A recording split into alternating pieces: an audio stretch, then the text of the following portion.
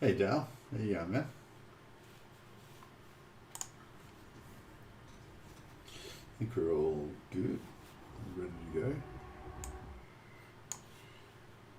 Back with some more Warhammer Total War 2 action. Playing as Wulfhart.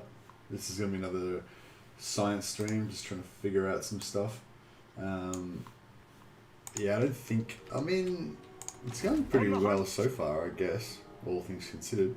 So it might actually turn into a non-science stream, an actual play. So the idea of these science streams is that we're going to figure out the way to get the game going that I want to play, basically. I wasn't too confident we'd be able to actually get the game going that I wanted to play, so I called it a science stream last time because that tends to cover me if I have to restart a number of times. We can call it experimentation. But yeah, I don't know. I think we're going kind of alright. How you going, Typhus? Welcome to the stream.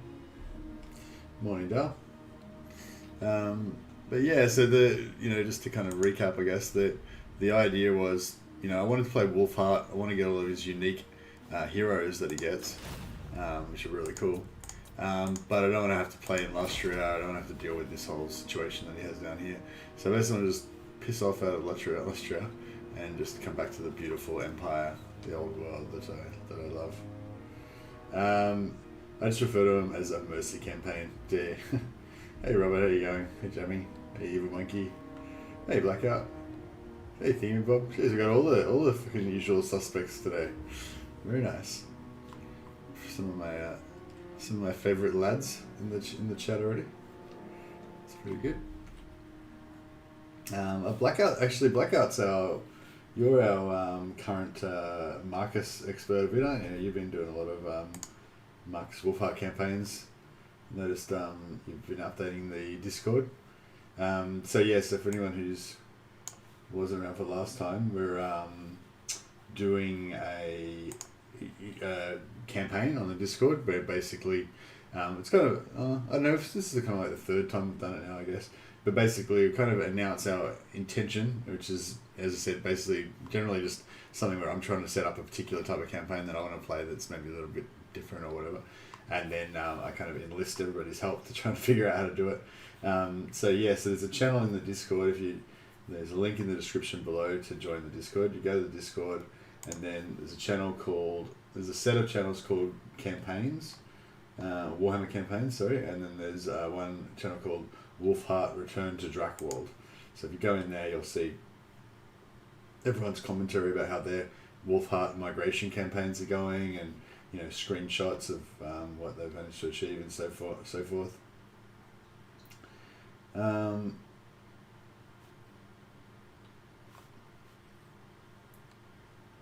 What's good, Mercy, says Vigil? I don't know. I think, Blackout's written a guide for us for this campaign, so that might be good. I guess we'll have to read it first to find out. Maybe it's no good at all. We'll check out this guide. That sounds pretty good. Hey, Alex boy, how you going, man? Are you going to Musion? Yeah, I kind of, maybe, I don't know. Now that Blackout beat the shit out of everybody with Wulfhart, he'll start doing the same as the Skaven. Okay, fair enough. So I guess my ideal version of this campaign would be, we get the hell out of Dodge, out of Lustria, we come over here, and then either we come up through here, through Tilia, and then maybe nip through this valley here, and then meet up with Solent, Balthazar Gelt's faction, and then kind of maybe confederate Balthazar Gelt or take over some other bit of Empire land around here, and then kind of become part of the sort of Empire story, because there'll be stuff going on here. The vampires will be at war with people, or there'll be civil war, or Draco or one of the Wood Elven factions will be taking over stuff. Whatever the threat to his beloved Empire is, Wulfhart will be the returning hero to save the day. So it's pretty much that's it. So either go through Tilia, I'd say, and then go through this valley, and then start off, in Balthazar Geltland maybe, or another way, which is I think what Blackout did, which is you come around this way, and come into Middenland here, or come into Marienburg here, or kind of come to sort of here and then just cut across through Bretonia, and kind of get into the Empire there. But yeah, basically just get into the Empire as soon as possible, and then just start being involved in the Empire storyline kind of thing.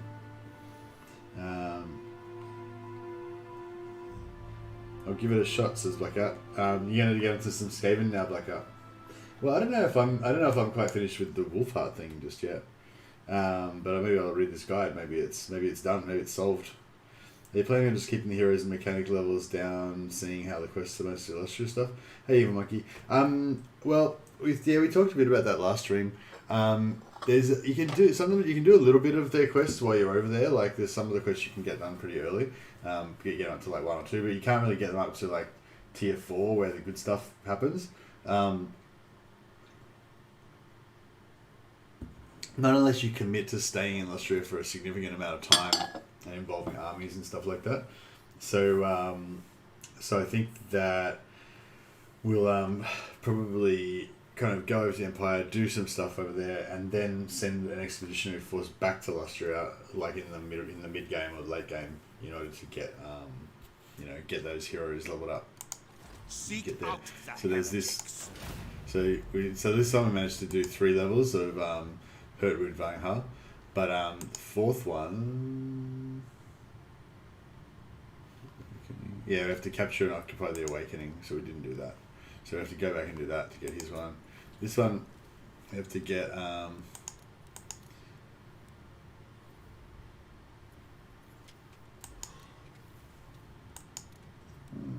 wait up. So with Van Hal, have we done this one? Not sure where we're up to. Is this where we're up to? Oh, whatever. Anyway, so we need to get Iron Timber to go to the next one with him. So I'm not sure I'll have enough for that. We need to get to rank 5 with her, so she can do that. That's pretty easy. And he needs to capture that. But yeah, most of them are probably all going to run into something that we can't do until we go back to Lustria. So yeah, but they're pretty cool characters anyway. Looking forward to getting them a bit more level. I'm a hunter, not Ideal version of this campaign would to be not have Lizardman armies spawn literally anywhere in your empire, even if you're fighting Noska. Yeah, well, we might have some problems with that, but I think that'll be kind of fun though. Might be fun. Yeah, we'll see.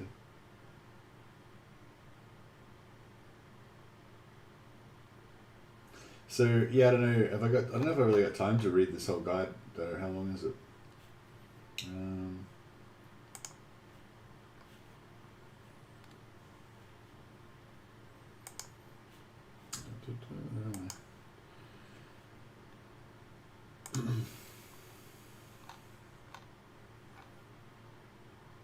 Drakwald guide. Okay, here we go. No, that's not it. There we go.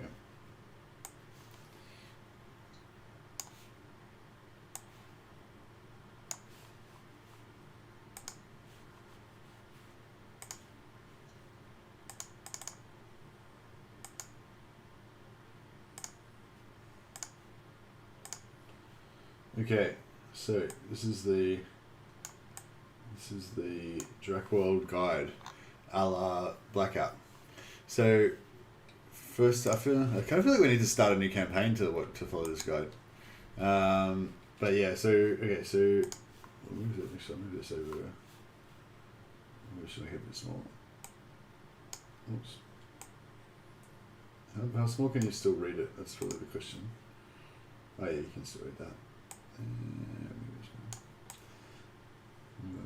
Put it in there. Oh, it's really wide. Okay, that's not way. Maybe if I do view, no, format word wrap. How about that? Oh yeah, beautiful, beautiful.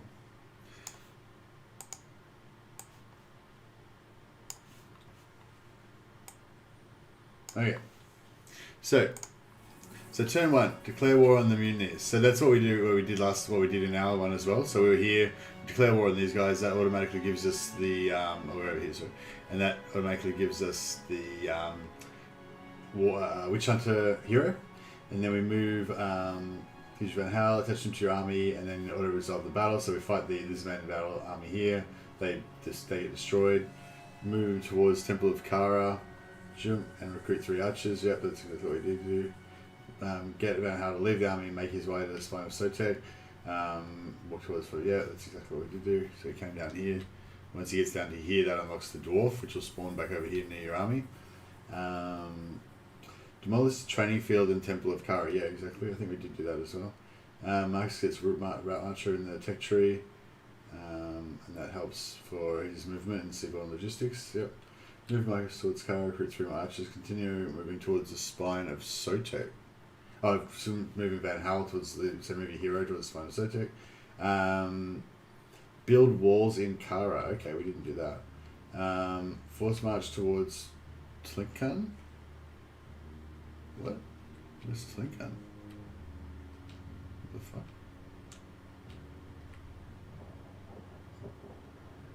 Well, I think I lost something. Force march towards Tlinkan. Oh, Temple of Tlinkan. Right, yeah. Force march towards Temple of Tlinkan. Stay within your border. Yep, so that's pretty much what we did do. Force march. First thing you do is move Van Hal into the space.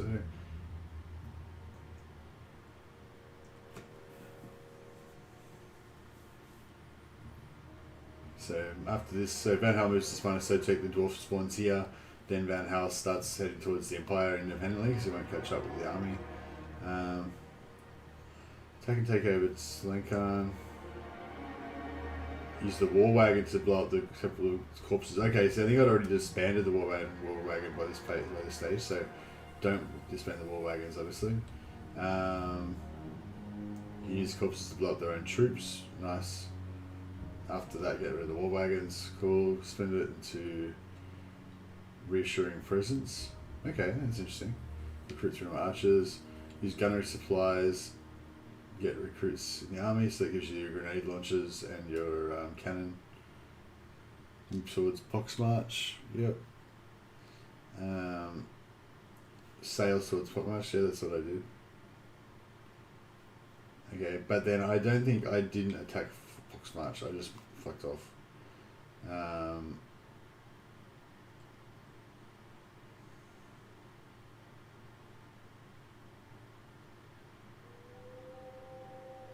What result of the battle? Clara now joins, and you should put her in the army. Merge any damaged units, etc. Force march towards the Shrine of Loic.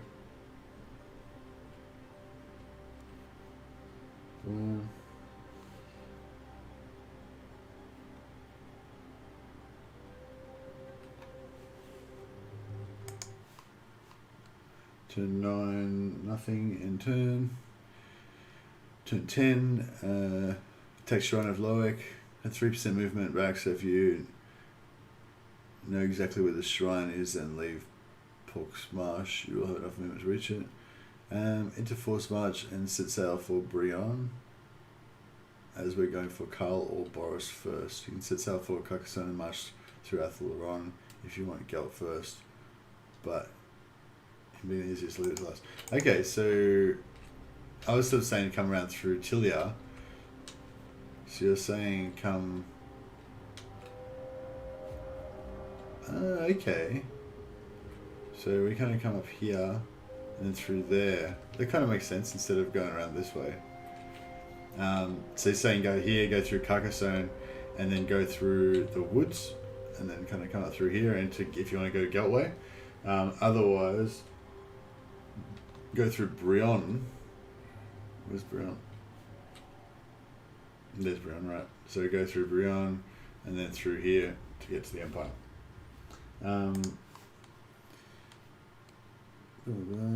To South of Brion. If you want to get up first, but him being the easiest, I'll leave him to last.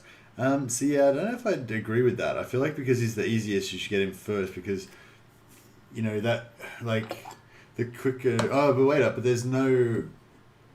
Can you confirm, Blackout or anybody, there's definitely no cooldown on Confederation? Like, you can Confederate and you can Confederate another dude, like, immediately the next turn, is that right?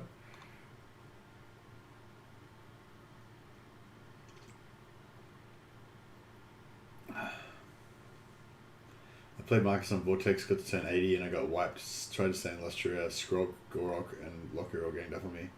Oh no. Hey American, how you going, man? It's bloody lots of steps to follow, brother. It's not. It's pretty straightforward.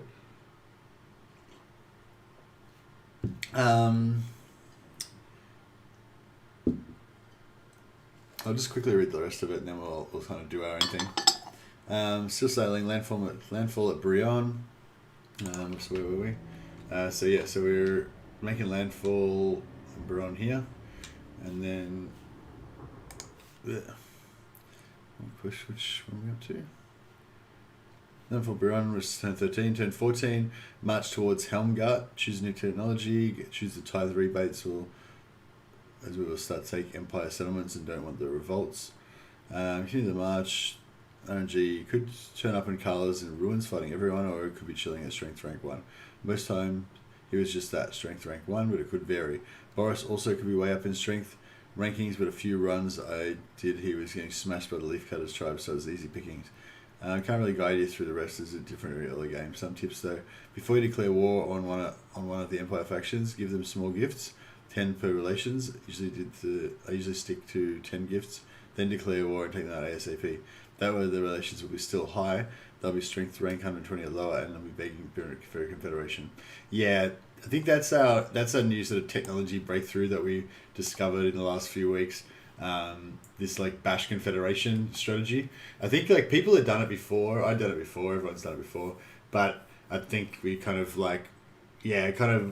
have a much better understanding of how that works. Like I think there was a bit of like mythology about maybe if you attack them they don't confederate with you, or they don't like you, or whatever, it seems like it's like super simple. It's just if you've got 80 relations or higher, then they'll confederate with you. You just need to have 80 relations, so you can like beat the shit out of them and have like a massive epic war where the fields are stained with the blood of their children for generations and shit. And as long as you've got 80 relations at the end of it, and their strength rank's low enough and your strength rank's high enough, then you'll be able to confederate them.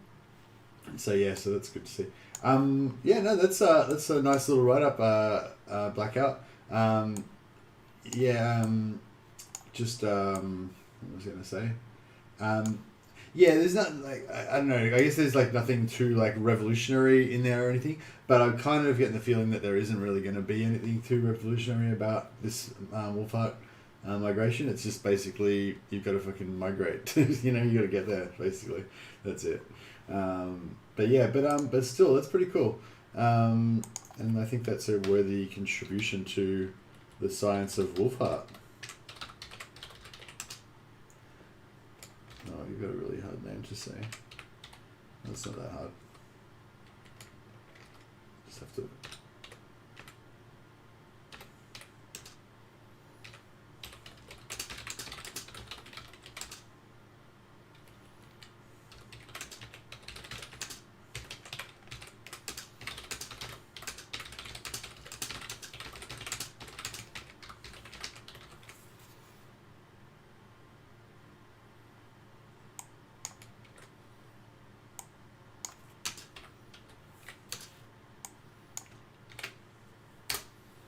There you go. Congratulations, Blackout. We'll award you with the coveted Mess of the Mad Science Badge. I'll put a little announcement on the Discord as well. And we'll give you the Science Badge role on the Discord as well, so your name will show up in blue from now on. And thanks a lot for being involved in the campaign. I assume you've already got your campaign badge. If there's any mods online that want to give Blackout his science badge role in the Discord, that'd be much appreciated if you could track down his username and stuff if he's in there. All right. Well, let's see if we can follow. Blackout's like blazed the trail for us now, so we don't have to just fight our way through. He's already got the Black Drakwald campaign badge. Okay, lovely. Have you given him the science badge now as well? Oh, yeah, I can see him there. He's popped up in the science badge holders. Well done, Blackout. Good job. And thanks for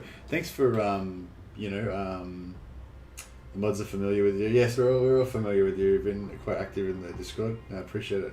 Yeah, it's just like, I guess my motivation with these campaigns is twofold. You know, one, if it turns out to be something exciting we can make a video out of, then I'll probably make a video out of it. But even if not, like, you know, I'm generally trying to find the way that I'd prefer to play that campaign. And the deal with this is that I never played Wulfhart because I hate the campaign. I hate playing in Lustria.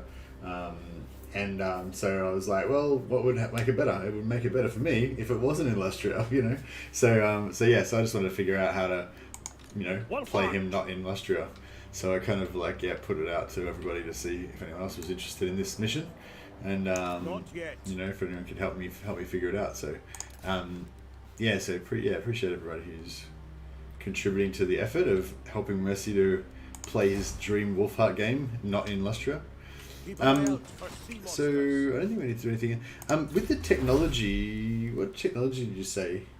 Tithe rebates to give the public order +2.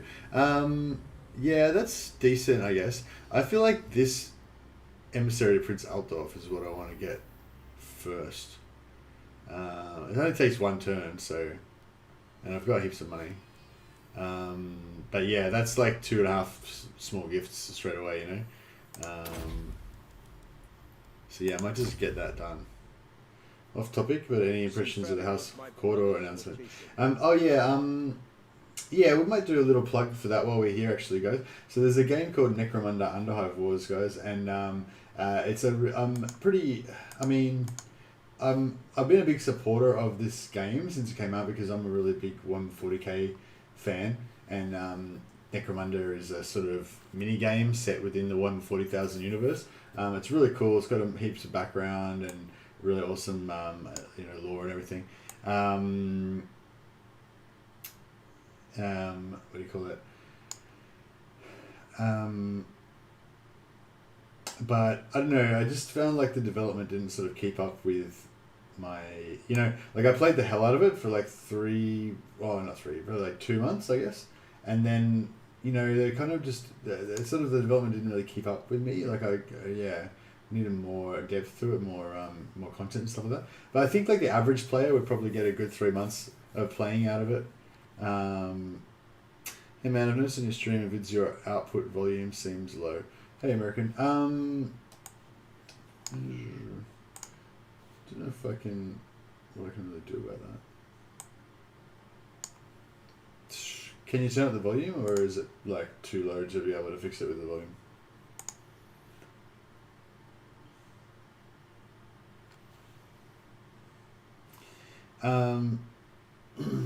Thing of it, Bob says, I don't really see the value of that until the turn that you meet them, as it's applied straight away at the mercy of the man.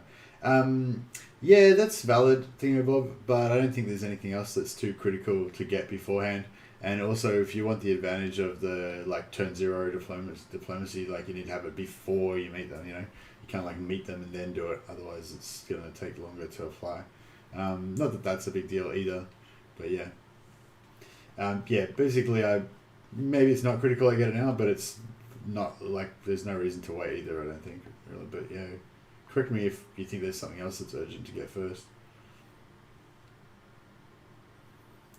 Sounds fine. Okay. Alright, well, yeah, I don't know. I think in general, as long as like my sound relative to the game sound is okay, like if I just put the music back on again, if my game sound relative to the music's okay, then, you know, hopefully it's okay. I think YouTube like equalizes. Oh, that might be what's happening as well. There's a new thing where YouTube, I think, I don't know how new it is, but YouTube like equalizes the sound. So if you're quite loud, it like works it down, it turns it down, like a bit, or you know, whatever. Oh yeah, actually, I got a new keyboard. Sorry. I wonder if the mouse is any quieter now. Probably not. No, not really. Yeah, I've tried to like change my system a little bit. I think once I get like, you know, a mic, one of those like professional style mic stand type things, that'll probably help a bit with the keyboard and mouse sounds. Maybe like, I'm not sure what I'm not sure if they're just like a spit shield. There's like a little shield thing that goes over the microphone. I don't know if it's just like a spit shield or if it's meant to do something else as well. But yeah, whatever. I don't know. Basically, I've got like the basic equipment. I've got a Blue Yeti microphone, which is pretty good quality, like entry level microphone. But I don't have any other like special gear. You know, I don't have like sound absorbing blankets on the walls or anything, so there's a bit of echo. I try to like open all my cupboard doors and hang like jumpers and shit off everything to make like pretend like sound dampening blankets and stuff, but I don't know if it really works. But yeah, sorry about that. Did you see the free magic exploit? No, I didn't, Evil Monkey. No, I heard about it, and it sounds really cool, but yeah, it's just not. I'm not really. I don't know. I haven't checked it out yet. I haven't had time. By the comet. But yeah, I don't know. Rag tuggers. I suppose I do want to know how to do it. Yeah, I should definitely check it out at some point. I imagine they might fix it at some point. But yeah. Anyway, we probably should turn here at some point too. I think we've got nothing else to do.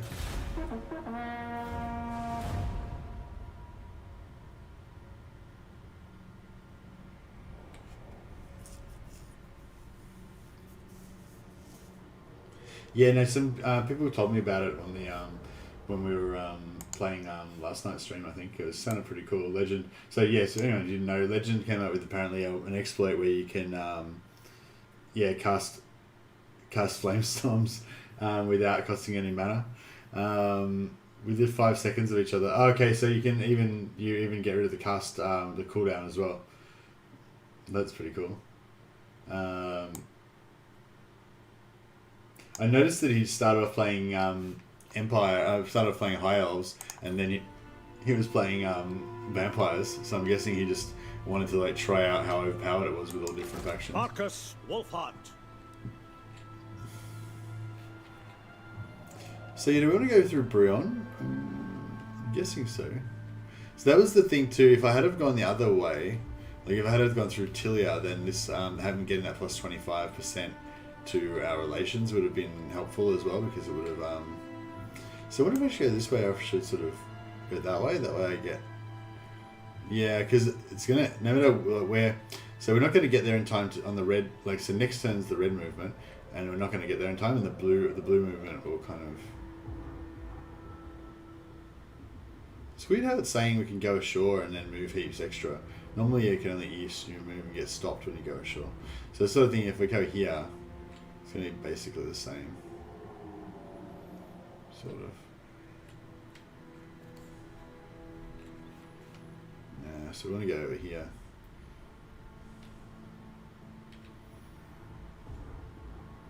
Yeah, let's just pretend that we're going to go through there. I guess that's the quickest route. So, onwards. My order agrees. So we actually haven't got the elf yet, have we? I can't remember. No, we've got hostility. Oh, no, we do. How can I assist? Oh, she's just, yeah. I go then. She's lagging behind. Yeah, we'll get these guys to catch up to us. Anything is possible.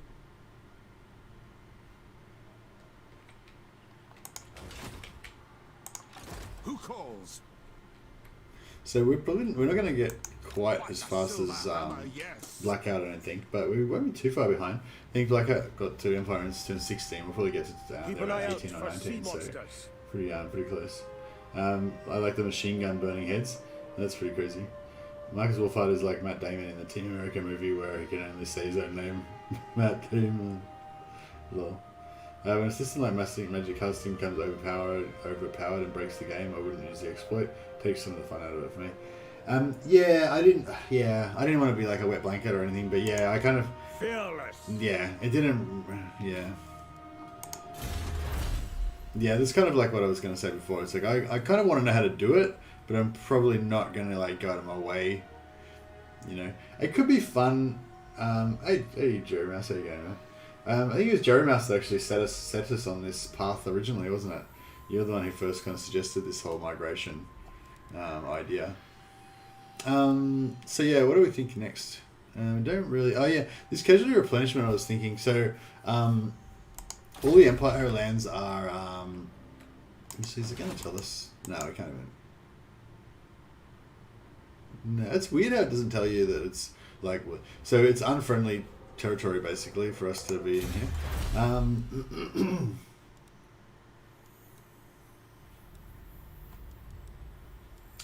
So the growth is going to be good once we get that, and the public order as well. So we're gonna have kind of like negative. We're gonna have problems because of the inhospitable terrain.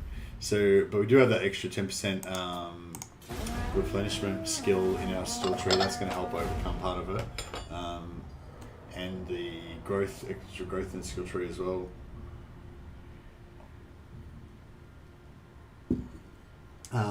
But yeah, maybe Blackout can confirm this as well. But with the bad terrain,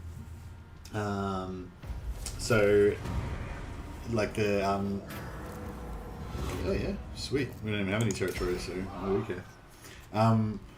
So yeah, so what I'm talking about is this terrain. So this is suitable climate. This is green. So if we took over the donut here, we'd be happy as Larry. Yeah. But if I don't know if we can actually see any territory that's not green, but you know what I mean. Like there's some territories in some places that are not green, right? And so when we find one of those, we're going to have minus growth, I think, minus public order, longer turn times to build stuff. And Unflinching. what else do we get? Covering water. Yeah, longer turn times to build stuff, and we're pretty much just moving. Nothing else to really do. They will be Longer turn judged. times to build stuff, and reduced income. So yeah, I'm pretty sure we get reduced income by like I can't remember what it is now, like 20, 15%, 25%, something like that. Yeah, sure. But I'm pretty sure it's additive with like the other bonuses that we're going to get. So I don't know, like we might get minus 25. I can't remember what it is. Maybe it's like minus 25% income, right? But then if you take over Altdorf, you get like plus 50% income. So now you're at plus 125. I mean, now you're at 125%. Seconds before I signal for your death. Oh shit. Okay, it looks like they're not in range to attack us. Luckily, fuck, that would have been sucked. That would have sucked if we got wiped out by the vampires. Elected pledges there. Oh, okay, we got some nice money there. It's not bad. Not bad. Yeah, and then once we get our mages, the mages are going to have like Markus, plus Wulfhart. 10 income Very well. per plus 10% income per noble mage. The course is and then plotted.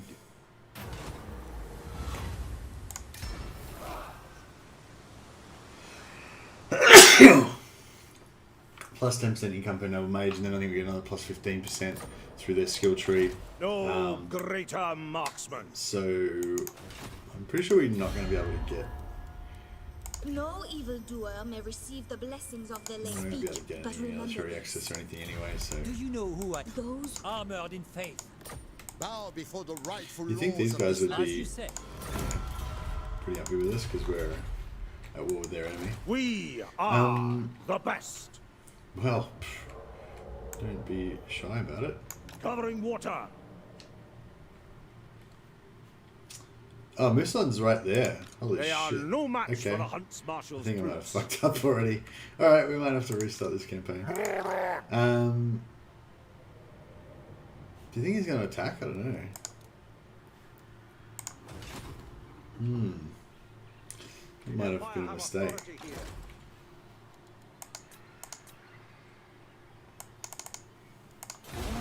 Show me the accused. Hopefully we don't get that rebellion there quite yet because we want to get... don't want to take attrition. Mages, I never got that far. Oh, what? Oh, so you didn't even play on. You just like confederate everybody and then just got and then just ended the game. You're like, I won now. I've already got everyone. Don't even need to play anymore. So that was like the not actually just gonna conquer the place ASAP, not actually play at all. Yeah, that's cool. See, oh shit, this is gonna be bad. Yeah, this is gonna be real bad. I don't think we're gonna be winning this one. They got like 3 instead of cavalry. We've got like no infantry basically. So we've got like infinite numbers of dudes that we can't kill in time. It's gonna be rough. We got no magic.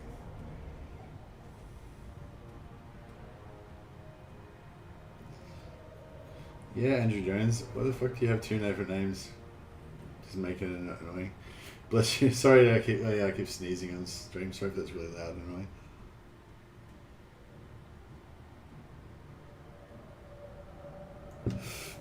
Yeah, we're gonna move house soon.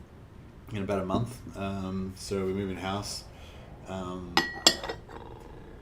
Yeah, maybe if I don't know, maybe if the old YouTube accounts manage to save up a bit of money by then, we'll buy some new stuff. Maybe I'd get, I don't know, yeah.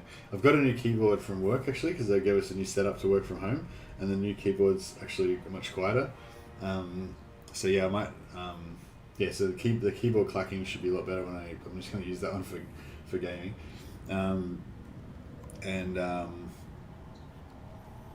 Yeah, I've got this. I think I need. I don't know what I need next. Do I need lights? I was watching a YouTube video about what you should do when you've got a YouTube channel. How to YouTube. Watch a YouTube channel about how to YouTube, and it's saying like one of the first things it was like the first thing you should get is a good mic. So I've got a decent mic. Second thing you should do is get a camera. Got a camera, and then the third thing you should get is like lights, photography lights to like light you up, whatever. So I've just got like a lamp that kind of gives you this glowy face action you've got right now. For the Empire! So yeah, I don't know. Is that, what do you think? Is that lighting? I feel like this lighting is kind of fucking good enough, isn't it? I mean, if I got like the photography lamps, it would be a bit less, it'd probably be a bit less bright in one spot. It'd be like more of a soft light everywhere. But I don't know if that's really that, I don't know. Is that important, really? You hear that, guys? All your continued support has afforded Mercy a brand new house. That's right, guys. Bought a new house, money down, no mortgage, just straight up with all my YouTube riches. No, I don't think we're not quite there yet, unfortunately. That would be pretty cool though. No, we're renting a house. We do want to buy a house. That's on the cards.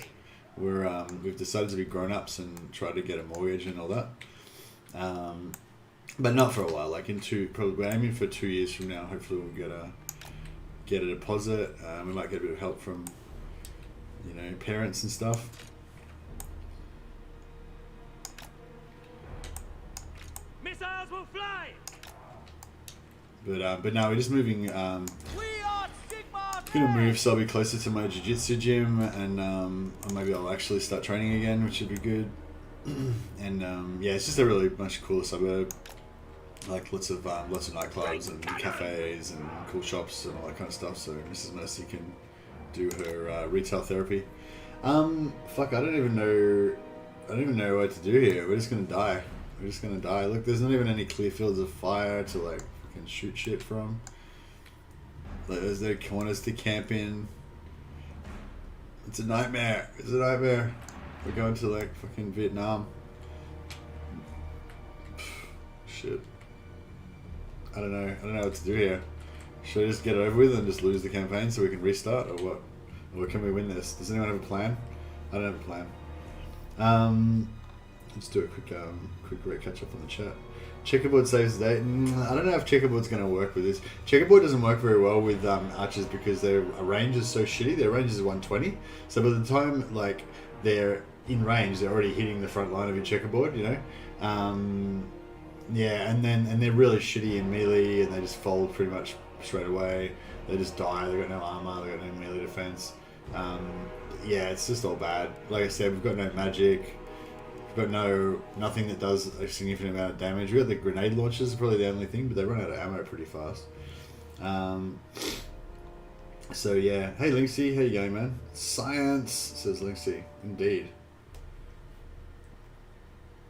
Auto resolve, says Typhus. You reckon I would have auto resolved and won that? I think I would have lost.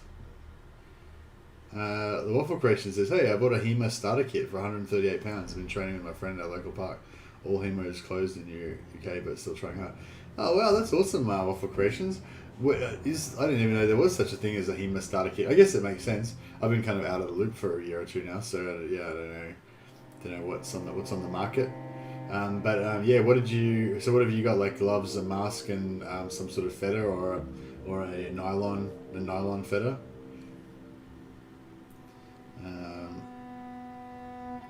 I'm moving in, says Blacker. You're moving in with us, Blacker. You coming to Melbourne? Gonna come and be our housemate. I knew my cheese would work wonders. Thanks for all your advice. Oh, no worries, Buffalo. Yeah, so I'm happy if I helped in any way. Yeah, I think Hima's a good shit, you know, and it's a really good community.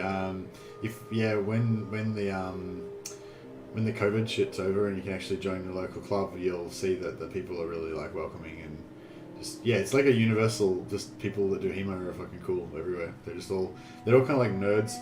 They're usually all like kind of smart people as well. Like they'll have like some sort of smart person job, and you know, they'll be like scientists or fucking lawyers or some shit, you know, and yeah. Oh, actually, maybe it's a bit of a mixture and stuff. Yeah, a bit of a mixture. I feel like SCA guys tend to be a bit more like tougher, you know, like or whatever, because they just wanted to get into mass battles and stuff, you know.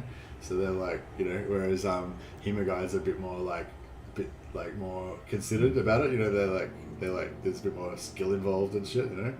So they just tend to be a little bit less. Actually, that was a total generalization. There's I was basing that generalization on like 2 people I was thinking of, not like actually the whole class of people. Yeah, and just ignore that. Whenever you make a comment about a whole class of people, you do a massive generalization. It's always wrong, as we've probably realized. I don't even want to fucking play this battle. Fuck this shit. I don't want this.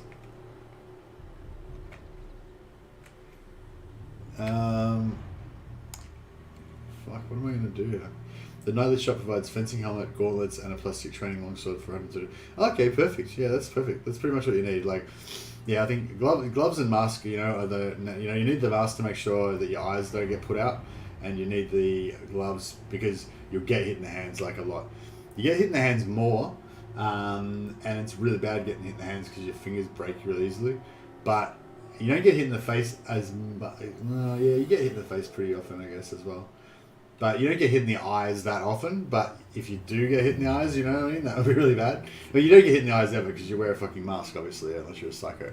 But yeah, sometimes when you're just doing like cooperative stuff, like not sparring, where you're just demonstrating something, you might just have the gloves on and you're not really going for each other's faces or anything. So that's all right. But you definitely, yeah, it's probably like mask first, then probably gloves first, then mask, I guess, about the same, and then sword. I guess you get a sword if you're not planning on sparring with anybody. You can get that first. Diver says to auto resolve. Yeah. Well, I can alt F4 out and then I can come back in and auto resolve. But wouldn't I just lose them? We will not suffer them to. Wait, what's true? Checkerboard in the corner. Missiles can pass through trees. Yeah, I guess missiles can pass through trees. But only for 1.2 seconds, so... Yeah. And the thing is that... No, we're fucked. Yeah, we're fucked. Because they're undead, you know? They're not going to break. So like, if we were at the corner... If we were fighting orcs, you know, we could maybe win this because the checkerboard might hold them back a little bit. They might break off the side of the field a little bit. You know what I mean? Like... But... Yes, sir. Like... They're not going to break because they're undead. And we're all going to die. Basically, it's just that's where I'm going with this. Ready for war. We are all gonna die.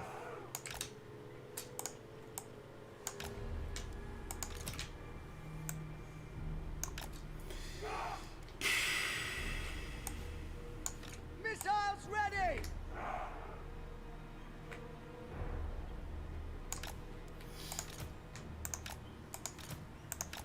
Yes, laddie.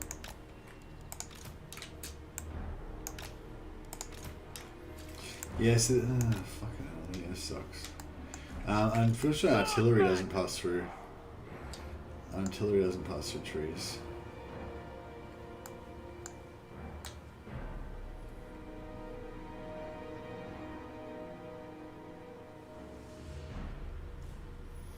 Had a better chance than I don't know. I reckon even without the zombies, we still would have lost. But I mean, yeah, I don't know. Maybe you're right. Maybe you're right.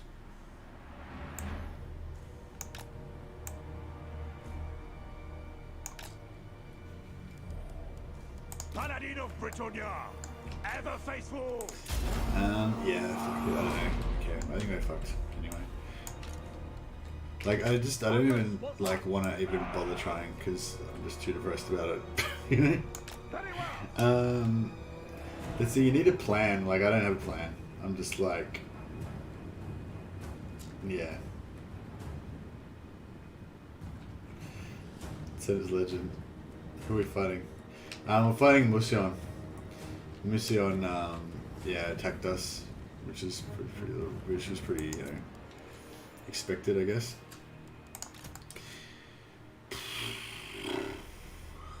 God damn it.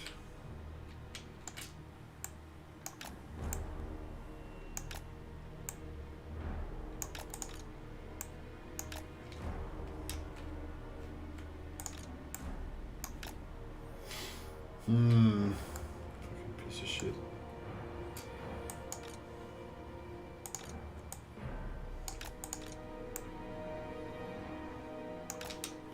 Oh, okay. We'll just have some knights getting straight in there then, I guess. Stay close. Fucking hell. Yeah, they're going down. I thought it's getting fucked up.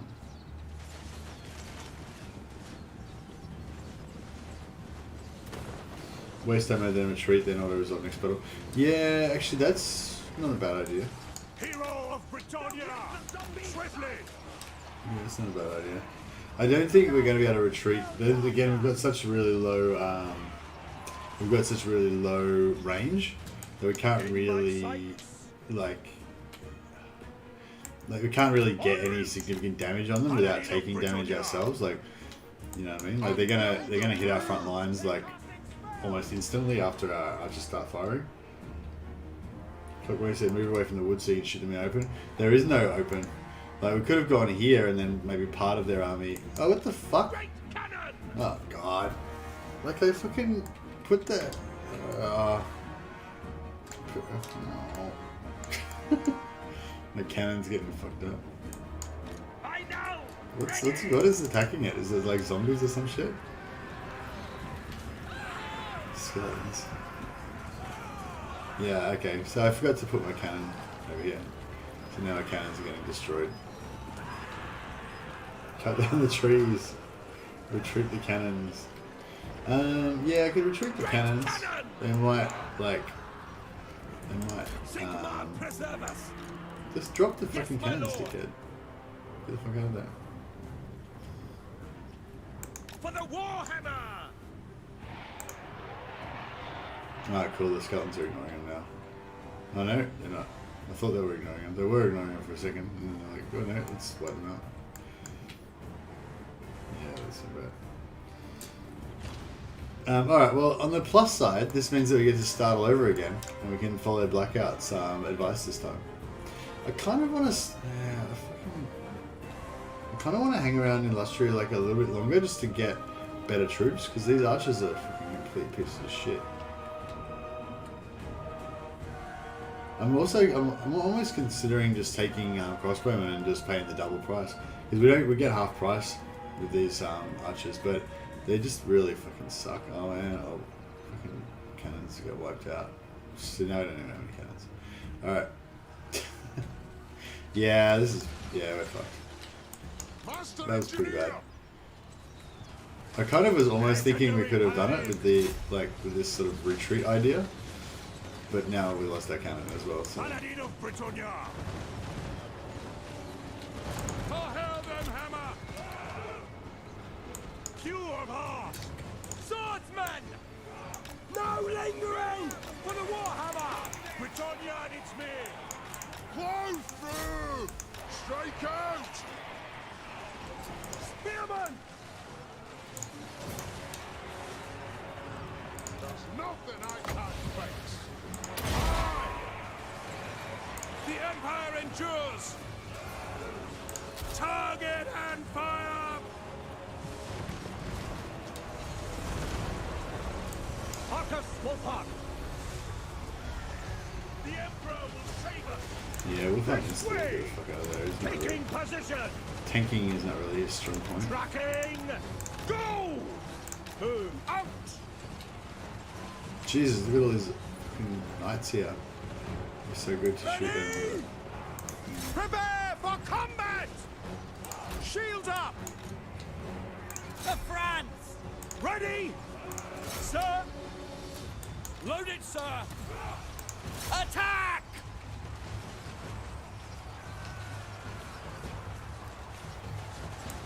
Paladin of Britannia! Finding range, sir! Sir! Outriders! Wulfhat! Taking position! Moving now! Well, they haven't used much of their ammo. They're really going to do it. Knightly valor! Charge, stop.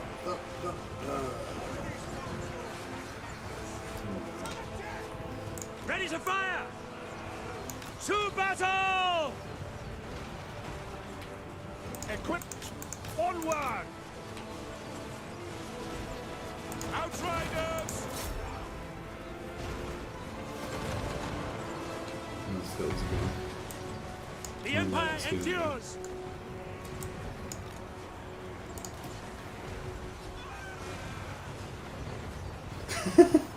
Inspirational to the men. Yeah, not really, is it? This isn't probably going to hit a tree and just do fuck all anyway. Oh, is it? Is he going to aim it? Oh, it looks like he was going to hit the tree, so he like aimed around it. Apace! I probably should have waited till it was lower. Forward! Fuck. Maneuvers! Oh, Roderick fucking abandoned me. Roderick, bro, who's like my best guy? Outriders! We're like, we won! Speed! Oh, there's another army.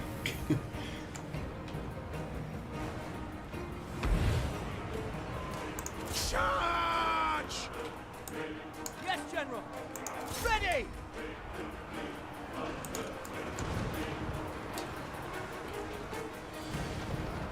Cavalry ready! Quick march! For France!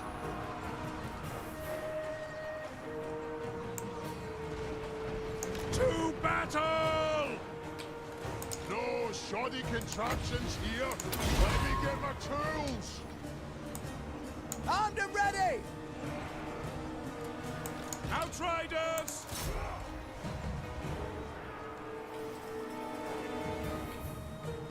I don't think these archers can do any damage to this fucking lord. Oh, fuck off. Tracking! Yes! Loaded, sir! Quickly! Finding range, sir! That's not On the too hunt! bad. On it! Drop him. Drop him. Do it, Markus. Oh shit. Oh yeah. Eat shit, bitch. Sorry. There's something extra satisfying about when you like, I don't know, when you know that you're gonna lose, but you just get to poke them in the eye, you know, you just get to make them suffer a little bit. Sigma guides us!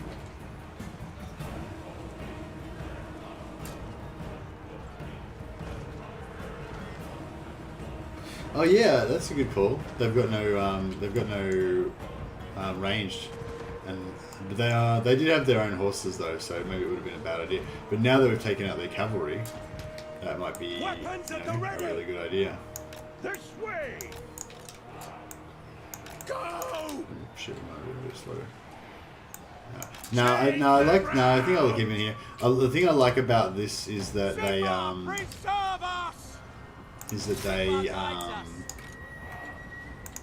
do you call it? They get nice and bunched up, so the grenades can just like blow the shit out of them. Now! Yes, laddie. Go!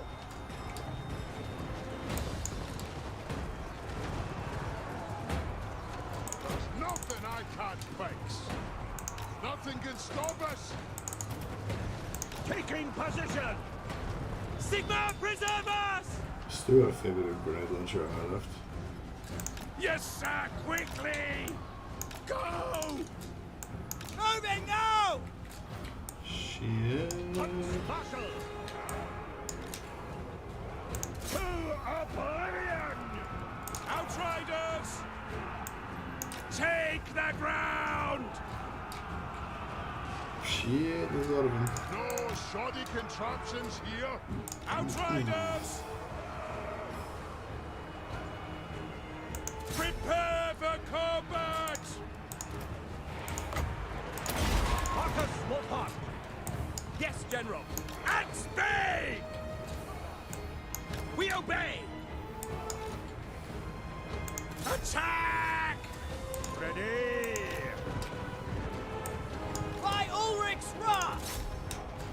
Missile infantry! Ready for war! We await your orders! Dunskies. That was hectic. Yeah, no, that was probably a good call, and maybe I should have used them to like try to spread out their army by pulling them around with the fast outriders. But yeah, like the outriders, because they were so bunched up, the AOE, like AOE on bunched up units is fucking the shiznick. It's so good.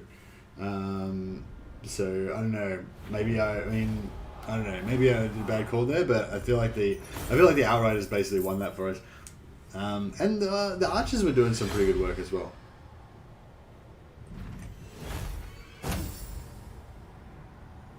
The archers actually held the line a lot better than I thought they would as well. I thought they would have all broken like really fast. Now we lost our cannon. Today, you live. Any last utterances? That was pretty brutal. You have exactly 3 seconds before I... Using those outriders near your own troops, friendly fire incoming. Yeah, there was probably a bit of friendly fire there, but like just the amount of damage that we did to the enemy was colossal. Even against the... now we're going to take attrition. I wonder if we could have won that, actually. I didn't even look.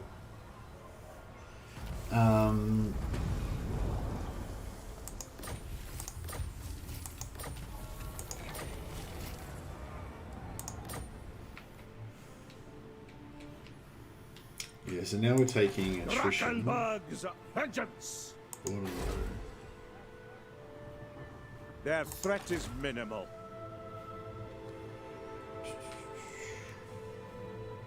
I always get my target. Markus Wulfhart.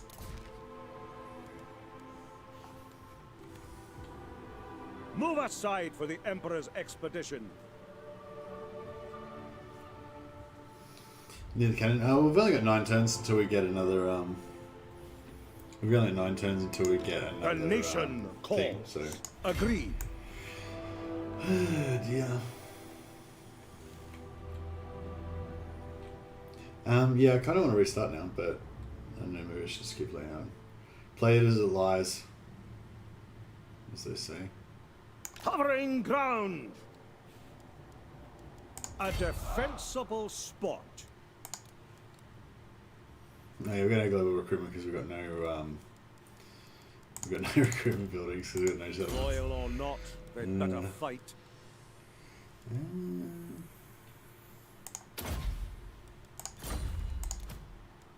The expedition needs more like these. It does. We've had like 10 Rodericks would be doing alright. Yeah, we're in a pretty bad spot. They will be judged.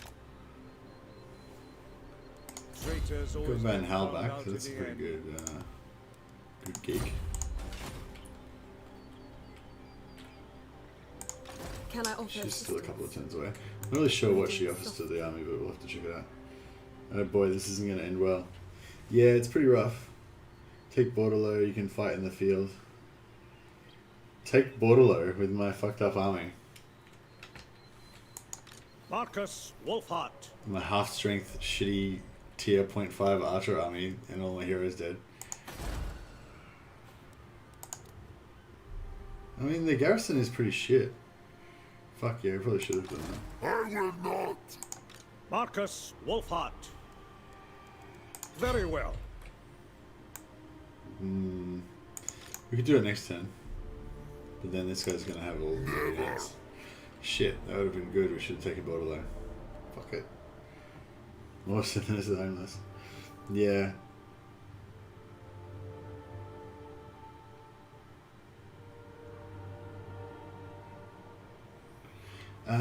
Yeah, we should be taking homeless attrition. Only the dedicated. Um, Hunt and forage. but yeah, homeless attrition is not like bankruptcy. Bankruptcy attrition just always applies pretty much no matter what. There's no way to get rid of it. But homeless attrition, yeah, if you're in the right stance, you can avoid it.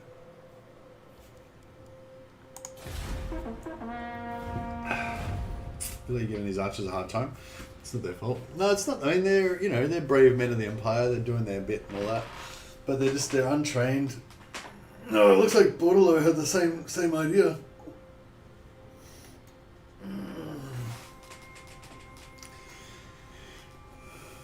How did he manage to lose Bordello in the first place? Fucking Alberic. It's all Alberic's fault. If Alberic hadn't been such a dickhead and lost Bordello in the first place, then I wouldn't have got attacked by Musion, and then none of this would have happened. The inhabitants of these lands worry little due to your recent inaction. Their hostility toward you has decreased. Oh yeah, so does hostility...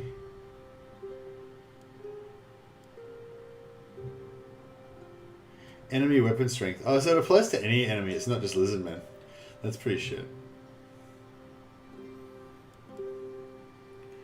Jesus Christ, Markus Wulfhart's campaign is fucked, isn't it?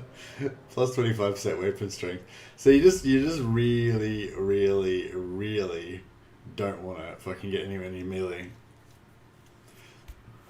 It's like an ultra legendary campaign. Tools of judgment ready. Markus Wulfhat. Really the fucking... I trust no man. Monster Hunter.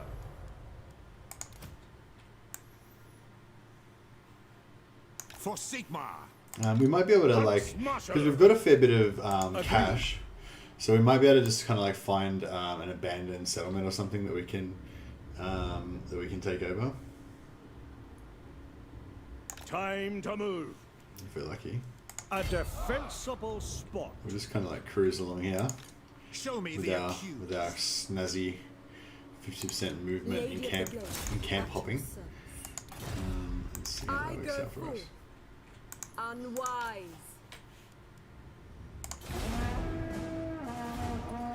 Is there a way to watch this full screen but also watch the comments? No, I don't think so. But you can do a pop out of the so you can put the comments on a different screen. Yeah. So up the top where it says live chat. Oh no, actually maybe that doesn't work on. No. Oh no, actually maybe that doesn't. Yeah. So up the top, where it says top chat or whatever, on the right hand side with the 3 dots, so it says pop out chat. Do pop out chat, and it'll make a separate window, and you can drag that onto your second screen. You got it? Did that make sense? Pop out chat. Yep, you got it. Sweet.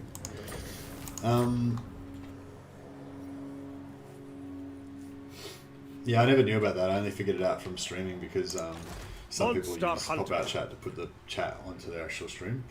But yeah, I don't know. I tried it out, but then I thought, nah, it's shit. Like if you want to watch the chat, just watch it on the chat. You know, like you don't need to fill up actual screen space with it. That's I don't know. That's what I think anyway. I think it's cool, like how people have, you know, like if people do super chats or memberships or whatever, how they have it come up on the screen. I think if you have like OBS Pro or whatever, you can set that up. But I don't have those fancy things. But I probably will get it at some point. But just like for the normal chat, like the normal comments and stuff, I don't know, I feel like it's weird. Like I can sort of dig it like on some Twitch streams, how you're seeing the constant streams of people's comments like coming up on the actual gameplay screen.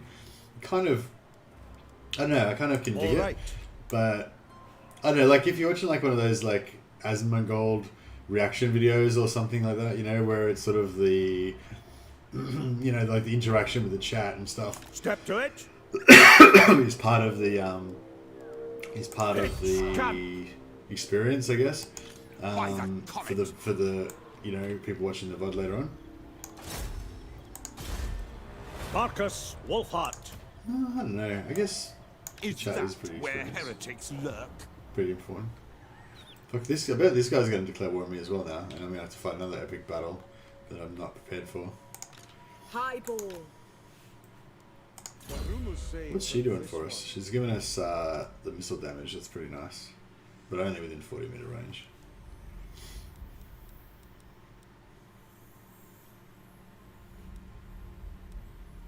Alright, she uses the forest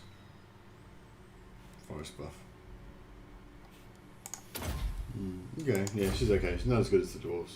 I usually watch the chat turned off because it's annoying as hell. Really? Interesting. See how it is for me on mobile. If I put chat on and turn the screen for full screen mode, the chat is constantly on the screen. Okay, yeah, I don't really watch streams and stuff on mobile. Why are you watching on mobile? Are you at work or something? You're supposed to be concentrating on operating heavy machinery or some shit. Are you a surgeon doing like open heart bypass right now with your phone in your other hand? On mobile it takes half the screen. Oh yeah, that would be annoying, yeah, for sure. Can you like zoom out? Can you just zoom out or zoom in or something to try to make it bigger or smaller relative, or doesn't work like that? What are we doing here? We really want you know, like volley fire and stuff.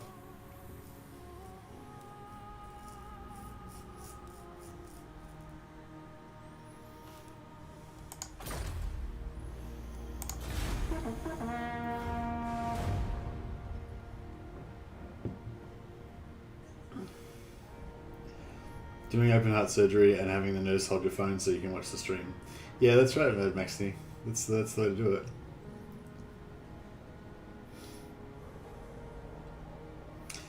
Yes, I'm at work, although thankfully no lives depend on me, although you think that they do the way people ask for help. Yeah.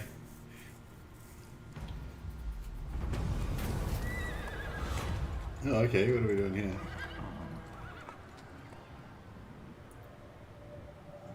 Delay, just like, oh.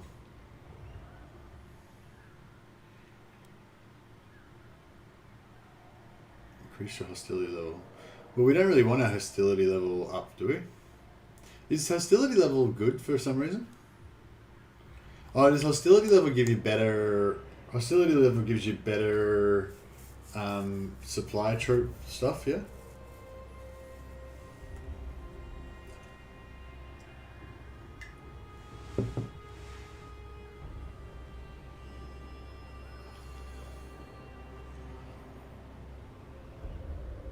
I know, sorry if anyone's still paying attention to the stream. Can you give me some advice about what I should be doing here?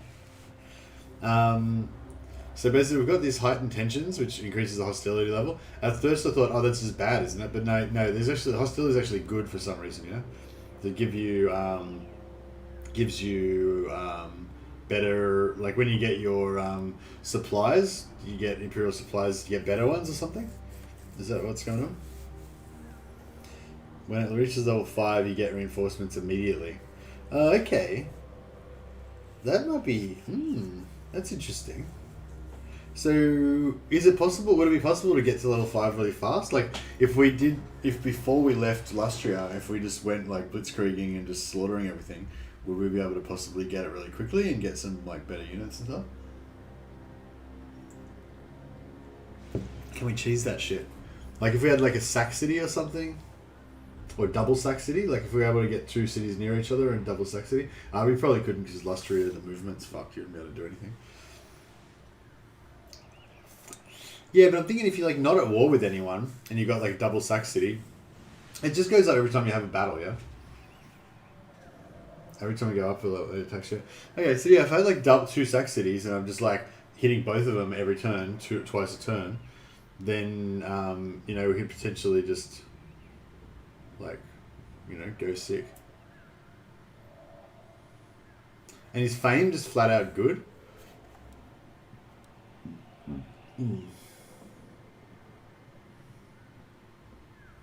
don't know, whatever. So flame, yeah. So this is just flat out good. Progress in the Empire's mandate will no longer be lost. What's the Empire's mandate? Fuck, I really should have. I really should have like read like what. Like I didn't even like do any research into this at all. Can we still find out what we're supposed to be doing? Limited roster. Okay, sure. Reinforcements, etc. Huntsman generals. Blah blah. Okay, I'm gonna cover that. Yeah.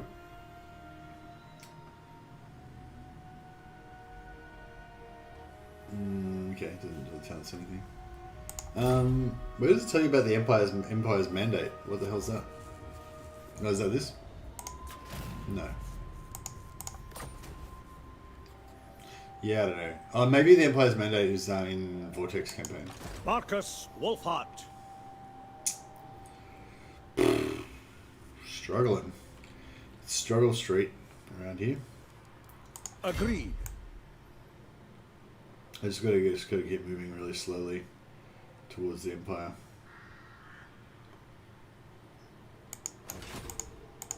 It is time. Okay, the dwarves are taking Fall longer. in. So that's a good sign that Franz is maybe not doing so well. Mobilize. A defensible spot. The nation calls. Onwards. Step to it. No, sir.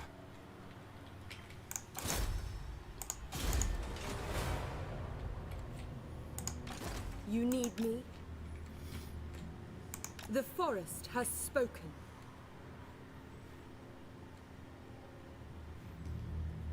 I love this campaign. It's tough on Legendary, but it's fun. The migration campaign, do you mean Finlay, or do you mean just Wulfhat in general? Not really. The higher the fame, the more elite Lizardmen force will be when they invade. Oh, okay, true. Is there any way for fame to go down, like this fame line, or does that just always go up? Oh, okay, you lose it for lost territory as well. Okay, so this is the Empire's mandate, right? A claim is a measure of how much progress the expedition makes towards fulfilling the Emperor's mandate. Expansion, building, or upgrading forts, unlocking special characters will increase the acclaim and lead to better quality reinforcements dispatched via Imperial supplies.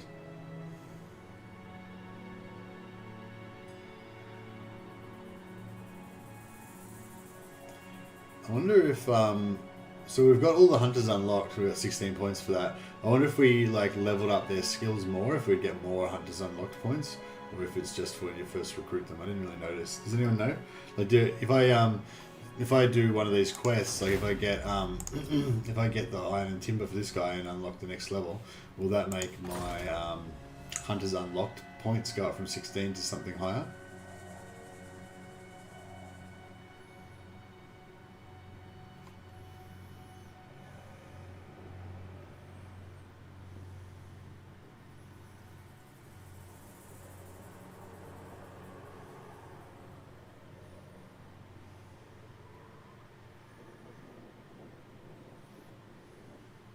The mandate is a claim, yeah, I kind of figured that out.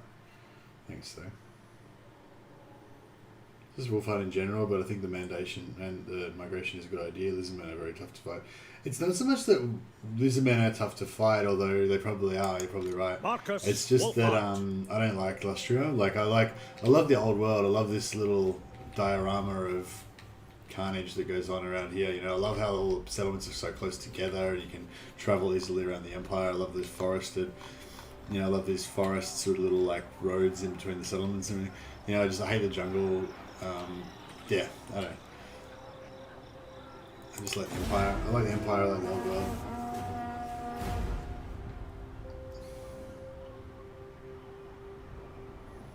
How do you think, see? Yeah, we made it nearly. We've almost, well, our scouts have made it to the Empire. We haven't quite made it yet.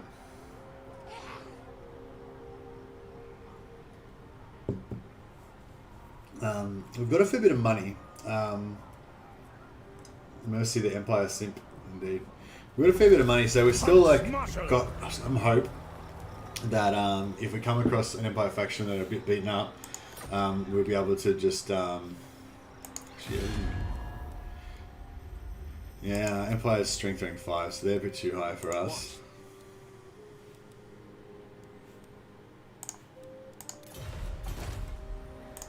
So, march on the I should have gone witches. another way.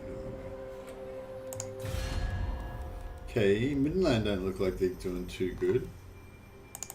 They've lost some of the territory.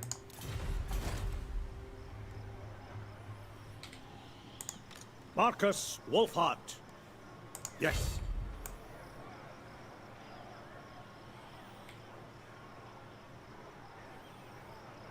Covering ground. Hopefully the dwarves Pitch don't camp. declare war on us and attack us with These are dark times. that fortress reinforcing. That would suck.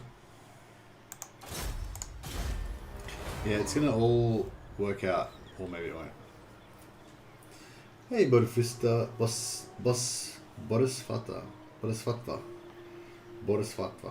That is it. First time popping into the channel. So, what is the science of which you speak?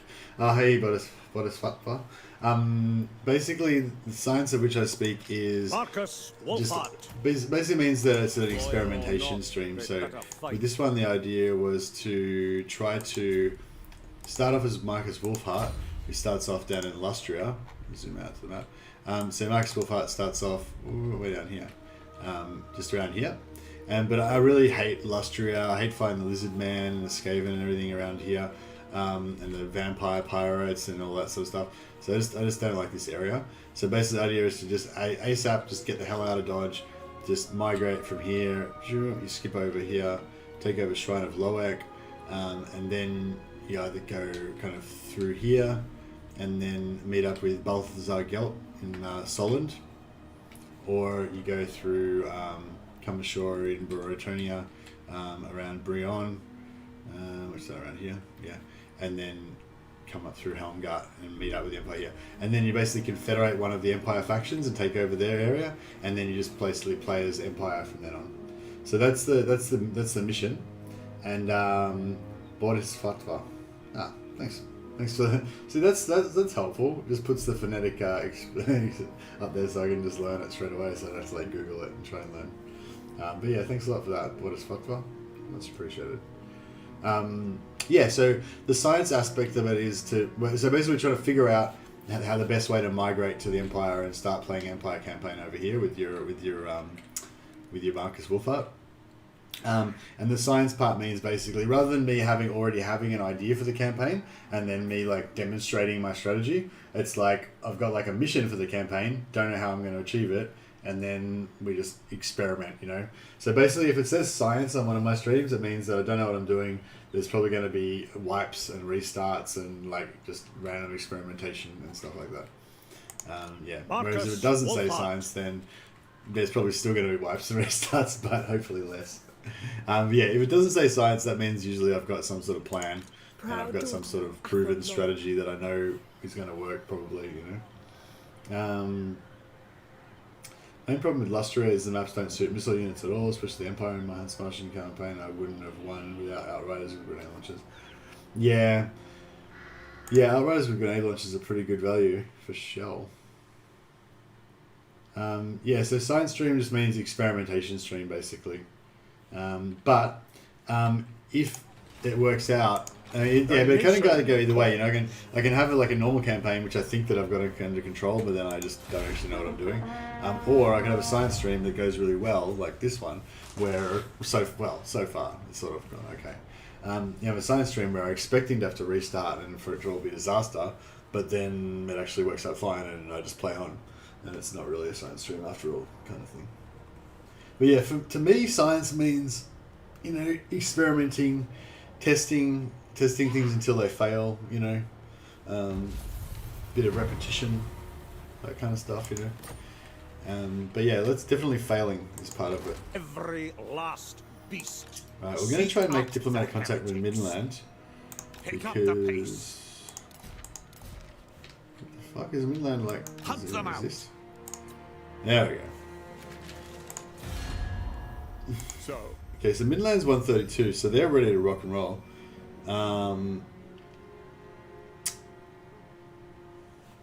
If we can... Surely an agreement will be reached. But are we not all sons of Sigmar? Pretty expensive. But, fuck it, let's do it. on it. So yeah, so we need to get their relations up to plus 80. All right. Oh, did I just get money back off him? Of course. Whatever. Sigmar's will.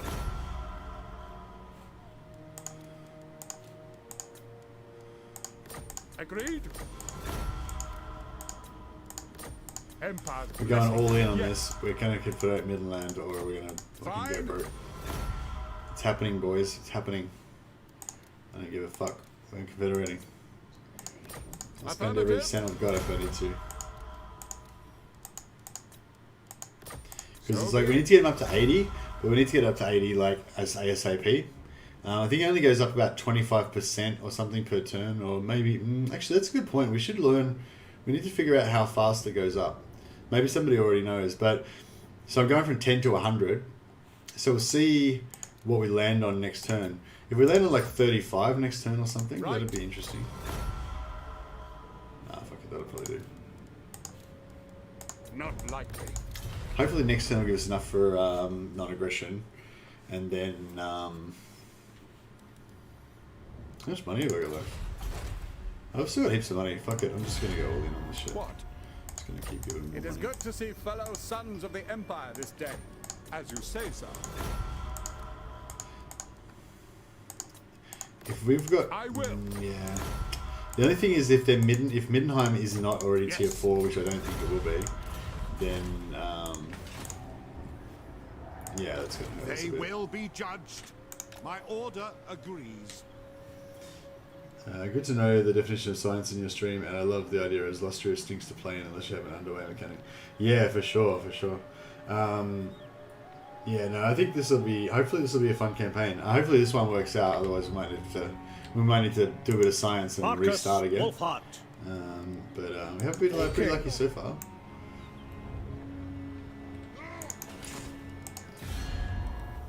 Is it time? The Celestial College implores that I hear. Fine.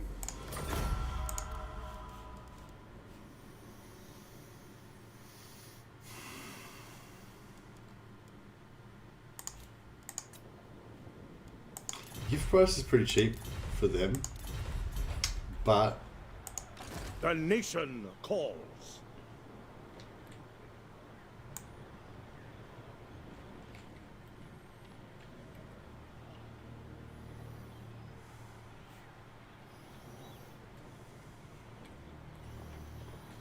I wonder if we should try and take Skarsnik out. That could be a good little foothold.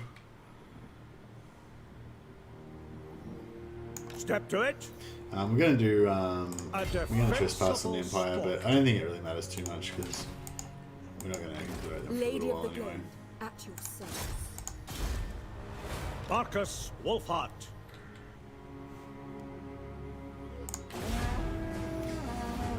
Crazy thing is, one battle I got exactly 1,000 kills with the Outriders with grenade launchers. Very underrated unit. I don't know if they are that underrated in Finlay. I think they're pretty widely regarded as one of the most powerful units. Yeah, I might say they're underused, or maybe that, or overlooked. But like, I've never really seen anybody say, "Oh, grenade launchers are shit" or anything like that. Like every time I see grenade launchers mentioned, it's to say that they're Spot awesome. for a bear trap. But yeah, I mean, I certainly don't use them. I never recruit them because I never build cavalry. Yeah, I never really built the cavalry line at all.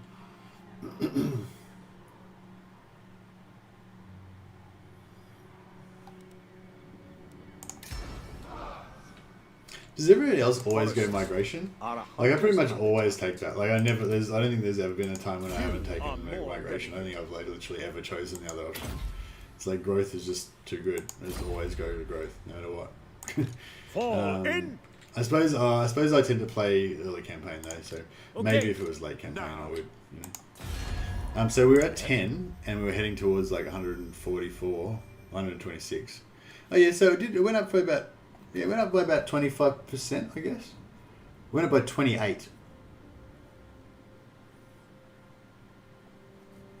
What's 126 divided by 4? It's more than 28. Um,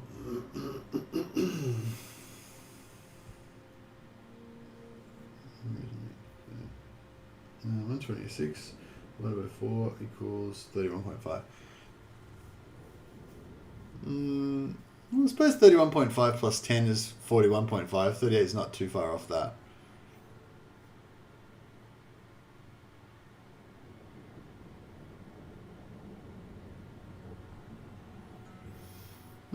Yeah, I'm not too sure how it figures it out, like how it figures how fast it goes up. Oh, we got a lot of blood for the blood god. Hey for Brits. Hey Leon Coldgarage.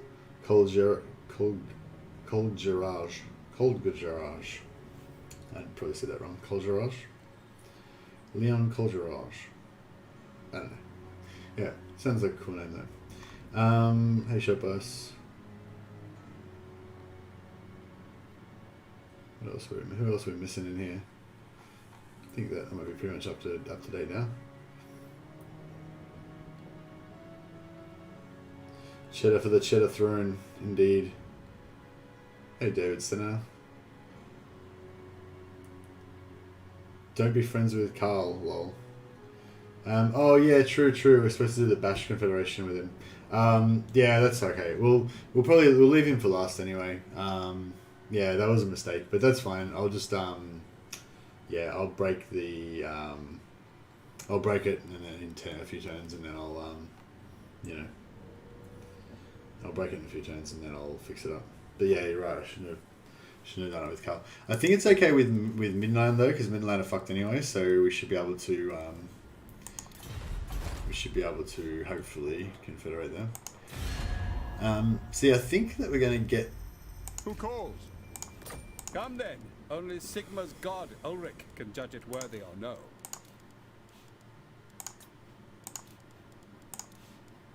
I will not obey. Piece of shit.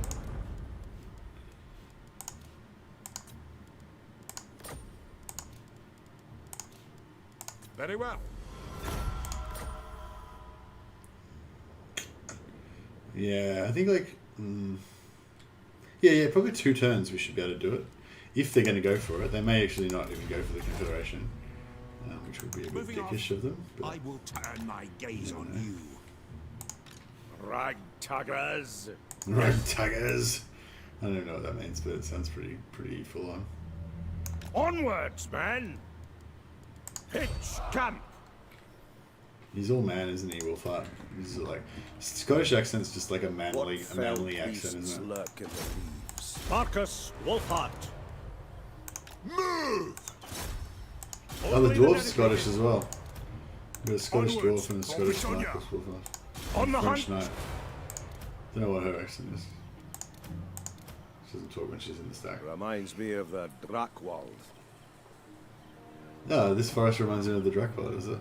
Interesting. Grunberg Forest.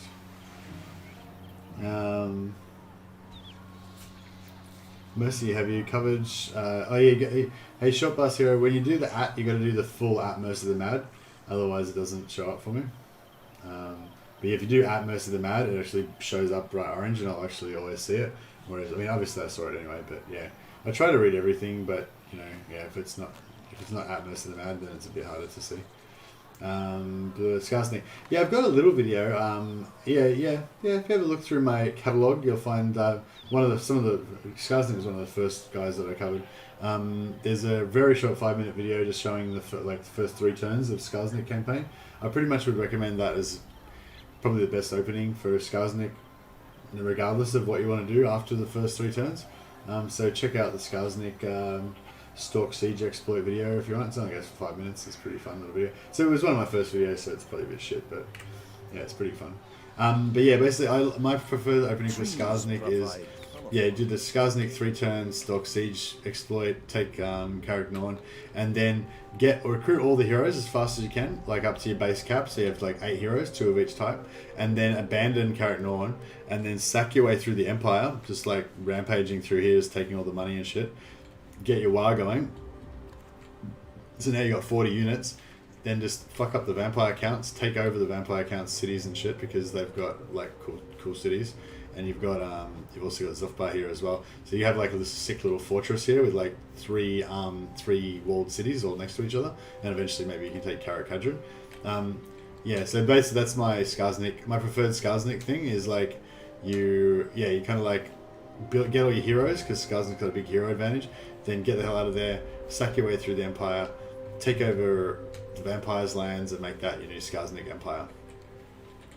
You basically, in short, that's my short version of it. So yeah, there's a 5-minute video showing the first 3 turns, and then there's also a stream called like Skarsnik something, Skarsnik Ninja something. There's like 2 or 3 episodes of it, I think. I think most are Northern English inspired. Oh, okay, yeah. Sorry, apologies for that. I don't know my UK accents too well.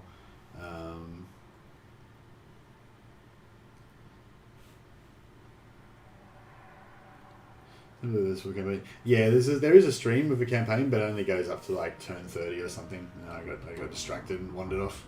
But I still want to get back to some Skarsnik at some point. I do appreciate a good cheese, and this channel is a veritable emporium. Thanks, Lars. That's very nice. Nice kind words. Rug tugging is pulling someone's hair. Ah, is pulling someone's hair like a euphemism for something? Like is that like a euphemism for wasting someone's time or just being a pain in the ass or something like that? We've got weird people who scream at you. That's true. Where is Tom actually? Malachi Markus and is completely Scottish. Yeah, I want to see Malachi. Malachi's the Slayer engineer. He's a possible legendary lord for the future. I'd definitely like to see some more crazy, cool characters like that. I'd love to see some more, like where the fuck are all the legendary lords for the dwarves and the Empire? You know? Like, some of these other factions have, like, 17 legendary lords. It's like, why do we still only have, like, 3.5 for Empire? Well, 4.5, I mean. Markus Wulfhart. Yeah, I mean, I think it's purely just marketing reasons, you know, like just the way that the marketing's, more, you know, played out.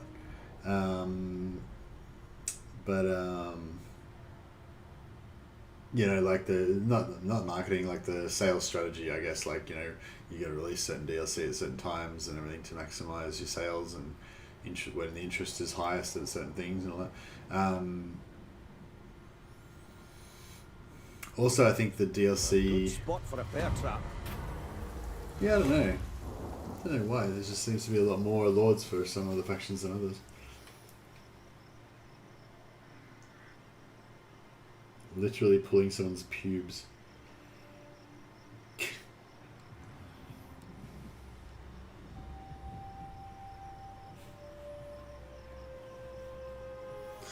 Here we go. Growth? Yeah, I'll take the growth again, even though I don't even have any provinces.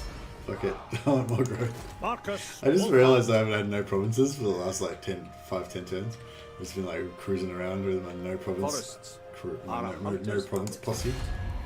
How are we going? 65. Yeah, one more turn and we should hit it. Welcome, my countrymen. So yeah, so we don't quite have it. You're going to get 80. And we need to have a high faction strength as well. I'm just wondering if it's worth trying to like take out Skarsnik just to get Markus Wulfhat. Making my way. Yeah. Now they'll see. Don't know if that's gonna happen. Special. I don't think goblins. Can we take this shit?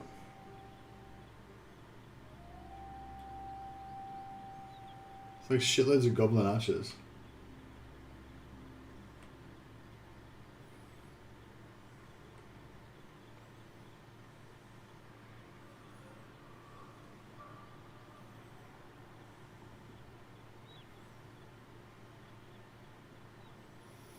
Last said, reminds me of Warhammer Fantasy Roleplay 2nd edition. I became a Slayer runesmith. It may or may not have involved our game master having sniffed too much paint and put me in the same party with a Raki Warlock engineer. How the hell did you have a, like, yeah, I don't know. Yeah, I don't know if I would be digging that sort of a Warhammer roleplay campaign. Sounds a bit whack. But, I mean, I'm sure it led to some crazy situations.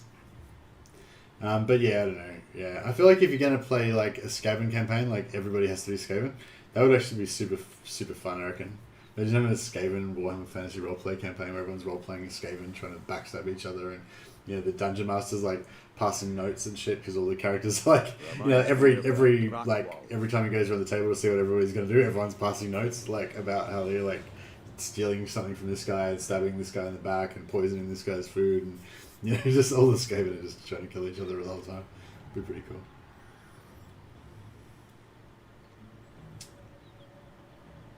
Casual Warhammer fans are probably more interested in flashy lords regardless of faction, rather than interesting lore characters.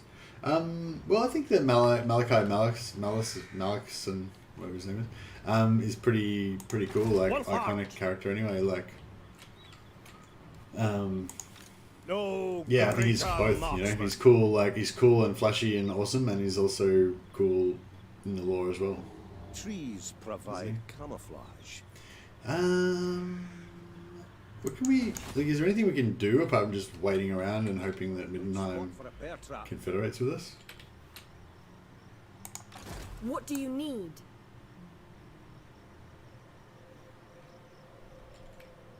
My journey begins. We'll just get her to discover Solent. Markus, Wulfhat. I'm actually going to the water.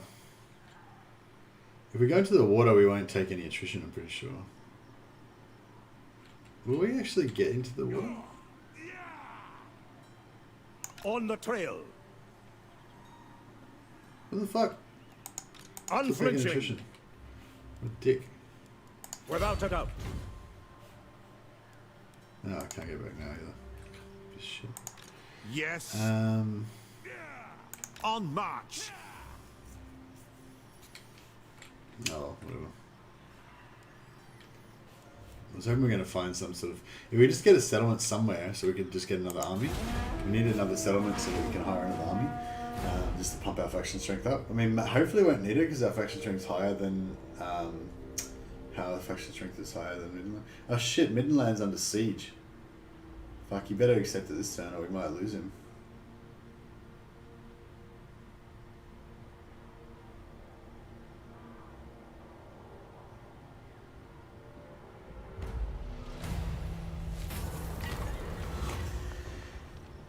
Dear. Alright, so...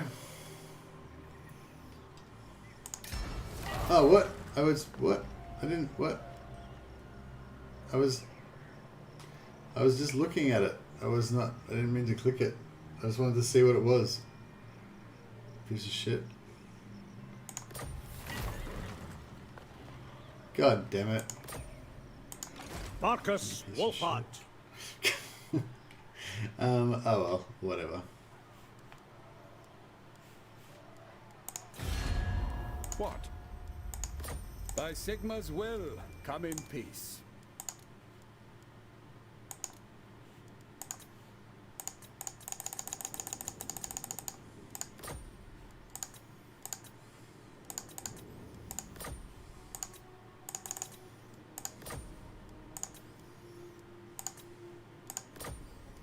I'll ignore that.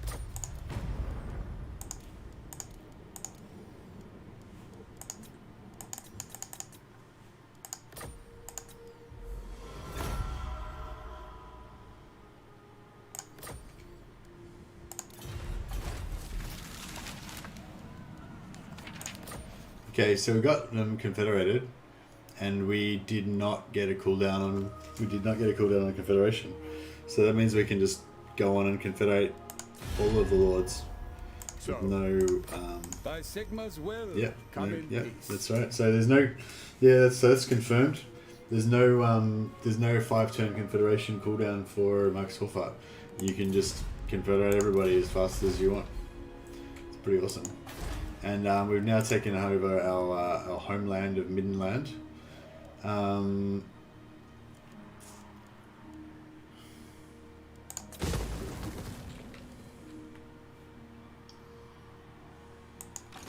orders? We've Ready. got another hero A to add trusty to our warrior merry for band. now. It's got a pretty shit trait though. Sink or swim.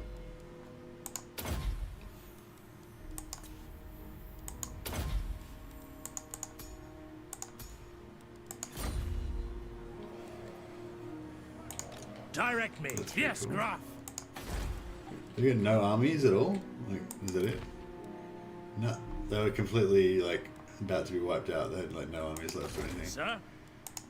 Ready? Yeah, Tools of crazy. judgment ready. Markus, Wulfhat. So, we've got the Black Pit here. That looks like the Black Pit or Laurelon Forest, I guess. I feel like the Black Pit is in the middle of the Drakwald, so that kind of like, you know, like I feel like you know this campaign's worked out kind of Markus, perfectly. Like, Wulfhat. because you know the idea of the campaign for me was that fuck, are they going to clear Boris? Anchor up.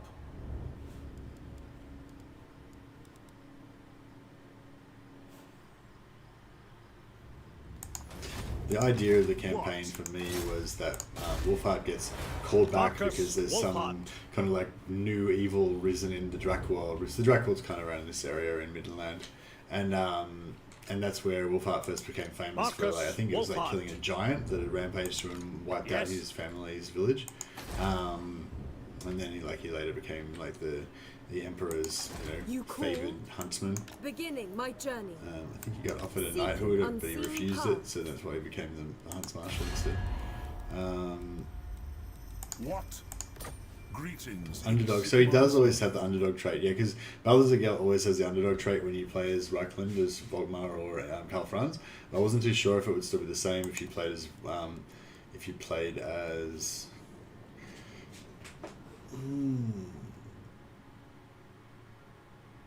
I wonder if we should become friends with him or if we should do the Bash Confederation method on him. Maybe we should just ignore him for now.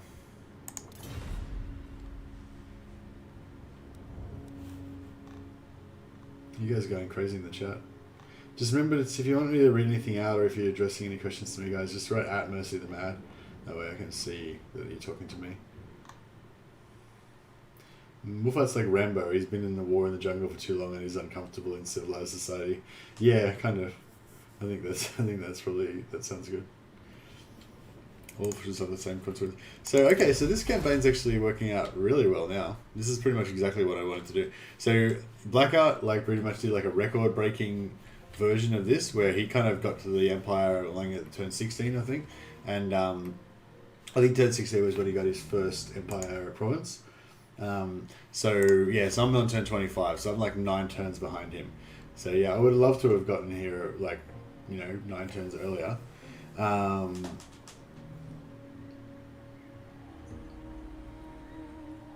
Yeah, there may be no cooldown, but I was never able to confederate without waiting the 5 turns. Yeah, that's no, that's cool. I was just saying that that's just the thing. It's just yeah, that was sort of an unexpected thing. I'd already been told about it previously, but I just wanted to confirm it for myself. Yeah, so normally you get 5 turns, and you get minus 40 relations with all of the other Empire, all the other Empire factions. You know, with all the other factions of your same race when you confederate. And you get minus 8 public order to every settlement. So you know, confederating normally is quite harmful to all your relations with everybody around you, and all your public order goes to shit and all that stuff. So Markus Wulfhart doesn't have that at all. So he's very powerful for confederation, I guess. You need to take capital. You need to take Karabberg, the capital of the Drakwald. Yeah, well, we're definitely going to declare war on the Empire pretty soon. But we'll wait a few turns, because if we wait a few turns, then we will not take as much of a reliability penalty, which could be useful later on. But yeah, I basically want to get this growth up and then get huntsman, because if we can get half price huntsman, our power level will, you know, spike up quite significantly, I think. I did just kind of fuck The up nation before. calls. We are the best. Yeah, I wonder if Empire's going to declare war on us because we keep trespassing all over this shit. Makes sense for Markus since you have to travel very far and need to spend some cash for a confederation. Yeah, true. We got it pretty cheap though. 9,000 it would cost us. It's not bad. I don't know if we should just declare war on the Empire like as soon as possible and just get it going, or what? What are these guys going to do? Declare war, or... Yep. Okay, well I guess that's decided for us then. We're going over with Hockland.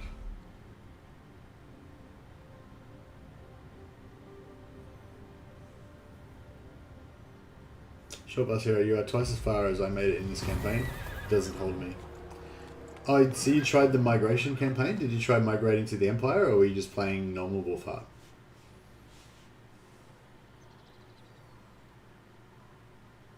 I don't think they're happy. I don't think they're happy about it at the least, Mercy. What are you talking about, Andrew? Are you talking about something I was talking about a few minutes ago? I don't know what you're talking about. Found a provider that might give me 300 megabits per second, but not that much more. But I won't have TV or a landline for that price. Who cares about TV or landline? All you need is fast internet so you can watch my stream better.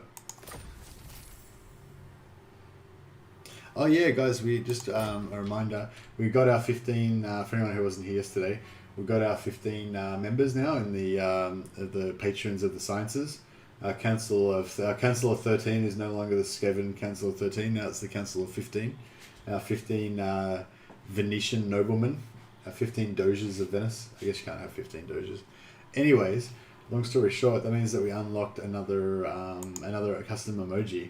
So I don't know if any of the members want to, like, you know, show off our sexy emojis, but yeah, there's custom emojis, and we need to choose a new one.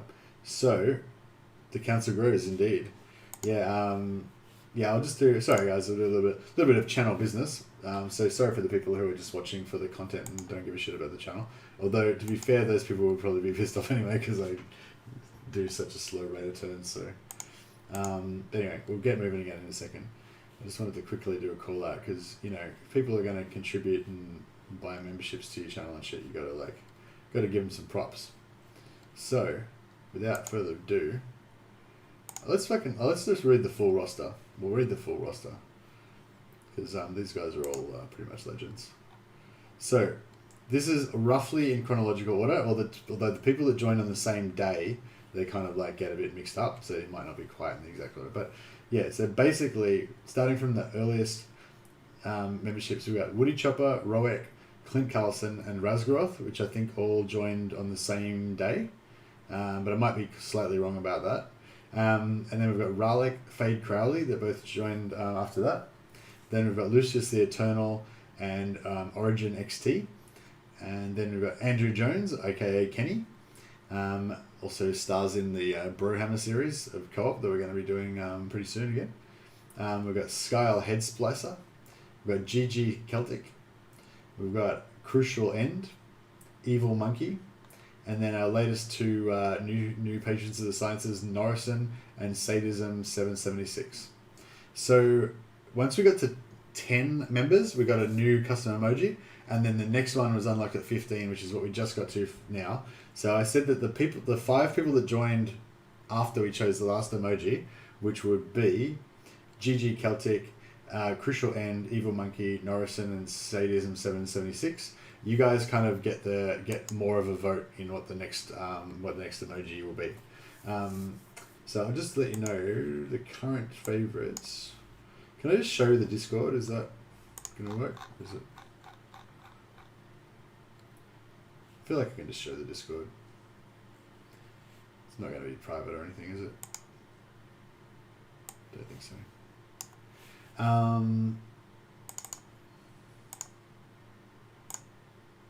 Yeah, cool. Yeah, I don't think there's anything too private on here. Just, yeah. Anyway, so this is the... oh, you can't see it yet, sorry. Okay, cool. So this is the what do you call it? The announcements page of our Most of the Mad Discord called The Madness. So yeah, whenever I give out like science badges and stuff like that, you actually get your badges in the Discord. So your name will come up in a different color. So you can see on the right hand side there's Razgaroth and Chronok, which is Robert, I think. Robert. Fuck. I have to go back and check again now. Oh no, he's not in the no, he's not in the members yet. But yeah, Robert. Anyway, whatever. Well, I get distracted. Right. So yes, icons. So currently our emojis are. Did anyone show them off? Oh yeah, we've got a few. Andrew Jones got the Skaven emojis there. Does anyone want to do just the whole set of emojis?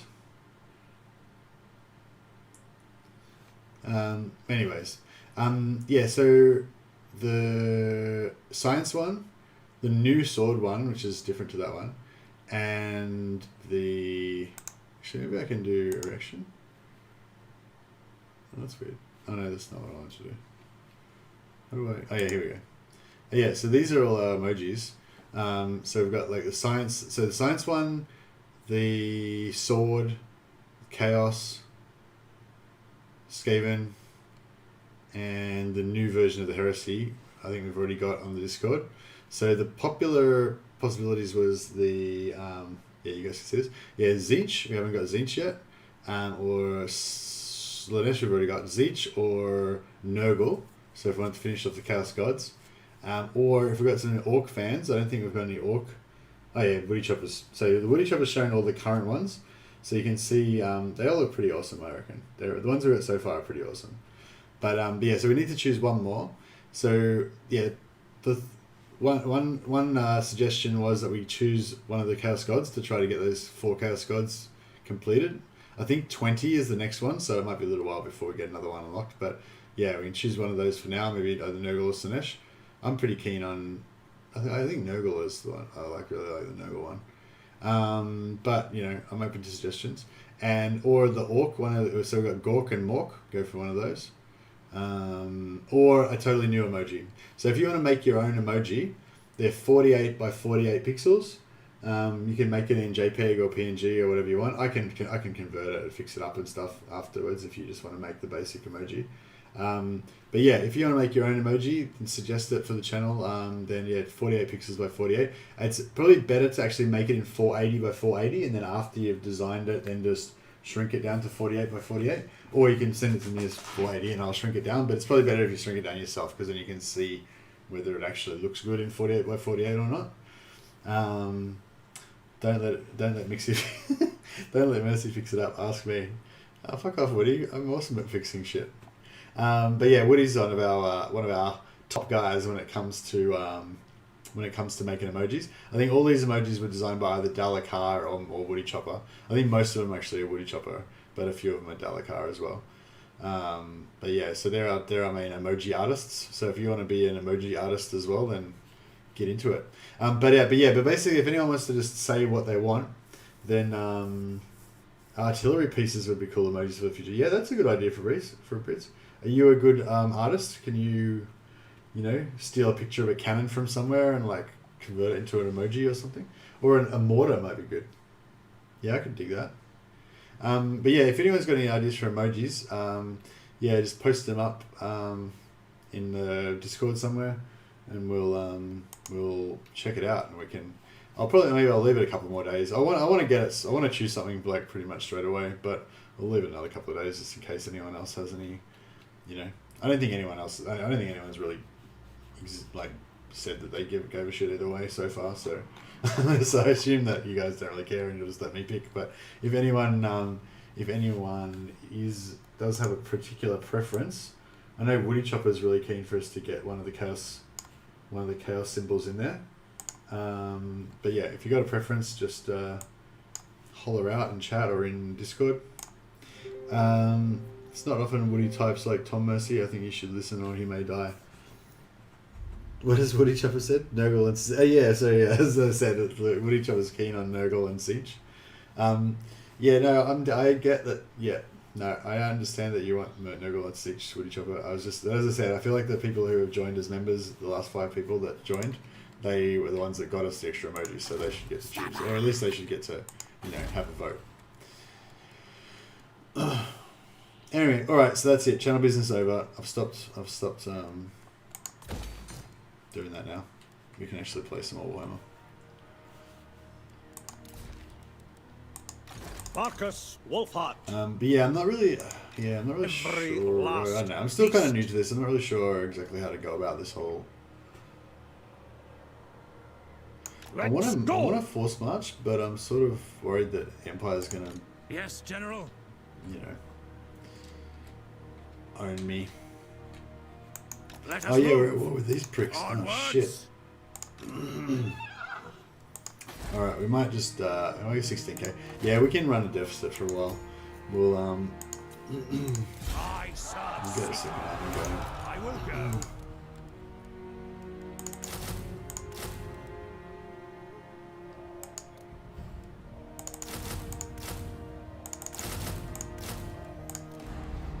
Hey, like them apples, mofo. It's not undefeated at all. We're ready for you. Unflinching. I wonder if these guys are going to be able to reach us. I don't think they will. I will not obey. No. Lady of Athel Lauren. Just check if we've got Solend. Oh yeah, we've got Solend on view already. Right. Sorry, that's right. So we don't need to go there anymore. Going forth.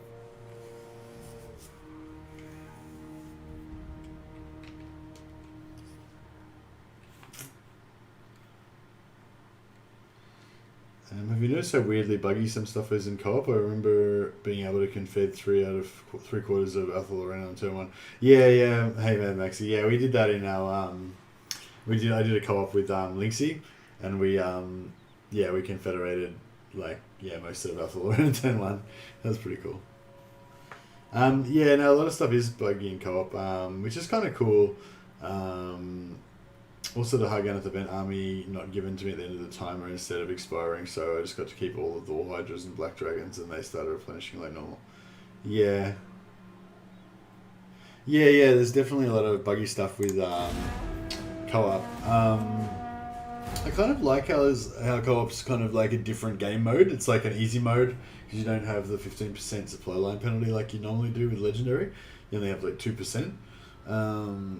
I really don't understand why that is. Like, you know what I mean? Like, why make Legendary just super easy? Like, it's just it's weird.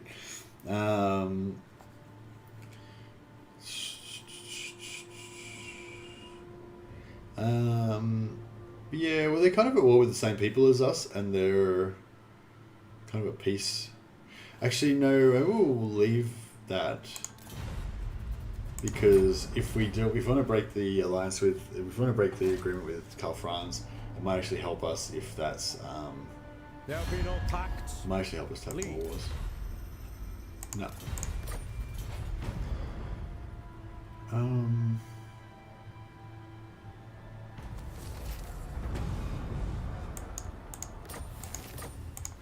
I wonder if that's tier 4, isn't it? Right up, so tier 1's 2, tier 2's 3, no, and that's empty. So it's tier 3.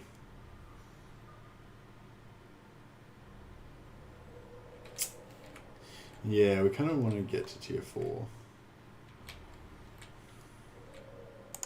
Every last beast. Alright, looks like we can just make it. No time to waste. Step to it.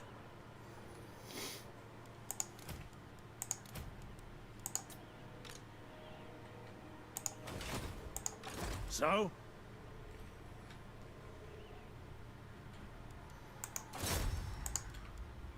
Get training.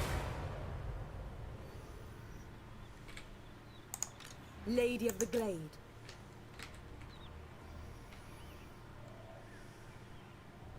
Single player is easy mode for me. I always get fucked in co-op.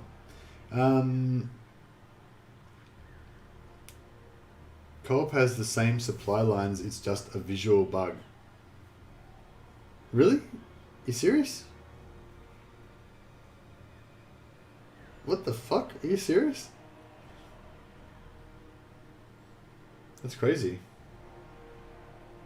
It's funny how like you can be so unscientific, like with your I know scientific's the right word, but you know, like I try and go on about you know, about sciencing stuff and about, you know, trying to like test theories to make sure that they're correct and you know, and not rely on, you know, your kind of gut intuition and stuff like that about things, but actually to sort of test and calculate them. But it's funny how often, and you know, you just don't do that. You know, like I've played a couple of co-op campaigns recently, and both times I've like specifically gone out of my way to leverage the fact that I didn't have any supply lines. You know, by recruiting extra armies when I didn't really need to, but I just wanted to have the extra power, and I thought, hey, it's free, I may as well. And you know, and I haven't noticed that the supply lines was actually operating, and I've even like, I'm pretty sure I've even had financial problems because of the supply lines, then gotten rid of the extra armies in order to get rid of it, and thought, oh, that's weird that you know, that fixed my economy even though there's no supply lines, but maybe it's just a bit of a bug or something. And do you know what I mean? It didn't trigger me to think, oh, maybe there is supply lines. You know, I just, you know what I mean? Like, even though all the evidence was there for me to know that that was wrong, I just didn't think critically about it and figure it out. You know, like it's the same with the movement bug with the Linksy recently published. I think it, can't remember who it was. Lurk? Oh, I can't remember the name of the guy who discovered it, but yeah, a guy made a really cool discovery recently of this movement bug in Warhammer, where you can, Markus, if you move next to Wulfhat. another army, if you move like kind of right on top of the other army or right next to it, it doesn't use that last bit of movement that you would otherwise use to get from, like if you move from here, like each unit's got a little kind of circle around it, I guess, of no movement, kind of like how settlements do. And I guess that's a way of explaining it. If you move from here, like if you're like one step away and you move from one step away to next to it, it doesn't cost any movement. So if you have two units, you can kind of move the first one away and then move the second one to catch up, and move the first one a bit more and use the second one to catch up, and you keep doing that. And the first one that's moving out ahead will lose its movement, but the one that's catching up all the time won't use any movement. Each time you just move one step and it's free. But the thing is, like, if you've ever gone with 2 or 3 armies together, like when you're doing vampire stacks, multiple vampire stacks and stuff, you would have remembered heaps of situations where you were moving your vampires to try to get next to each other, and you had a certain amount of movement, and then they move and they've still got like just as much movement left. Like, you would have all seen that like probably hundreds of times, you know, where you're moving and you get next to them and you've still got that bit of movement left, but it just never triggered in your head to think there's a movement bug. You're getting free movement. You know what I mean? Like, just never, you know what I mean? It's so funny how, you know, like, I don't know, it was one of those Masashi's like this samurai dude who was like a Ronin. He was like unaligned, he wasn't like pledged to any particular shogun, and he was like just a master of the sword. He was like the best swordsman in Japan at the time, and he wrote this book about being he wrote a couple of books maybe about being a samurai and stuff, about like the way of the samurai or the way of pursuing excellence. Anyway, and like rule number 1 is to see the world as it is. Like, observe the world and to see everything as it is, you know, without your predisposition, you know, without filtering it through your own fucking whatever, you know, like just seeing it as it is. And it's just so funny how hard that is to do. Like, how you just don't do that. You just see what you want to see. You just see what you expect to see, you know, even if the evidence is clearly there that that's not how it is. Yeah, it's crazy. If you do it with 2 armies, you can swap before the second one runs out of movement, and they will get to the end together. Yeah, that's a good call, Woody Chopper. Yeah. So if you have 2 armies and you move one ahead and the other one catch up, move one ahead, the other one catch up, you know, just say they can both move like 20 steps or whatever, then the first one will get down to, like, if you move 19 steps, the first other armies that's leading will be down to 1, whereas the army that's chasing will still have 20 steps left. So then if you swap them around and move the one that's behind ahead, then, you know, it'll use like 2 steps for it to get ahead of the other one, so it'll have 18 steps left. The other one still have 1 step left because it moved 19 out of its 20, and then you'll be able to move that one another 18 steps with the back one catching up, because it only needs 1 step of movement to be able to do it, but it'll just never spend that 1 step because it'll just keep, you know. But yeah, good call, Woody Shopper. Yeah. But yeah, it's just interesting how you just don't, you just don't see what's actually going on a lot of the time. Heldenhammer!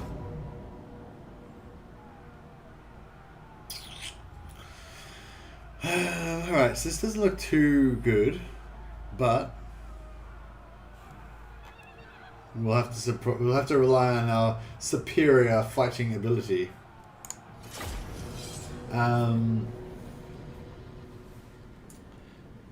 Yeah, thanks a lot for that thingamabob. You would have earned another science badge if you didn't already have like 7,000 China science badges covering you from head to toe, like a Korean fucking general. Yeah, but yeah, basically that's how you get a science badge, guys. If anyone's interested, that's how you instantly get one. If you teach me something about the game that I didn't know, that just fucking wows me. That changes the way that I play. That like makes me go, oh shit, I fucking never knew that, or whatever, you know. So yeah, basically that's if you do that, then that's what I want. I want you guys to tell me shit that I don't know, so that I can become a better Total War player. So yeah, if you do that, then you get my gratitude and you get a science badge, and I'll make a big deal out of you because you're awesome. Like Thingamabob's awesome. You're all awesome, but yeah, Thingamabob's just a bit more awesome. But yeah, so yeah, basically I like to give out science badges for people who figure out shit about the game. Either if you can get one instantly if you just tell me some awesome wow inspiring thing like that, or if you do hard work and you like test stuff and you write guides and you publish things and you try and help everybody to like learn more stuff like Blackout did with his Wulfhart guide and campaign that he ran, then that's how you can get a science badge as well. So you can get a science badge by just randomly figuring out something that happens to excite me, or you can get one by you know contributing to the world of Warhammer knowledge. I have my orders. Yeah, I don't really have a super detailed plan here. I guess these guys can be our sacrificial lambs.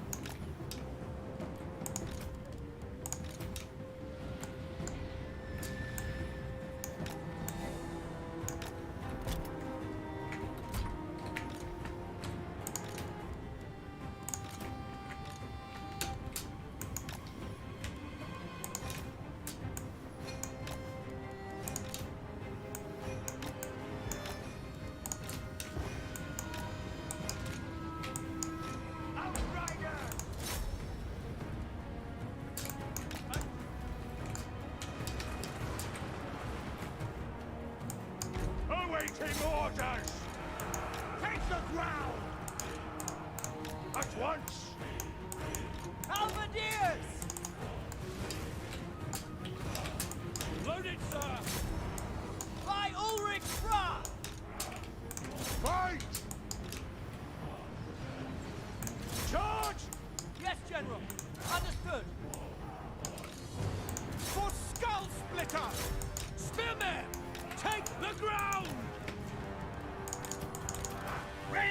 Sorry for that mess and everything, guys. Just By Ulrich Frost! Taking position! Sigmar guide! shit. Take the ground! Taking position! At speed! To battle! Missile troops! Ready for war! Swordsmen! Quick march! Equipped! The Empire endures! Knightly valor! Sigmar call! At speed! Swordsman! Sigmar guides us! Hammer! Awaiting your command!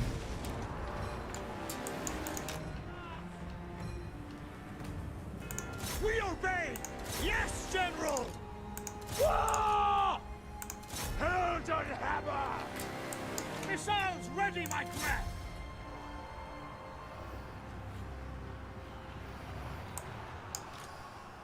Attack! Your orders?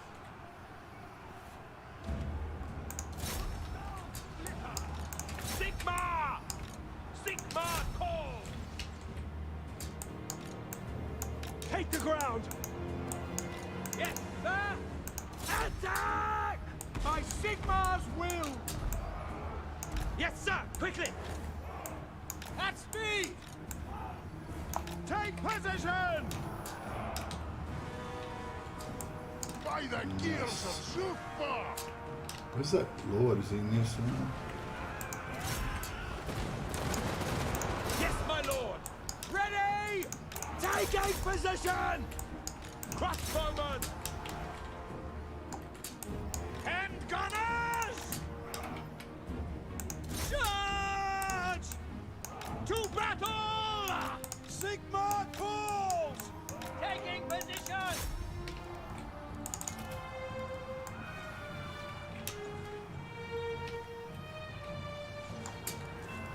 Outriders! Fight for France! Attack! For the war! Master Engineer! Move to attack! Ranged weapons ready! By Ulrich's Yeah, that's not too bad. to battle! That was a pretty fun battle as well. Like, there's a lot of shit going on Race in the different areas. Sigma commands! Ready to serve! Halberdiers! Didn't kill any of their heroes, unfortunately. We get extra money out of that, but it doesn't really matter. We don't really need the money, so pretty cool. Quick march, pump those legs. Indeed. So quiet suddenly, just like I just shut up immediately then because I had to like try and win that battle. That was a bit of hard work. I had to put in a bit of work there for a second, guys. Now I can get back to just being lazy as fuck and not really trying very hard. And most of them, do you like the infinite spells cheese? I haven't actually checked it out, Ayush. I think in general, no, I don't know. I don't know what it is about the spell cheese stuff. I don't know. I'm a bit torn about it. I think when I think about it, I don't really like the idea of it because it feels a bit too cheesy. But I find I quite often feel that way when like somebody else finds the cheese instead of me. You know, I sometimes initially have this like kind of little like jealousy thing or something. I don't know what it is, but it's like, oh no, maybe it's not jealousy. I don't know. It's just I feel like I don't know. It's when. I don't know, I think sometimes when somebody else finds an exploit or when you hear about an exploit that somebody else finds out about, you get this initial kind of like, that's cheating vibe, or I would never use that kind of thing, you know? But then when you try it out yourself and it's really fun, then you're like, oh no, this is totally the way to play, fuck it, you know? Or you play it and you realize that it doesn't really... It's like what you don't want is for a cheese or an exploit to make the game too easy to the point where there's no point playing it anymore. Because it's like meant to be fun, you know. So if you remove the fun from the game if you ruin it for yourself, then you haven't. That's not ideal, obviously. You know what I mean? So yeah, I think I kind of initially had that vibe of like, oh, I don't know, I feel like it would kind of ruin the game for me, or maybe it's not. A bit too much, that sort of thing. But I don't know. I mean, I've had other I think the movement bug is a bit, because it's kind of like it's annoying to do. It's not fun to do the movement bug. It's frustrating, and it's very slow and tedious and all that kind of stuff. And it's like completely bullshit as well. Like you shouldn't really be able to do it. I don't know. You know what I mean? Like it seems like extra exploity compared to some of the other exploits. Yeah,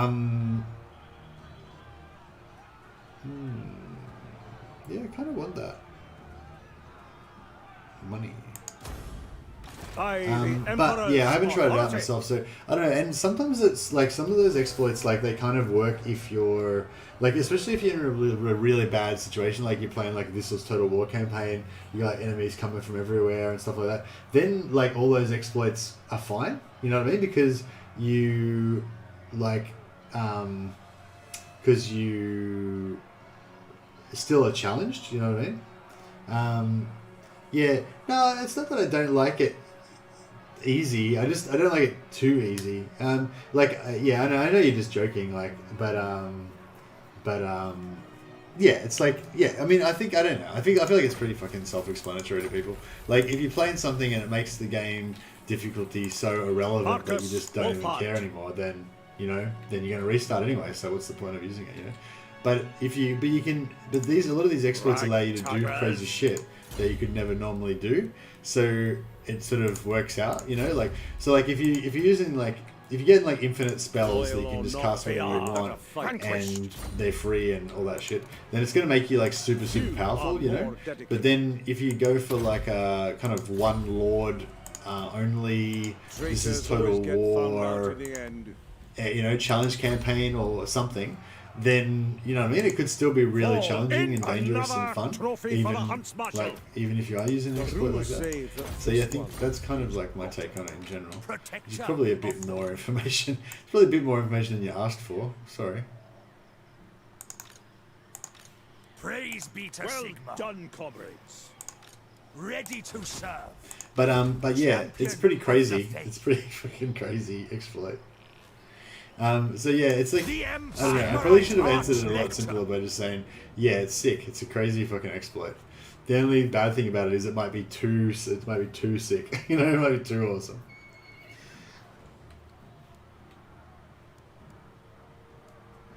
I don't think it's peculiar at all, Woody Chopper. I think I just explained it, and it's really fucking obvious and straightforward. And it's exactly the same way that everybody else feels about it. You know what I mean? Like, if you use a cheese and it makes your game fun, then you use it. If you use a cheese and it makes your game not fun, then you won't use it. You know what I mean? That's pretty much the basic way of saying it.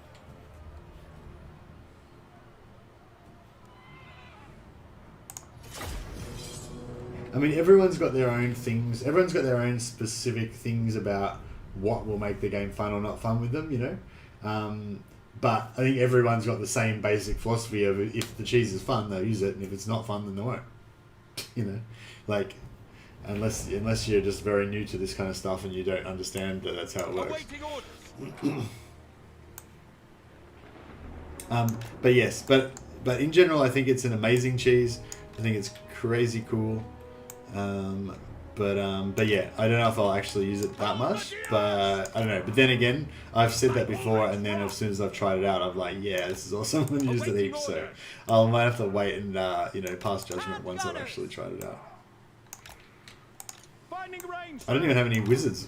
I don't even have any mages in this game.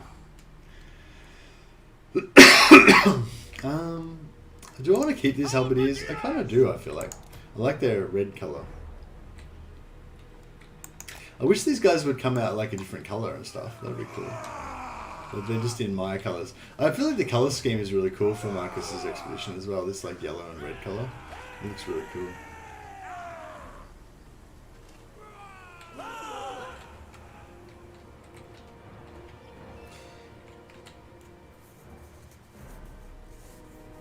Infinite money, infinite magic, infinite influence, infinite doom stacks, Neo from the Matrix. Yeah, exactly. No cheese allowed except for wasting ammo, that's fine. Yeah, that's right. Yeah, like wasting ammo. It's funny like how, like when I think about it objectively, I think it's completely bullshit and like it just shouldn't be in the game. But I totally fucking do it every chance I get, you know what I mean? Like, you can't not do it. It's so good. But yeah, it's, I don't know. I think it just comes back to, like I said, it's just, if the game's fun, then you'll do it, and if it's not fun, then you won't. You might try and do it, but then you'll realize that you're not having any fun, then you'll just restart. And then after a while, you know, depending on how slow you are, eventually you'll figure out that you need to stop doing that cheese because it makes the game not fun for you. You know. But yeah, I think pretty much just about any cheese is okay, but you just need to like increase the difficulty relevant to the cheese that you want to use. You'll notice Legend doing that a lot. Like he'll quite often at the start of a campaign he'll be like, you know, we're gonna do this cheese, but you know, since that makes the game really easy, we're gonna, you know, this is Total War and we're gonna fight on 2 different fronts and whatever. You know what I mean? Like there'll be like some extra level of difficulty that he'll add in to make the game more fun and more of a challenge. Because it's just like, I don't know, like just starting a campaign and just knowing that there's nothing that can possibly threaten you. You're just completely, you know what I mean? You're completely immune to any damage and stuff. It just doesn't, what do you call it? You know, you'll just quit the game. You just won't keep playing. Faith in the comet, without delay. At speed. Quickly now! It is an honor. At once! In the Emperor's name!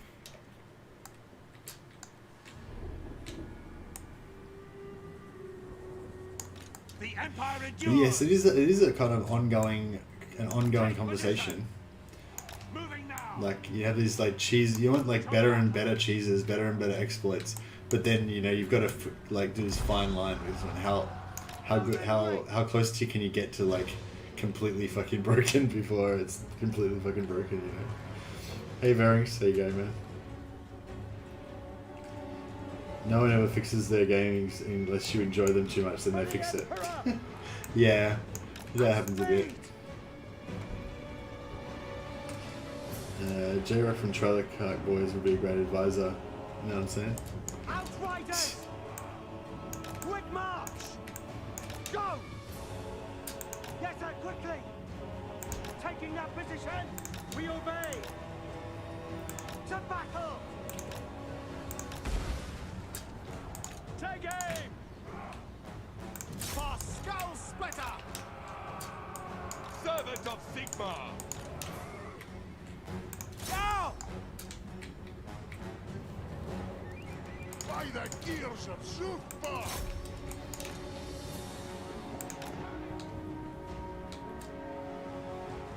Great swords! Moving now!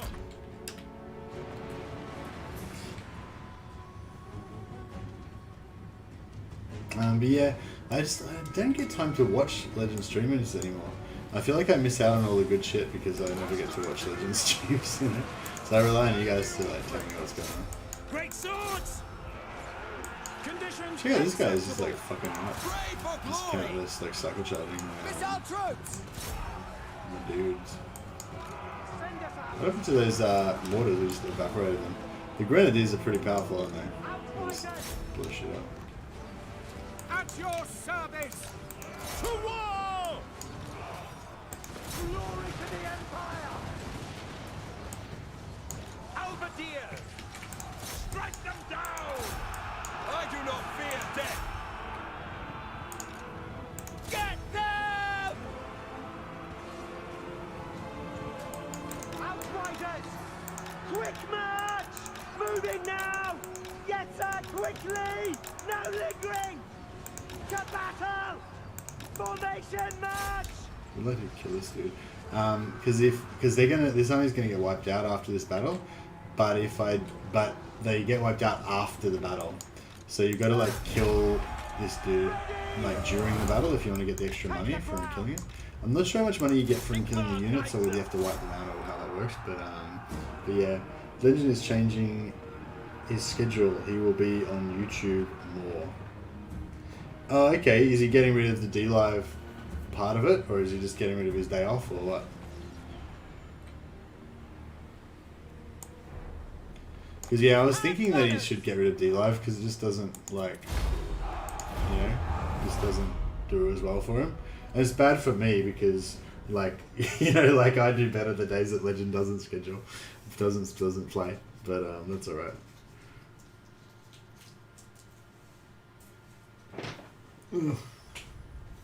But yeah, it's like normal. Like normally on a normal day, this is pretty normal. We get about like 30 people watching the stream, depending on what we do. Like if I did something a bit more exciting, maybe we'd get like 40 or 50.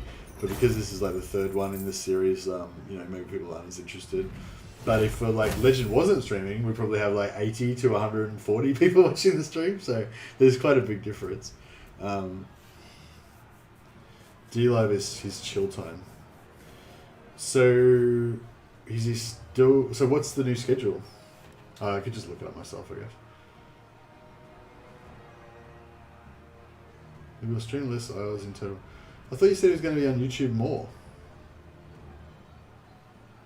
How's doing less hours more? I'm confused. Is he getting...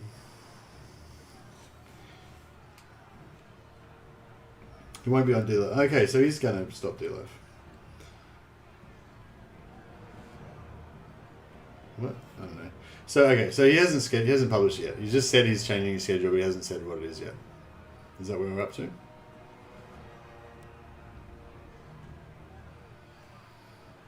Yeah, I might take that one as well. Comradeship is all. Noobs. Sigmar lightens my steps. We win, you lose. Captain of Scouts. True servant of Sigmar. So should we push on and try and take like Middenstag? They are vanquished. We are the best.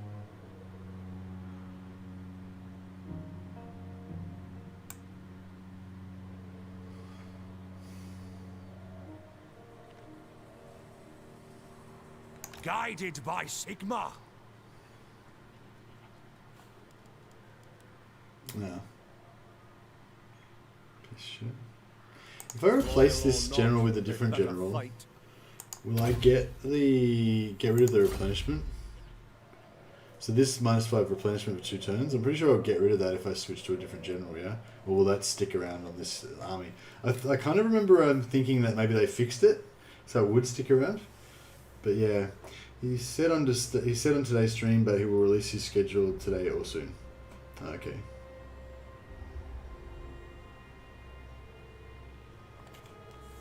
I don't think he was stop. No. So no one knows basically. But yeah, that's kind of like sort of took a cue from him, Markus, like how you're Wulfhat. saying that D-Live's his like chill stream.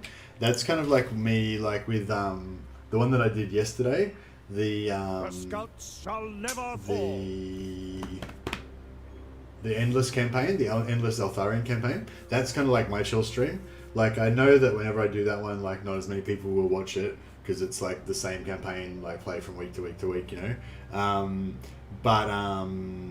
But you know, but it's just easy. It's an easy campaign. I know the campaign really well.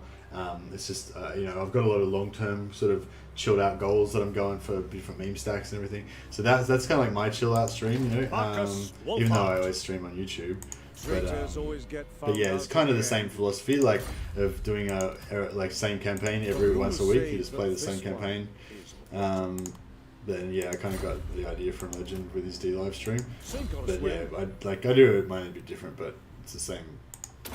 Like I think the same thing that it does for him is that he gets to play a campaign that goes on and on instead of Another just starting a new trophy for the campaign every time. huntsman. And Loyal or not, they'd better fight.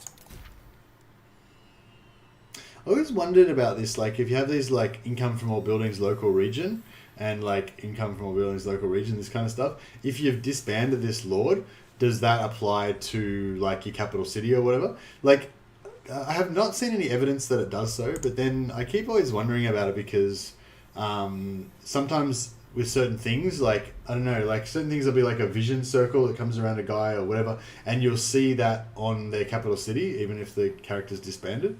Or, you know what I mean? Like, I don't know, I feel like there's certain little things that have given me some hint that the game in some way counts disbanded guys as being in your capital. But I don't know if that's true or not. I kind of think maybe that it could be true, like there could be some holdovers from like Rome 2 and stuff like that.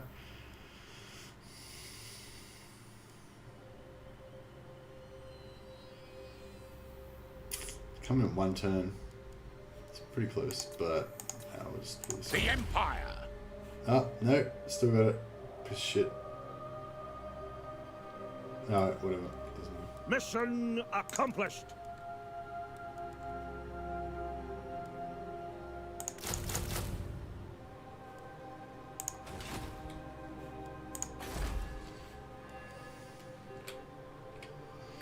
We'd probably hire another army even. 477. Costs another 700 per turn. Yeah, that might be a good idea actually. Maybe it's not a good idea.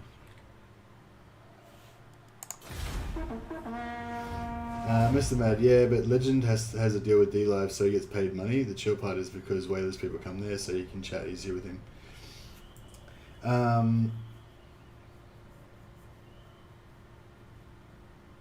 Don't think he'll stop D-Live because he's got a contract there. If he doesn't stream there, it might stop altogether. Okay, yeah, sure. Yeah, shit. Thought that might happen. Yeah, I should have recruited the other lord and recruited the other lord. But hindsight's 2020.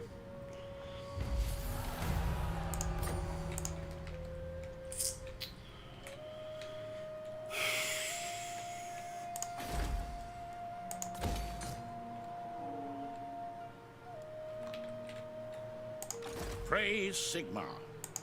No greater marksman.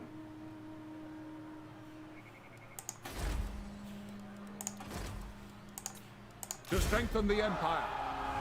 There he is. Toddy. Fucking Toddy. Pretty awesome. Markus and Toddy campaign. Pretty sweet.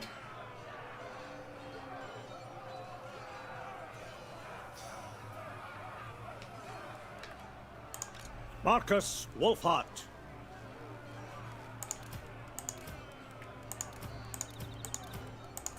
Every last beast.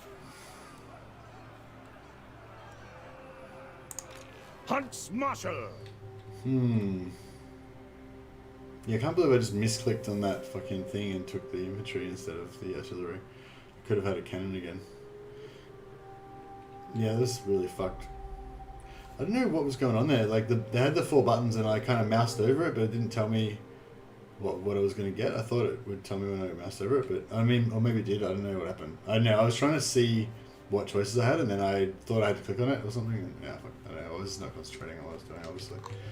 But yeah, it was a mess. What a mess. By the comet. Yeah, I'm really loving this color scheme. It just looks, I don't know, for some reason it just looks really good to me. Yeah. This yellow, white and red tricolor thing. It's nice.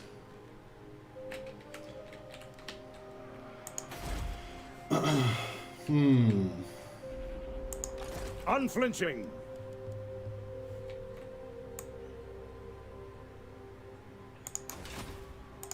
On the hunt. All right.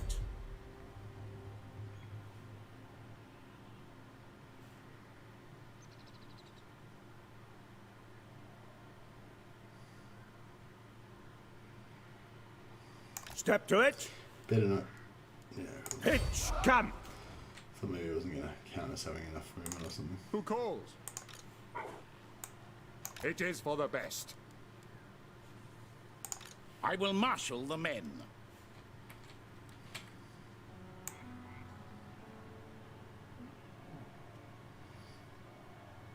On march! To strengthen the Empire.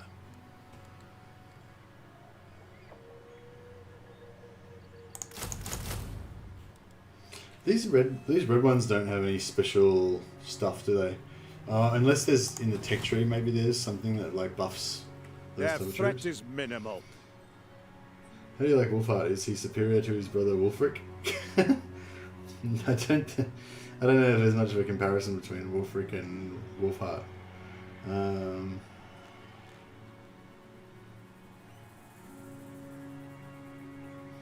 Frabit says he mentioned it's just not working out.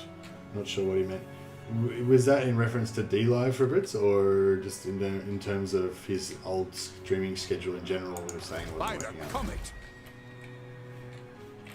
Traitors always get found out in the end. Wulfric would put Wulfhart into the ground fast. Yeah, that's true. Wulfhart's a pretty good assassin though, with that skill that he's got. If I can get a cooldown reduction on that though, it would be a lot better. If you could do it twice. Can I offer assistance? Oh yeah, we need to watch out for confederations as well. We probably aren't gonna Ready. I trust our take any dealings anytime will bear soon. fruit, friend. This action does not help. Yeah, so we don't really want to pump gifts into them too early because the gifts will wear off after 10 turns. The gift's gone. So you want to kind of do it at the right time.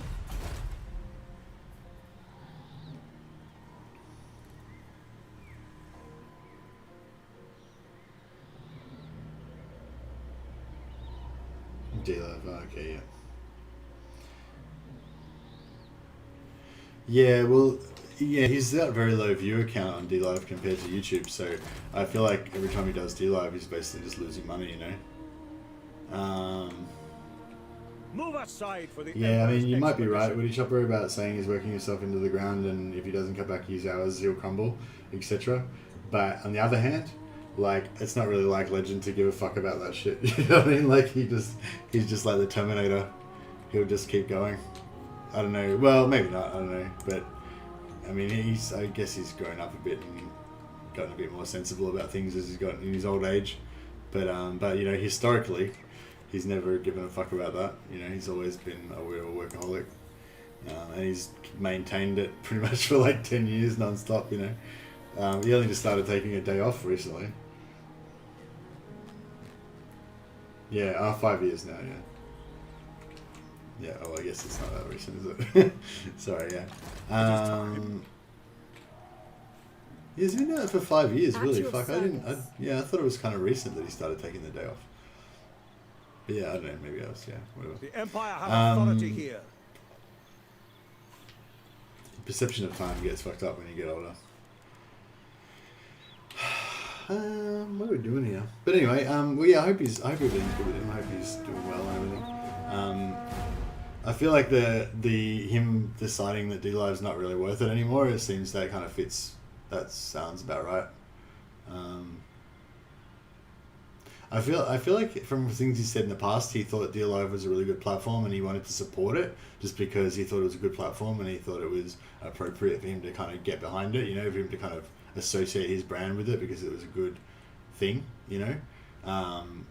I always. But yeah, I wonder if maybe he's now just thinking it's just not going to happen and it doesn't matter how much support he gives it, it's not going to make it grow, you know.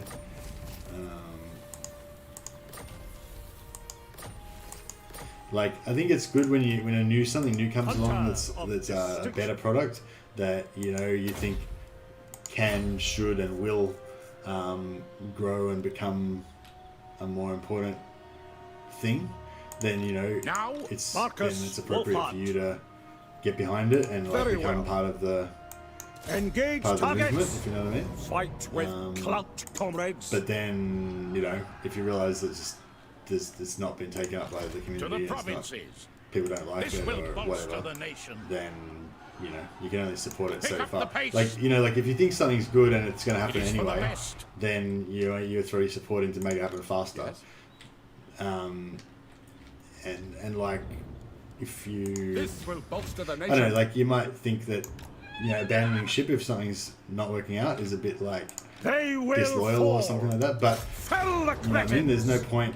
Like if something's just not going to work I've out, got there's no your point backs, going down with so the ship watch type of thing, mine. you know? A lot of the time. Let's get this done. Depending on what we're talking about, obviously. For the Empire. I'm really liking these battles with lots of enemies. I like battles where the enemies are just completely weak and I can just crush them. I've got your backs, So it looks like we're going to so take some watch casualties mine. again. Fight Hopefully our guys with will come on the clout, same comrades. side.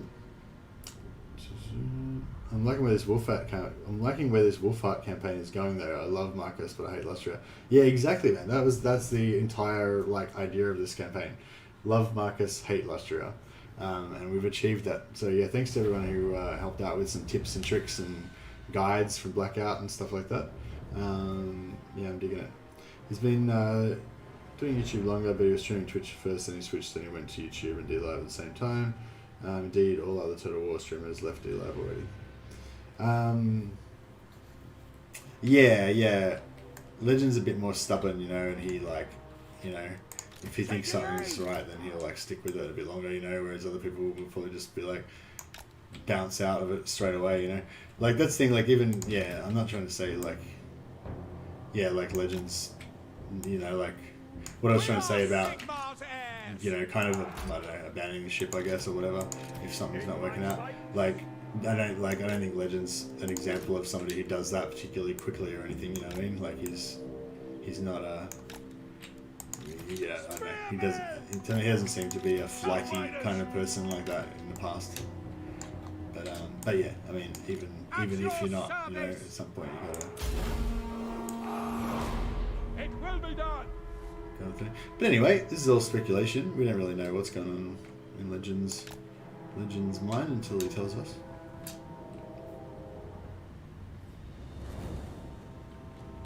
But yeah, I think this is a really fun campaign. Awaiting orders. I might have to change the name of this stream to Wulfhat and TODDY. Fucking TODDY. After this, might make people like get a bit more excited about it, because that's basically it. Like currently it's called like Wulfhart Science or something like that, but that's not really what it's about. What it's about is fucking TODDY. That's the headline. To battle. What are we doing here? What are we doing here?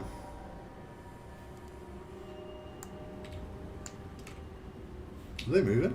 Yeah, they are moving. Okay. All right. Well, we'll have a Weapons at the ready.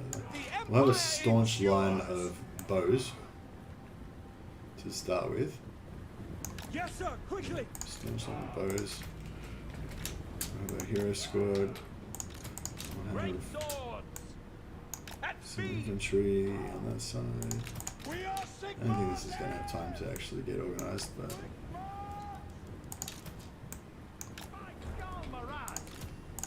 Crossbows ready, General.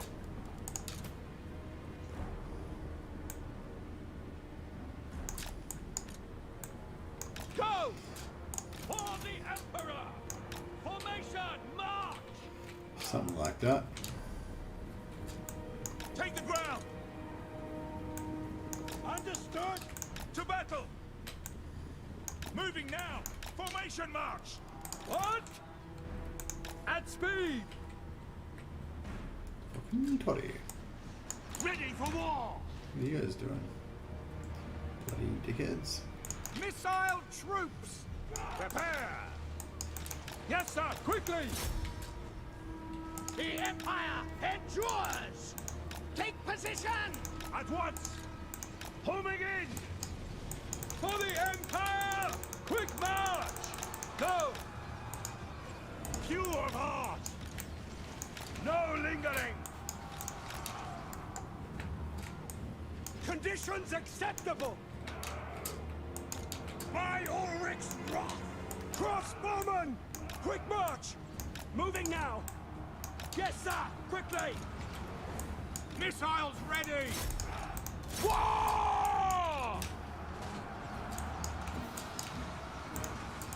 That's an order!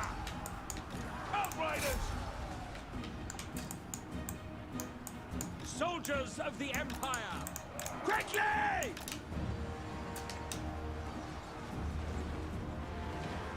For Heldenhammer! The accused will die! We serve the Emperor!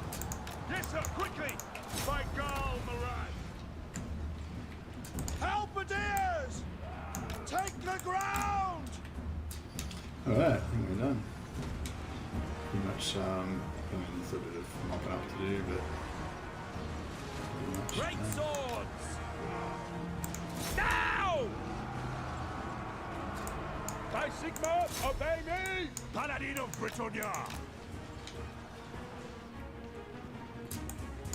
Missiles will fly! Yes, my lord! Ranged weapons ready! Battle awaits! Swordsmen! Sigma! Preserve us! By Ulrich's wrath! Agreed! Sir! Yes! Quickly! Outrider! Go! For the Emperor! Ready! Finding range, sir! Ready for war! The ground quakes!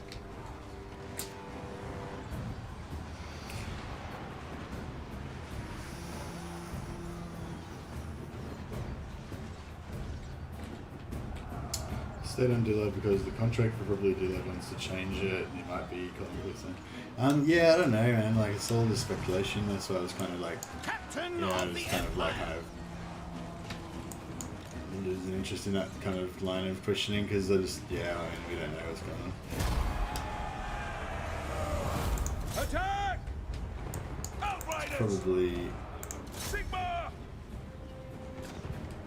yeah. Prepare for combat! It's just to let him tell us what it's doing rather than try to like guess. Hero of Britannia!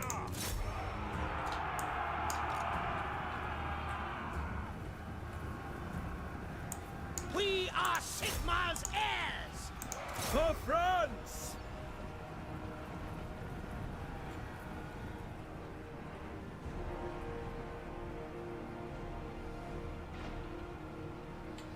What was that? Was that Markus? Anyway, we're gonna wipe out the it's new settlement, so they've been wiped out, and we'll get all the sweet monies. What did we lose? So we lost just crappy spearmen. I'm not worried about that. No, we didn't even lose one, I think, but they got decimated. My coffee's gone. Are you in the Empire? We sure are, Jaka. We did our migration. It all worked out. Fabrice, you're right. Sorry for doubting you. No deal live tomorrow.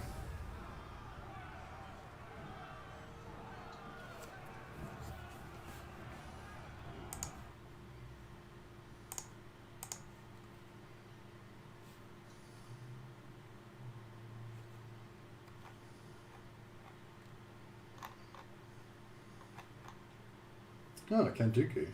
That's pretty cool. So I was just checking Twitter. Somebody posted up a Kanduku miniature. It's pretty sweet.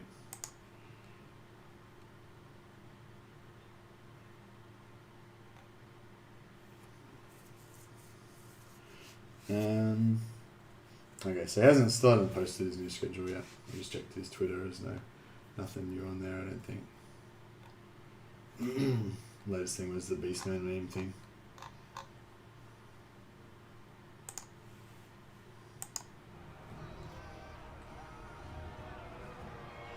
Why do you fight with the Empire? Are you traitor? They declared war on us, Jaka. They're the traitors. We're here to save the Empire. We came back at the call at the behest of our Lord Boris Todbringer of Midland. Fill your boots, comrades. And yeah, we were Boost the just expedition doing coffers. what any Take good these hovels. Empire man would do. Drakkenberg's vengeance. And yeah, these miscreants declared war on us. Markus, So Wulfhat. yeah, we had to fight them. The Basically, nation calls. basically, that's what happened. Praise Sigma. What's Toddy's Yes, my trait? lord. I think Toddy has a random trait, so in this one he's got strong, which is not bad, but it's not great. It's not great. It's not bad, but it's not great.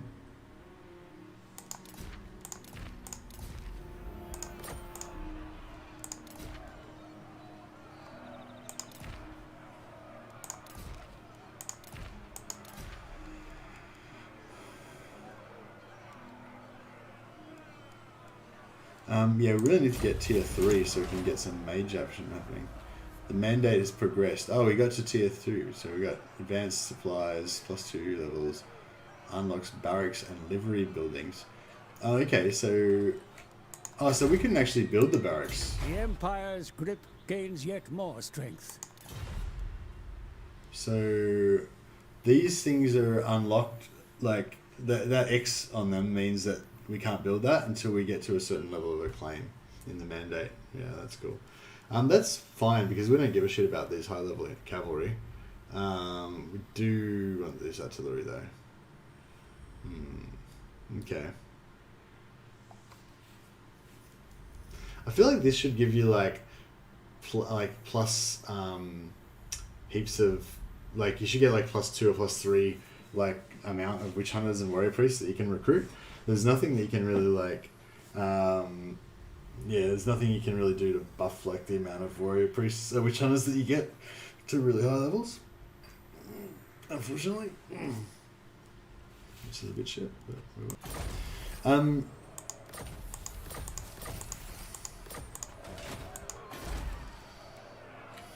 yes, these guys are tier 3. I will marshal the men. Move! Yes.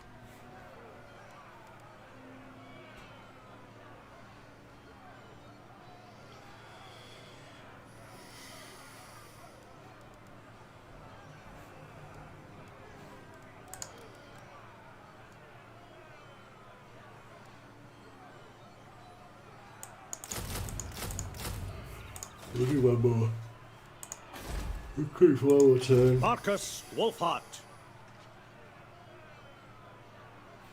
Should we get rid of these dudes? I don't really need them. Markus, Wulfhat. Sink or swim.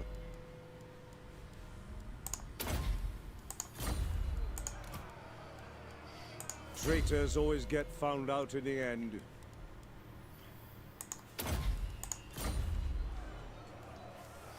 How's it going so far? Yeah, it's going excellently, Del. A little bit slow compared to Blackout. Blackout got to the Empire in 16 turns, I think. Took us about 20 or 21 or something like that. Or maybe even more than that. Must have a movie that's for you right up your alley. Psycho Gorman. That sounds pretty extreme. Why would you say it's up? Why is it up my alley?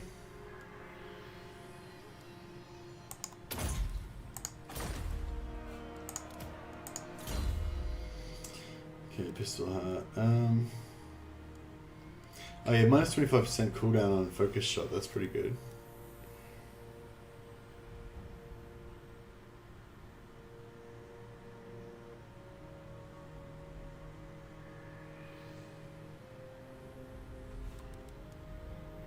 Well, this gives you minus 25% cooldown to focus shot, but then this replaces focus shot.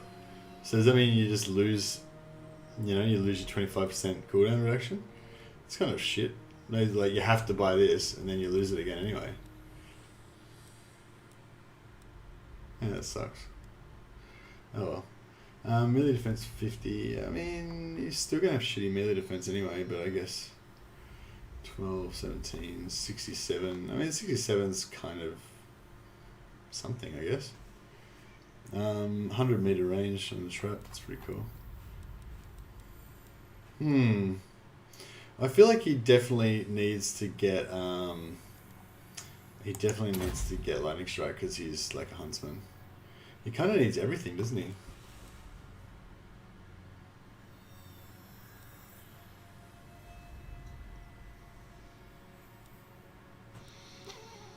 Well, he doesn't really need that. Doesn't really need that.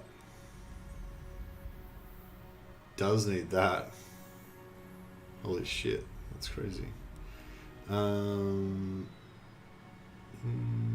need that. Needs that.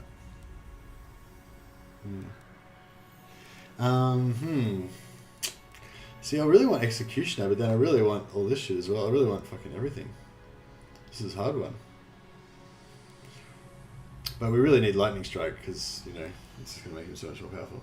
Most of the Mad took Reichland at 21, Boris at 26, and Gelt at 31. Oh, you did? Yeah, nice. Yeah, I'm not too sure what... yeah, as Markus, yeah, that's right. Yeah, I'm not too sure... not too sure what turn I did it at, but yeah. I don't think we're going to catch up to you somehow. But yeah, so this campaign's probably... as far as the Discord's going, the Drakwald campaign's probably not going to last too much longer. I'll probably just play a few more episodes of this. But then, I don't know if there's much more to kind of figure out about this. So if you want to get your Drakwald veteran badge, you basically need to claim it as soon as possible. I should move that hero into the stack.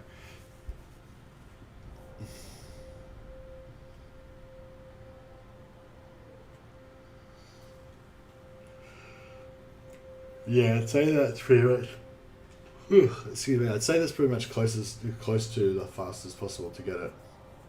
I might have to go get another coffee quickly, guys. By the silver hammer, yes. Take a little super short break.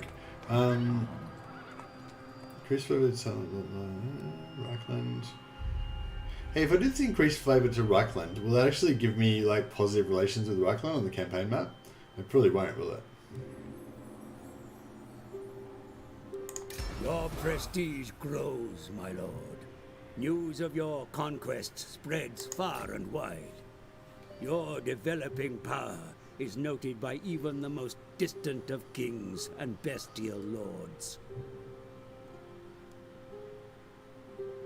Is this gonna like spawn a lizardman army now though? Probably. Good times. Alright, so yeah, you gotta mouse. See, I was going on the button here and I'm like, oh, what is it? I can't, I click on it and I clicked on it and it fucked it up. So yeah, so I mean 3 huntsmen is pretty good. But Hellstorm, rocket battery, 2 out, oh my god, yeah. Oh god, yes. Oh, 1 steam tank's kind of cool too. But no, we'll go for this bad one. You kicked the hornet's nest and released untold horrors, my lord. Make ready. Enemy force will appear in 2 turns. How weird is that textile? It's that weird pinkish red color. So when I did the zoom, like, is this where it's going to turn up? Like, does anyone know how that works? Like, does this zoom thing, like, because if I go like over here and I'm like, oh, where's this enemy force going to appear? And it's like, it's going to appear here. Like, is that actually where it's going to turn up? Does anyone know? Like, but will they appear right here? Like, exactly in the center of my screen now that I've centered this on it? Or will they appear just randomly anywhere near one of my territories? Because if they're going to appear randomly, then I probably want to head back to Middenland and make sure Middenheim doesn't get captured. I don't really give a shit if Markus, Middenstad gets taken Wulfhat. again. But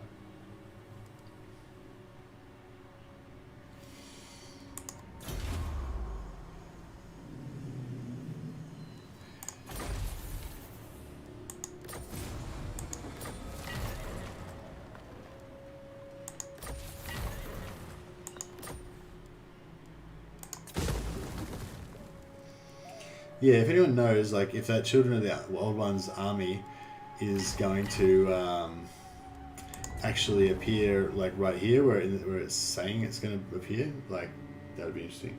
My own spawn was usually 2 turns away from any of my settlements.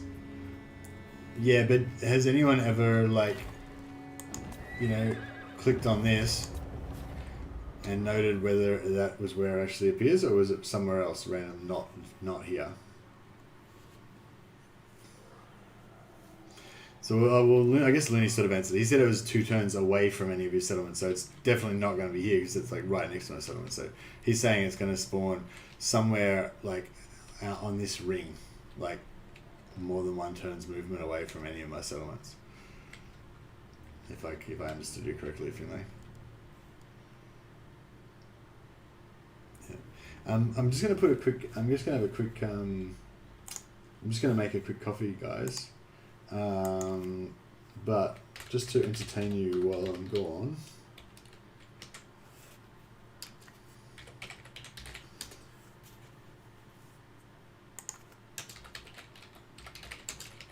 yeah, we'll get this new keyboard going soon. It's like much quieter. Let's see if that's any better.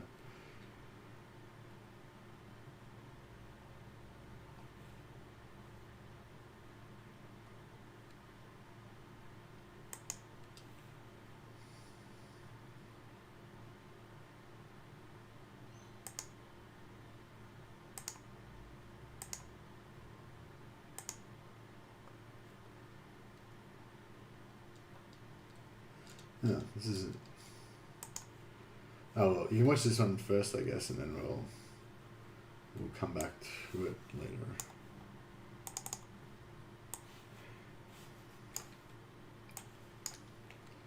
There's something longer that we could watch about it, but it's only goes for a minute. I'm probably going to be going for about 2.5, 3 minutes, so I was trying to find something a bit longer to entertain you while I'm gone.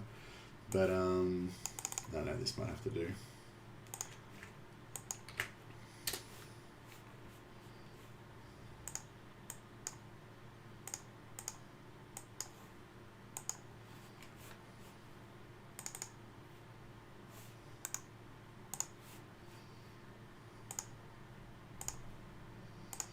Yes, this is another game that I was playing before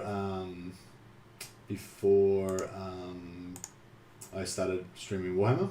I obviously played Warhammer before this came out, but yeah, it's something I was streaming before that I've stopped streaming now. But anyway, yeah, it's a pretty cool game, and yeah, if you're kind of getting a bit burnt on Warhammer and you want something else to keep you occupied for a while you wait for Warhammer 3, I'd sort of like partially recommend it. Like, it's definitely a good game, but it's got some bugs and it needs a bit more content, I think, and stuff like that. But if you're really into Warhammer and you're accepting, it's not going to be like your ultimate amazing game, but you know, you can probably get some good fun out of it for a couple of months or something. Then yeah, Necromunda, I'd kind of recommend it. I'd recommend it with some reservations, basically. If you played Mordheim, it's made by the same company that made Mordheim. I think it's kind of not as good as Mordheim somehow. I don't know why. It's better. Like, it's better. It's more advanced and everything. But yeah. Anyways, I'll play this trailer. I'll let this play a couple of times on loop for a bit until I get back. I'm just gotta just make a coffee and I'll be back in a sec.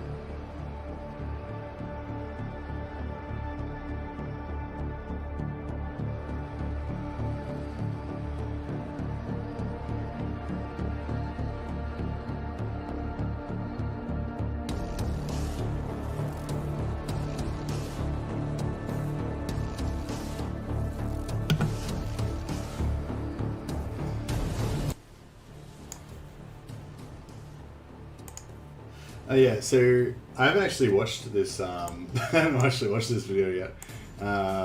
It didn't look like it had that much information in it though. Yeah, Nickeron didn't really catch my interest. I watched mostly stream to get an idea. Gladius looks more interesting. Yeah, it's I don't know. It's like I don't know. It's like it's so hard with Necromunda because it's like it's such a great game. Like it is really good. They did like a fantastic job with it to a degree, but it just didn't quite, you know. It was saved from this crappy video. Yeah, sorry guys. I thought it was a bit better than it was. Markus, Wulfhat. Yeah, I had to really have to go to the toilet. Loyal to or make not, a coffee and they stuff. better fight. I don't even know what I'm going for with this guy, really. I don't think it really matters too much. It's not super important to our plan. His accusation's pretty good. Can you get the cooldown? You can't get the cooldown on an accusation, can you? Yeah, I feel like he should have a skill somewhere that reduces the cooldown on his accusation. But, he doesn't. Because 90 seconds is, like, yeah. Like, if you could cast multiple accusations, like, quite often, like, I feel like the Witch Hunter would actually be quite a good hero to have in battles. But as it is, like, you know what I mean? Like, you only really put him in an army if, you know, you got nothing better to do with him. Like, he's not really, you don't really use him as an army hero. Wulfhat. So, yeah, it's kind of...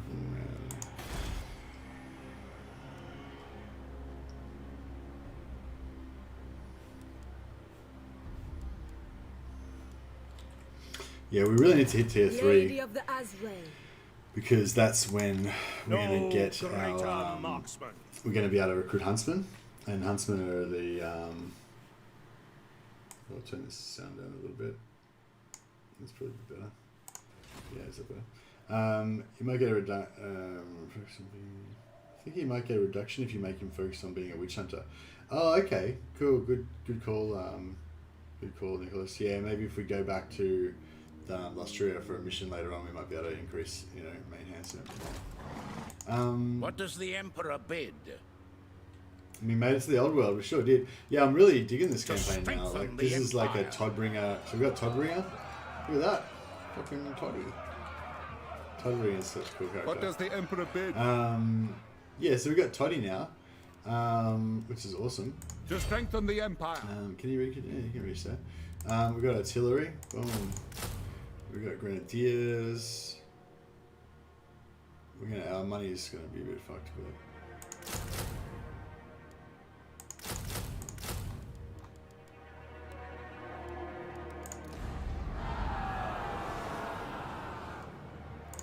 Fall in. Markus, should- Wulfhat. To the provinces. Let's go out here a bit. For Sigmar! Pick up the pace! Oh wow, no one's home. Yes. All right, no worries. Oh, it's tier 4. Shit. Oh man, if we could have confederated them, it would have been so good. We'd be straight into tier 4. Yes. They don't even dislike us that much, hey? And they're ranked 120, like we could almost confederate them.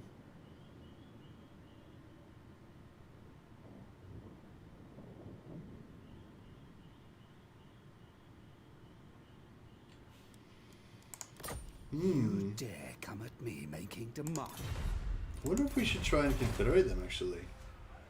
It's probably doable, hey? 3 armies? Yeah, it's just a temporary... Yes, my lord. Just a temporary thing. Markus, Wulfhat. So. To arms! Because if we can Fight confederate for our them, then we'll nation! get this at tier 4.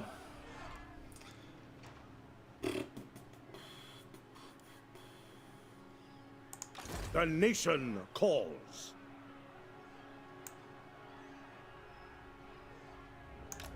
Markus, Wulfhat. Now, And that would be pretty good. onwards! Yes, a sound plan. Only the dedicated.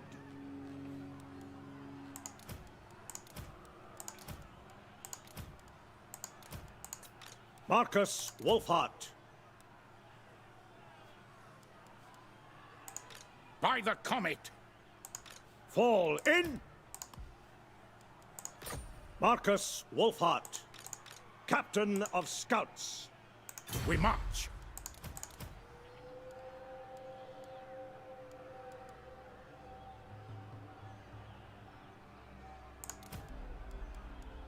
Moving off! Pick up the pace! On march! The rumors say that this one is rotten. No, that didn't actually reduce our costs too much, did it? Move aside for the Emperor's expedition. Yeah, we might have to reduce back down to 1 army. For Heldenhammer!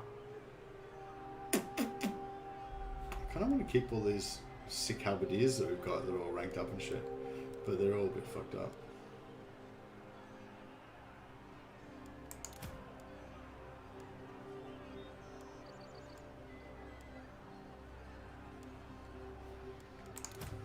Attack! It is war! Markus Wulfhat. Wulfhart. They will be judged.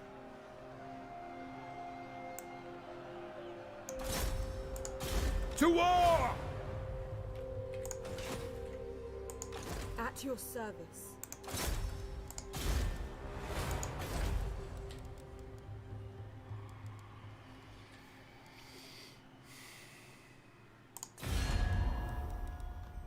The Empire. Auckland is not at war with anyone else. You dare come at me making demands? Call Oh. yourself men of the Empire? I could have just, yeah, fucking hell. Alright, well, so that's weird. How weird is that? We got the Confederation when their relation is at -5. That's so crazy because I just finished deciding that you had to have 80 relations to get a Confederation. That was just flat rule, every faction 80. And here we are, Confederation with -5 relations. I don't even know what's going on anymore. I don't even know what's going on anymore. What the fuck?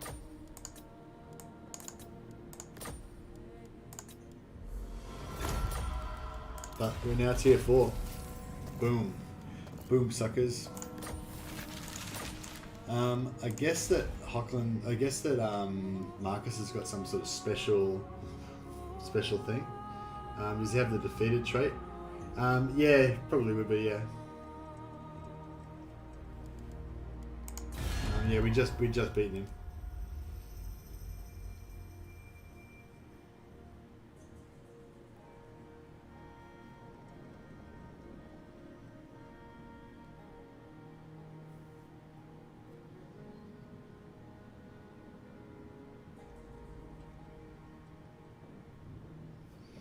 Minor factions might have an easier time getting federated. Yeah, maybe. Maybe. The Empire. Be at peace, for that is all I ever want. But that's a huge boon. That's a huge boon. Praise I Sigma. wish I hadn't have recruited all these units now, because it'd be really good to like not have them.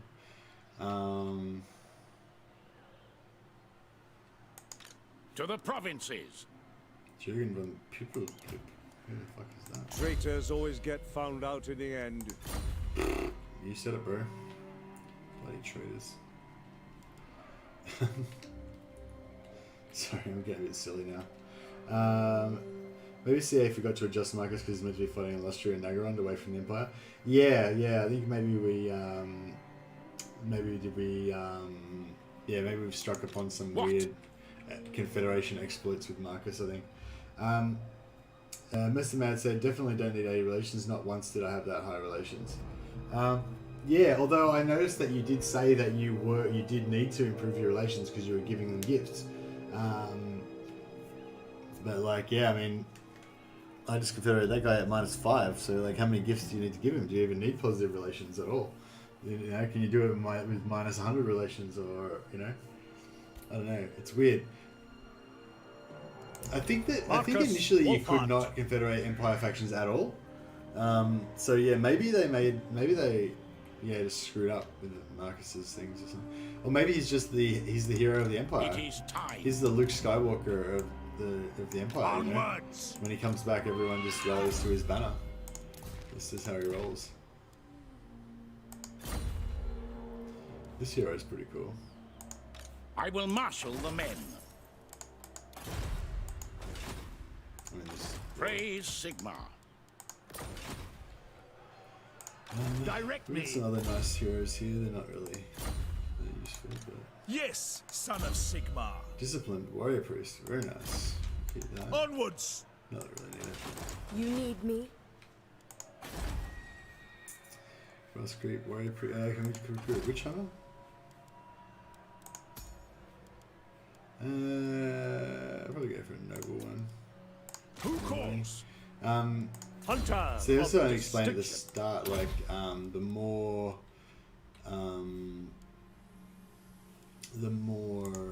like, because the positives and shit are additive. Yeah, so we can look at it now. So, income from buildings minus 15%. So that seems like pretty bad, but when you think about it, you know, you're going to get, every time you get a noble hero, it's going to give you plus 10%. Mages, when they're leveled up, give you plus 15% per mage. So, you know, you're probably going to, by the time you have like 10 mage heroes sitting in there, all on, you know, all with noble trait, all with plus 15% from their mage skills and stuff like that. You know, I mean, you're probably going to have like plus 100% or plus 120% or something like that income fairly soon. So, you know, minus 15 out of 100 makes it 85. It's pretty bad. But minus 15 out of like 240 makes it 235. It's not that bad. I mean, 225. It's not that bad, you know. So, yeah. So basically, I'm saying that so basically I'm saying that the unpleasant climate doesn't fucking matter, basically, is what I'm saying. So the construction time plus 50 for buildings, yeah, it's kind of bad, but you're going to have a shitload of nobles, so your construction time is going to be like 1 turn anyway. Like a casual replenishment minus 8, yeah, it's pretty bad, but you got like tech tree stuff that Markus has got special tech tree stuff for replenishment, plus he's got special stuff in his tree for his army, so that's fine. Construction cost plus 30%, yeah, that's kind of bad, but you're also going to confederate most of the lords, so you're going to bypass that anyway.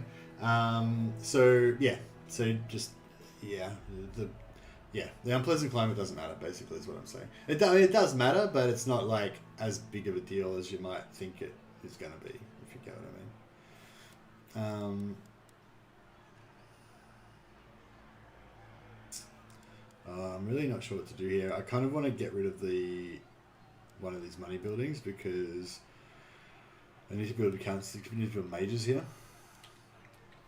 But we kind of don't really want to get rid of any of this stuff. Kind of want everything.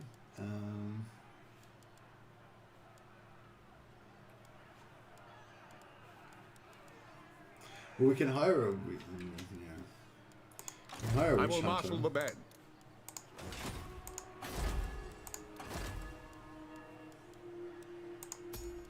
No, we already got it. We got a witch hunter already, so we can get rid of the public order building.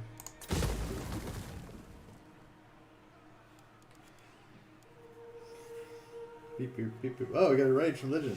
Oh, welcome, guys. Thanks for coming. You guys all come from Legend stream.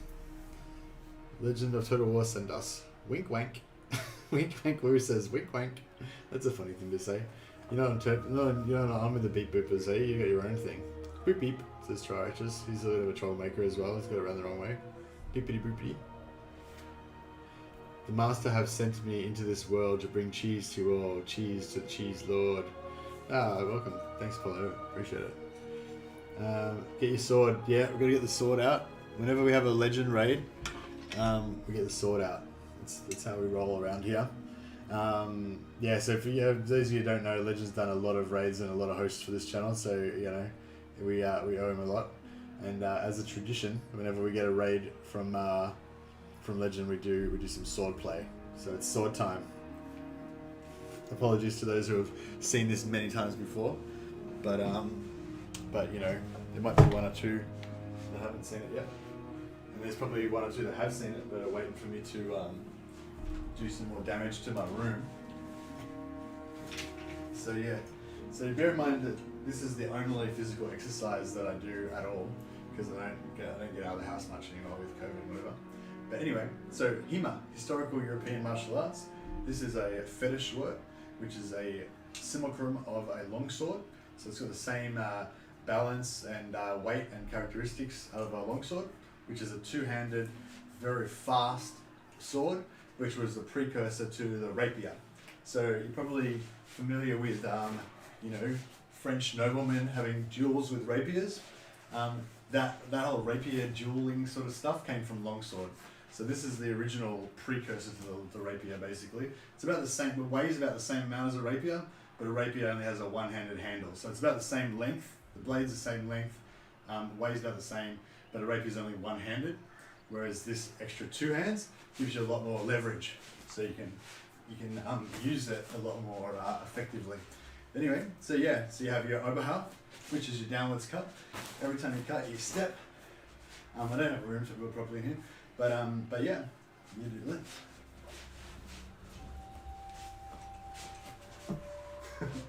that. Yeah, so that's longsword. HEMA longsword. Hope you guys enjoyed that little miniature demonstration. This is actually not a HEMA channel, it's actually a Total War Warhammer channel, but yeah, it's just a little bit of a Des Zweihander, indeed. It's not, I don't think it's technically a Zweihander, it's, a Zweihander is usually refers to a great sword, it's bigger. Long swords probably weigh about 1.3 to 1.8 kilos, like they're pretty light. Zweihanders are pretty light as well, really, like, even those big great swords only weigh about 3 kilos. Swords typically are not, like, super heavy and slow, you know? That's not really a thing. Like, those sword fights that they portray in movies, like, that's not, you know, swords are fast. I did a HEMA class for a while until COVID hit. It was really fun. It is super fun, man. Like, it's so much fun, like, learning how to sword fight.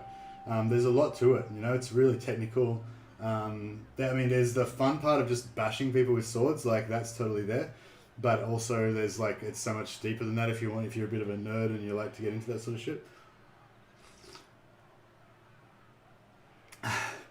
Aim for the camera. If you yeah, it looks like this.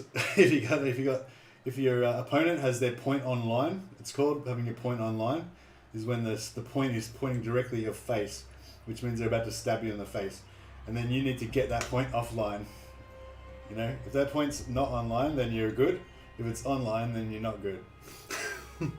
Basically, that's the basics of HEMA. I'd like to see the upward stroke in slow motion at a later date. No worries, man. We can do some more HEMA. Well, it seems like we get raided like at least once a week from Legends, so we can definitely do some more HEMA next time. And upward is called an Unterhau, or I might not be saying. There is all German words, so I might not be saying them properly. Unterhau, maybe. Yeah, Hau means like chop, like cut. And unter means, you know, undercut, and Oberhau means overcut. So that's, overcut, Unterhau. Zweihaar means like these sideways cuts. And you also have, there's sort of like Mittelhau, this is kind of like a sideways cut, but kind of towards the middle, but it's not really a real thing in a way, and whatever. Anyway, not a HEMA stream, it's a Warhammer stream. So yeah, so for you guys that just came from Legend stream, we've got a couple of things to talk about. One, we're going to tell you about this campaign that we're doing, which is sick. And two, we've got this new cheese that Legend's been doing, which is where he just casts magic spells with no fucking respect for winds of magic at all, or cooldown timers and shit.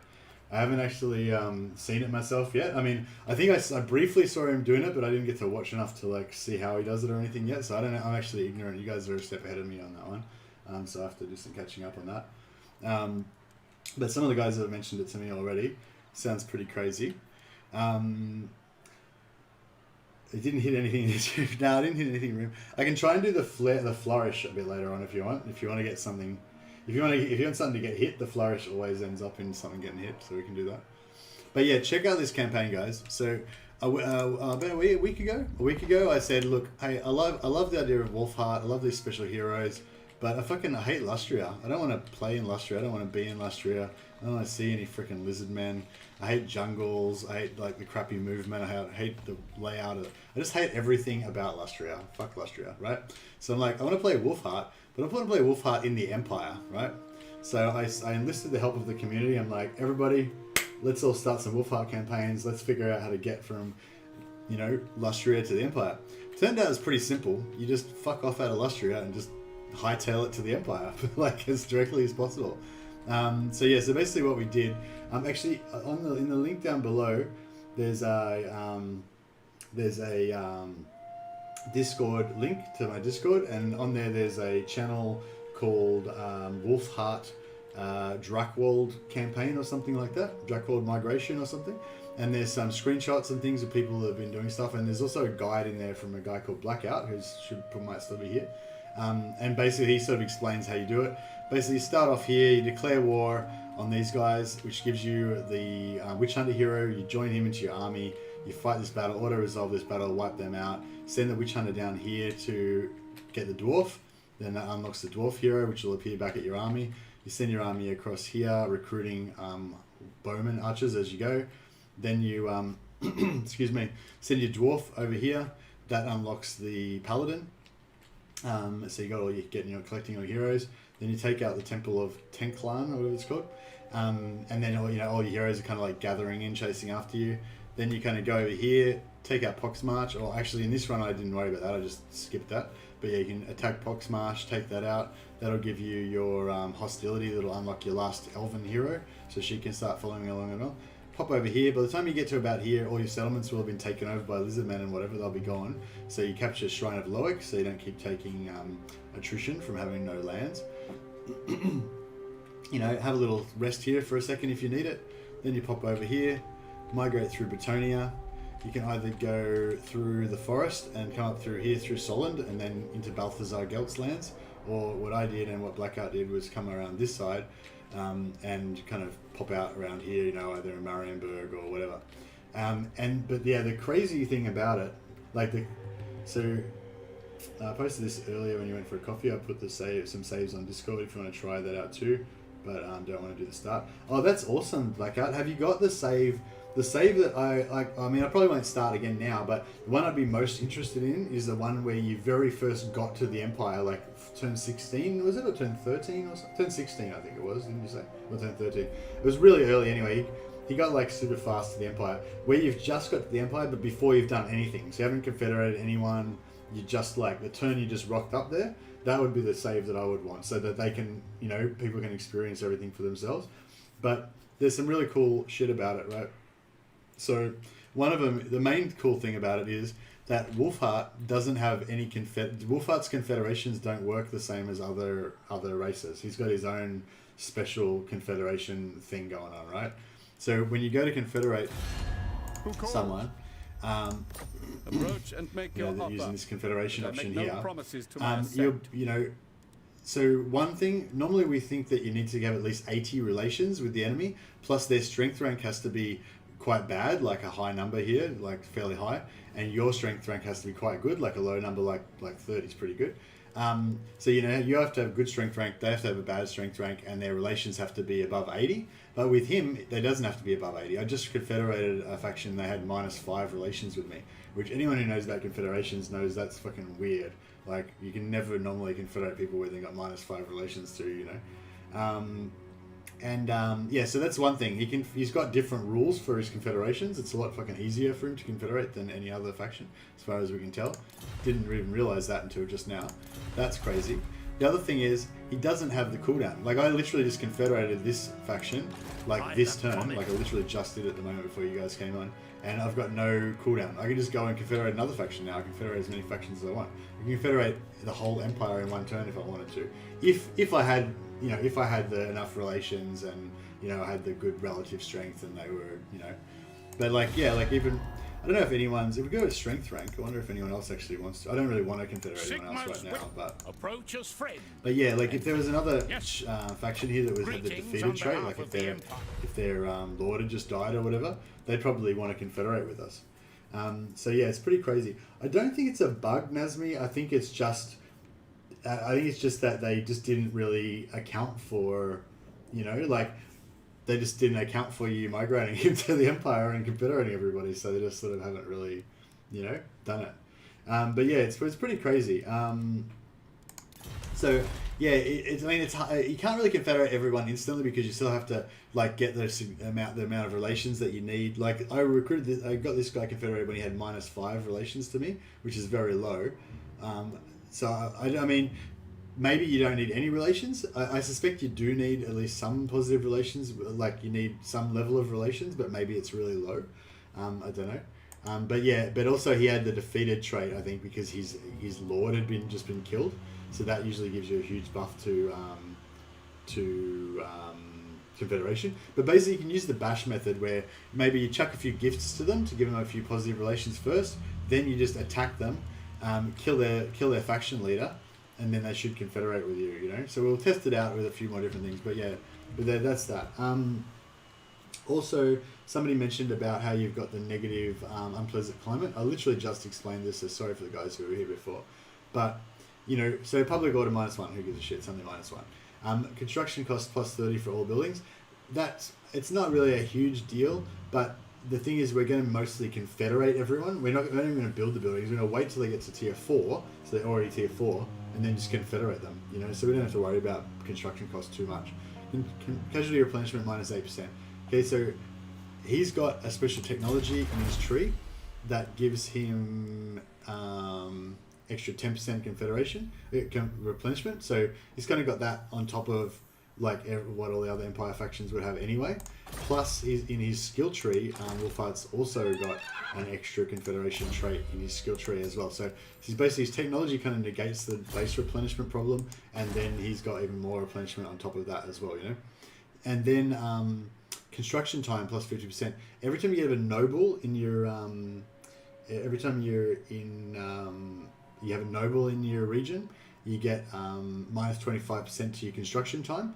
And I'm going to stack nobles, so we're going to have, you know, like if you have 4 nobles, it makes the construction time 1 turn for everything, doesn't matter what. So it just means, because it says +50%, you just have to have 2 more nobles, you've got to have 6 nobles. And, you know, we're going to start farming noble wizards and have a stack of them to increase our income anyway. So, you know, your construction is going to be cheap. And lastly, income from buildings, -15%. So normally you'd have 100, -15 is 85%. It's pretty bad, you know, it's like 1/6 or whatever. But if you've got a shitload of noble heroes giving you +10 income for each one of them, and you've got a heap of wizards giving you +15% from their tree, so say you've got 240% income in that province, then -15 makes it 225%, you know? 240 to 225 is not that big of a deal. Anyway, so yeah, that is a quick recap of pretty much everything that happened in the stream up until now for all those people that just joined. And Woody Chopper says, no matter, we know you love Legends viewers more than us. That is correct, Woody Chopper. I do love Legends viewers more than you. 100% right. No. At least let's tell them that while they're here watching. No. Sorry about that, like big long blab of talking. I'll just quickly check if there was anything I missed out. Follows Underhow is more like a backhand in tennis. Yes, Howen is indeed striking. So low blow or strike from below. It's just a term to give it a name. Yeah, there's a whole language to HEMA, and it's useful. Like, language is useful, like specific words are useful. It's just like a shorthand, makes it quicker and easier. Like, instead of every time you explain, it's like, oh, I will cut from below. You can just say, I Underhow. You know, and it's like that concept's boom, it's done. You know, so there's words for all different stuff in HEMA that you learn when you do it.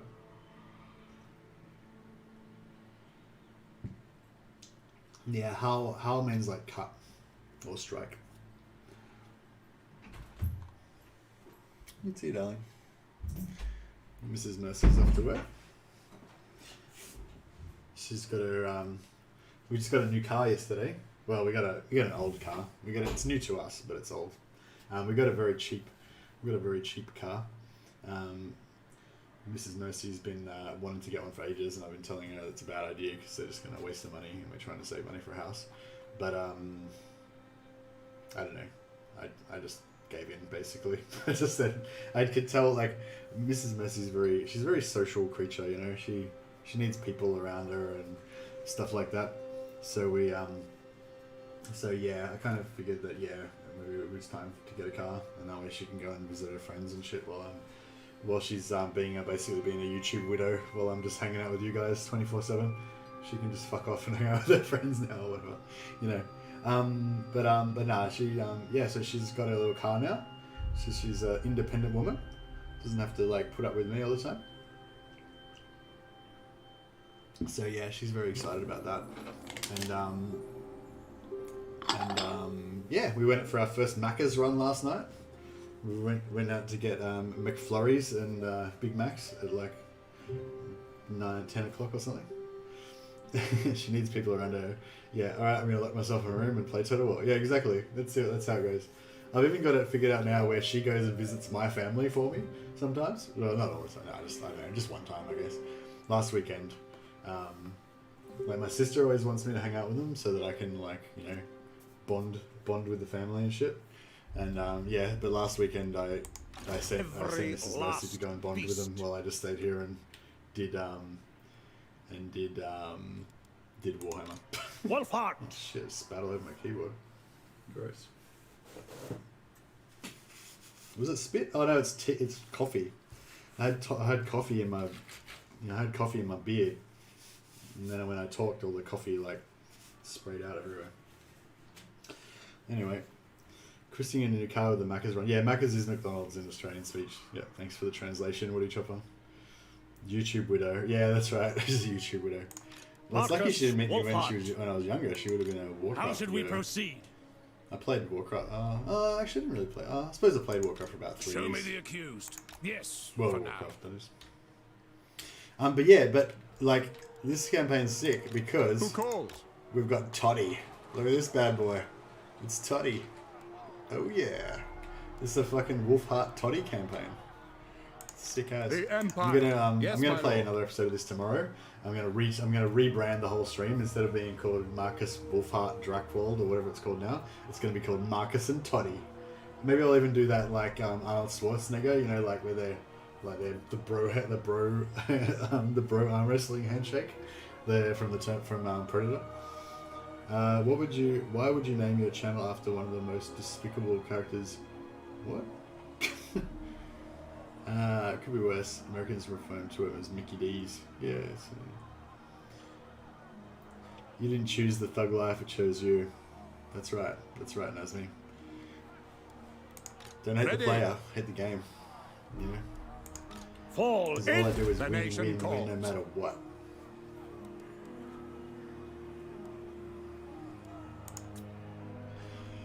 Alright, well after all that hype, like I don't think there's anything to really do this turn. Like we were in this like epic battle for our lives and stuff, and then we just confederated them, and now we're not at war with anyone anymore.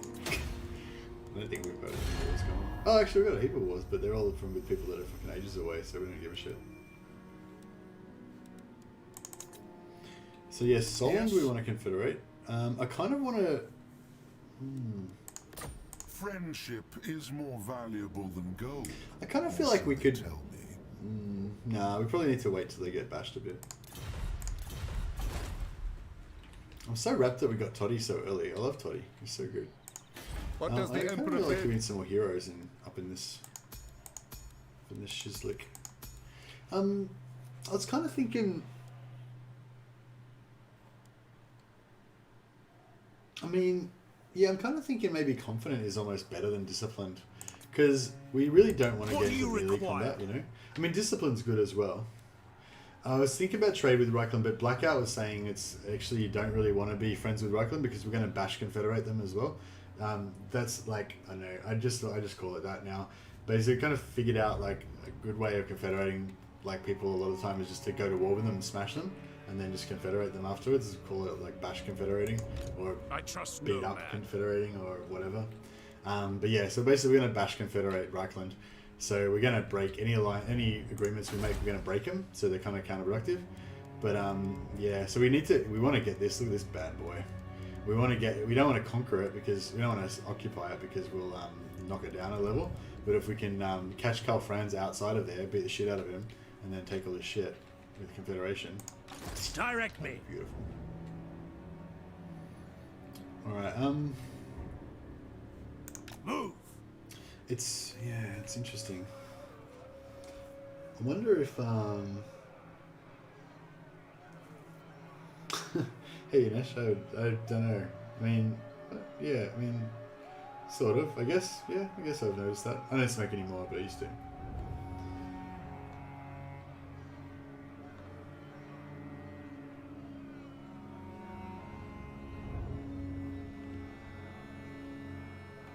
Alright, I think we're up to date. Alright, Evil Monkey, don't get too excited. Alright. Sir, let us forge our faith.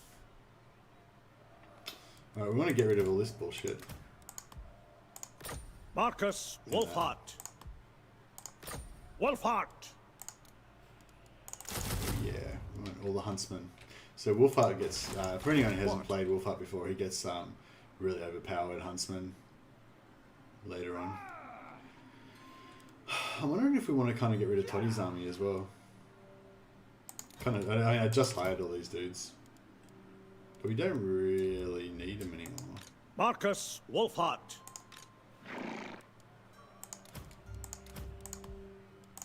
I mean, our faction strength.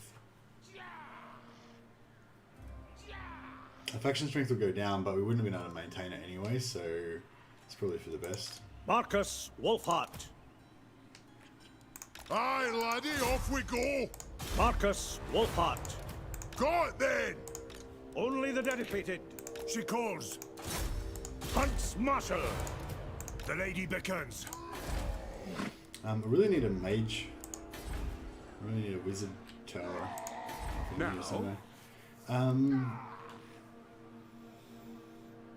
I think I'm going to just have to get rid of the gunsmith. I would have liked to have kept it, but...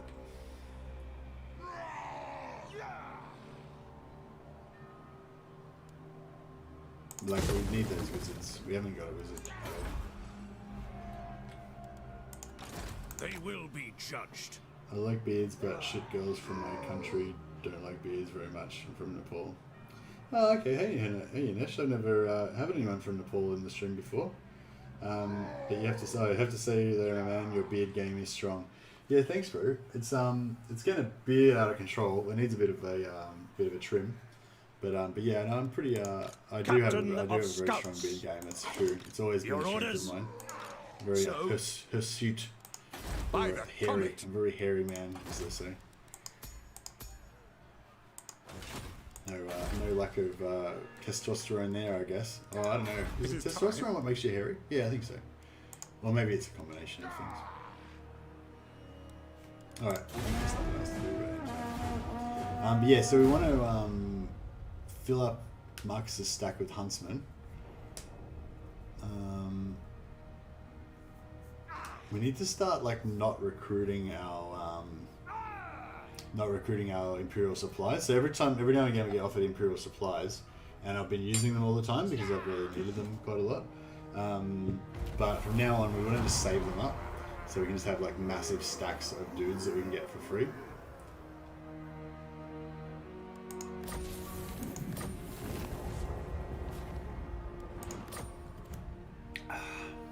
Right. So what's the official story here? Markus went to Lustria and hated the heat and humidity, too many mosquitoes, and came back early. No. So the official story is Markus was sent by Karl Franz on an urgent mission to... Oh, look at these fuckers. They've been at war with us for a few turns, so they've like migrated across the whole fucking empire to come and try and have a crack at me. Like, yeah, good work, dickheads. Anyways, yeah, so the official word was that Markus got sent to Lustria on an important mission for Karl Franz to like kill like Nikai the Wanderer or something. I don't know, we don't really care what his mission was. But he basically, no sooner had he set foot in Lustria, he's just come ashore and he's like, alright, let's fucking genocide some lizard men. And then he gets a missive from the Empire saying that, you know, the Empire's in danger and he must return urgently. The fate of the free world, you know, rests with him and all that kind of stuff. So the details are sketchy. He doesn't know precisely the nature of the threat. I've got to stop soaking my beard in coffee and then spraying it everywhere. Yeah, so he doesn't know precisely the nature of the threat, but he just knows that, you know, his people are in danger. And so he he comes back. You know, he's got to get back to the Drakwald, which is where he came from originally, because he first became famous for killing a giant, I think, that destroyed his village in the Drakwald. So he gets back to the Drakwald, which is around this area, and then he finds out that, you know, the very you know, province that he was born in, the Middenland, is under threat by the Empire. Karl Franz is like you know, sieging Middenheim and stuff like that. Probably because like traitors had like seized the government or something, and the noble Karl Franz had to, you know, like take them out or something.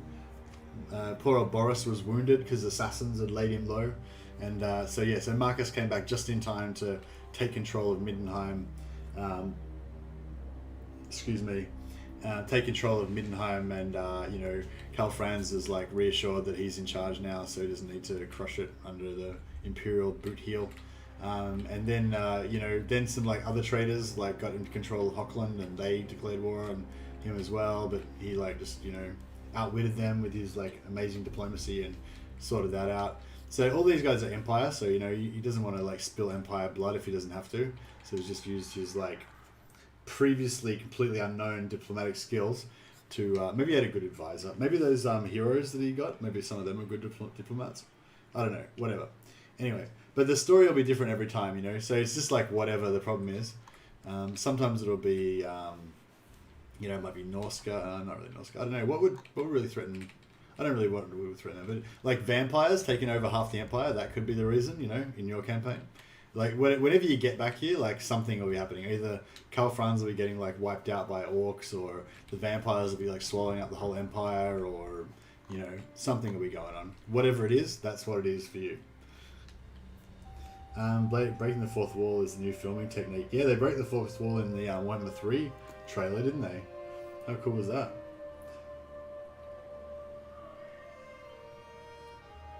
Markus returns to save the Empire from an unknown threat. The end times, perhaps? Find out more on this episode of Nursing Mad. Exactly. The season is so weird. We used to restart the narrative multiple times in front of our eyes. Yeah, that happens a little bit. Skaven corruption in Altdorf, indeed. Maybe it's Skaven. Maybe Skaven are the real threat. Good call, Mikkel. That could be it. Maybe no one else is ready to hunt the Skaven except for Markus, because he's a elite hunter. I wonder if we could get a snazzy... Monster Hunter. What's his ambush chance? His ambush chance is 95%. Check it out. What a boss. Covering ground. Look at that. He's like right. The guy like, he's practically right in his face, and he's already. He's like, yeah, whatever. Aye, lad. What can I do? My arrow flies true. My deed's a legend. Markus Wulfhat. Lady of Athens. These guys are legendary heroes, yeah. So if Markus they die, they just come Wulfhat. back, yeah. There is Then they're power immortal and within stuff. prayer. I see. Loyal or not, they'd better fight. Shield of faith. What? Off we go. We need a sack city. I think we want to conquer the Black Pit before too long. We can't confederate them, so we may as well just conquer it as soon as possible. Yes, General. What do you require? Raise Sigma. We need to get... How much money we got? It's pretty expensive.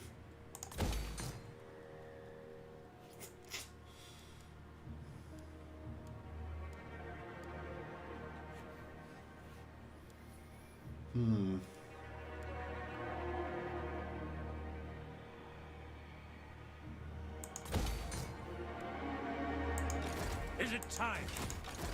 I don't know if I should get rid of some of this stuff, or... I trust no man.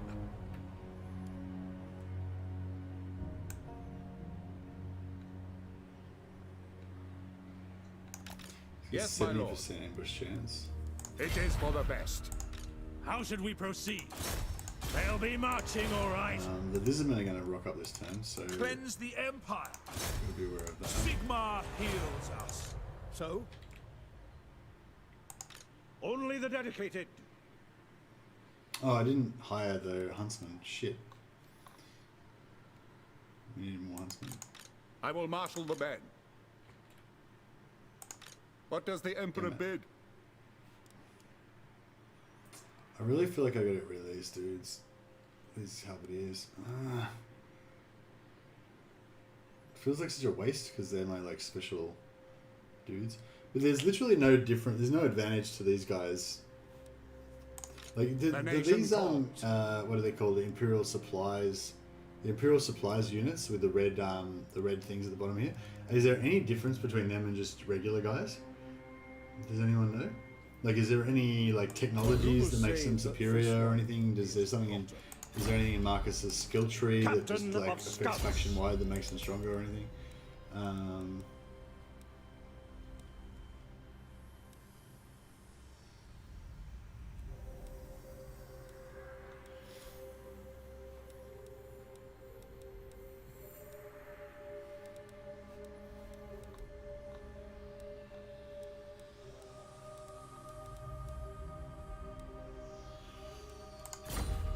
Exactly the same as far as I know. Yeah, okay. Well, yeah, if they're exactly the same, then there's nothing really amazing about having the red colour there. I may as well just get rid of them. Yeah, I'll just check the tech tree again. So I'm pretty sure hunting in this little section here, hunting advances, that's literally the only thing that's different. So yeah, none of these things... Yeah, none of these things do anything. So yeah, all right, cool. Well, I don't think we need. Only the dedicated.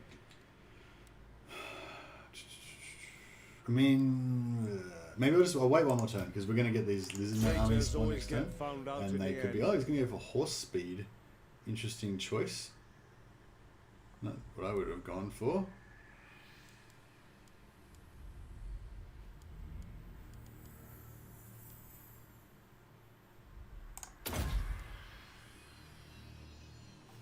Actually, no, I want Toddy to be just a melee monster.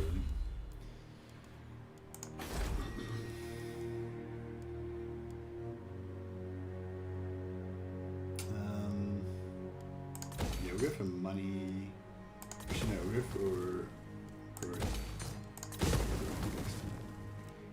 we don't need that at all.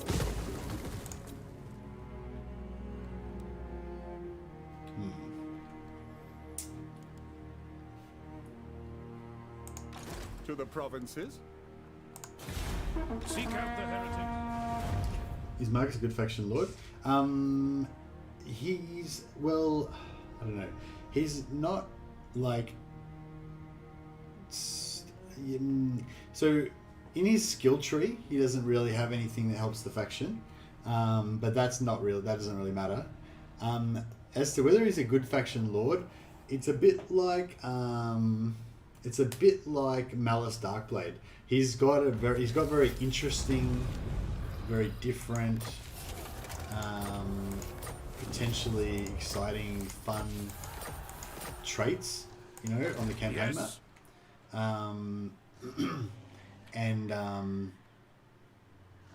You know, other factions don't. So he's really cool in that way, I guess. By Sigma's I don't know if he's... Yeah, I don't know. I think we need to really look into this a bit more to see like how cool or good or effective he actually is. But yes, a sound plan. What? Yeah, it seems pretty powerful though. I wonder if we've got up to an army or Keen sight. Markus, we need to get rid of Wulfhat. this guy again if we need to increase our movement. How should we proceed? Get training. Okay. Markus, Wulfhat.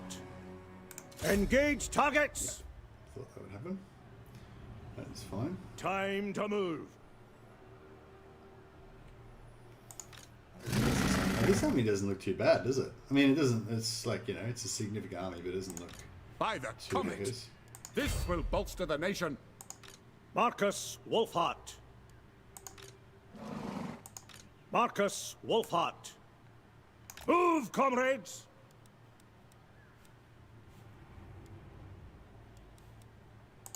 Ready, into battle. All right. What should we? We'll fight this one out just so we can, you know, have some fun annihilating. For some the lizardmen. Empire. Well, hopefully. knowing me, I'll probably just screw up my screw up that. Yeah, so we were talking when the raid first happened. Were you here then, Nazmi, or did you just join later? I was talking about all the advantages and the cool things about the Markus Wulfhart faction. But basically, every few turns he gets extra units for free, and they can be higher tier units than what he can normally recruit. So that's really powerful and interesting and fun, you know.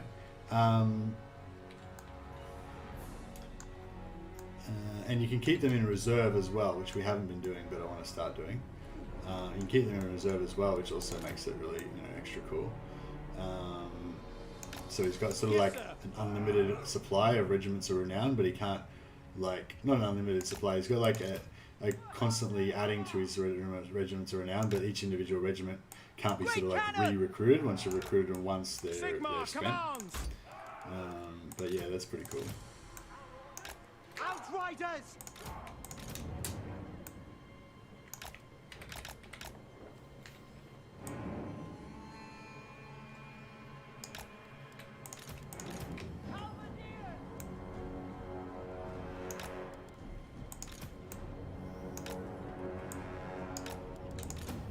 I love great swords, like thematically, like this is one of my favorite units for the Empire, but they're not like that great because it's legendary and stuff.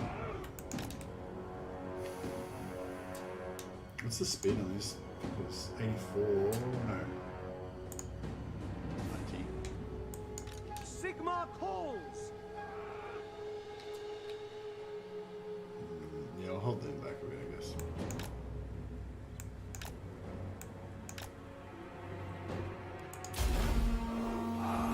Join later. Oh, okay, Nazmi, yeah. So you get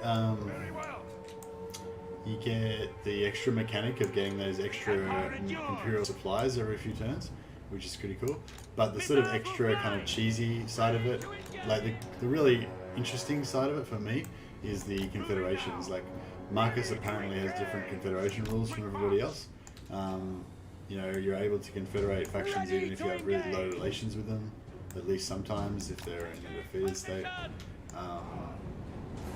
There's no cooldown on confederations, so you can just confederate as many lords as you're able to. Like, if you've got the relations and the faction strength and whatever else that you need. Yeah, it's pretty crazy. Hand gunners!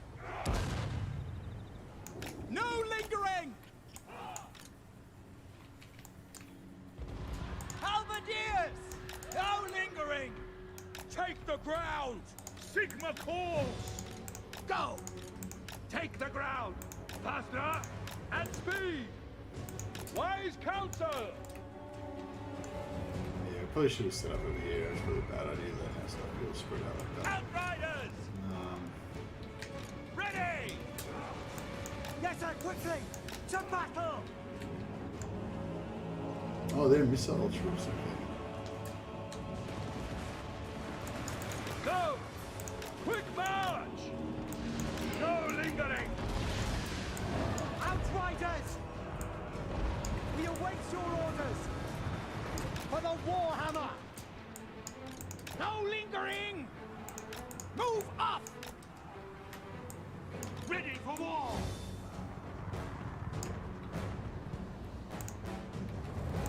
Take the ground!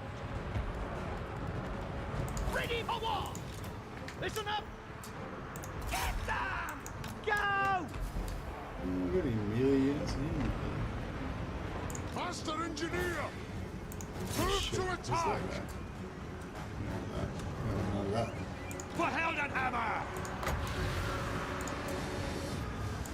On my command! Annihilate them! Sigma! Meanwhile, Outriders! Yes, sir! Quickly! Get them! Go! Hand gunners!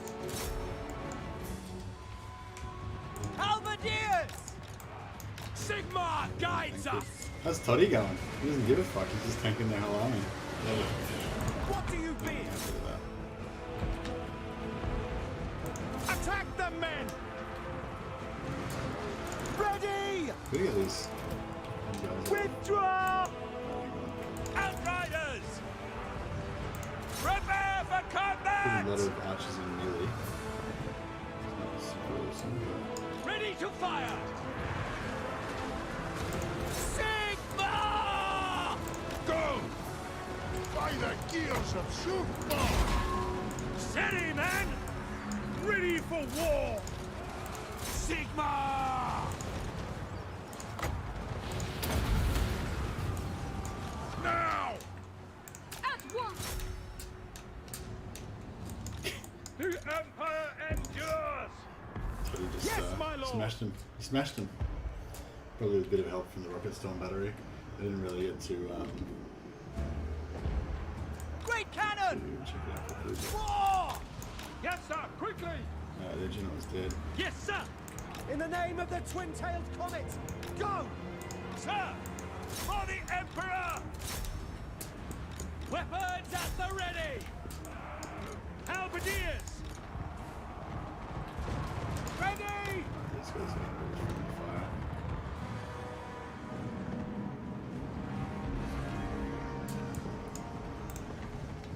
I think we're done. Pretty much. Oh, these guys are still going. By Sigma's men!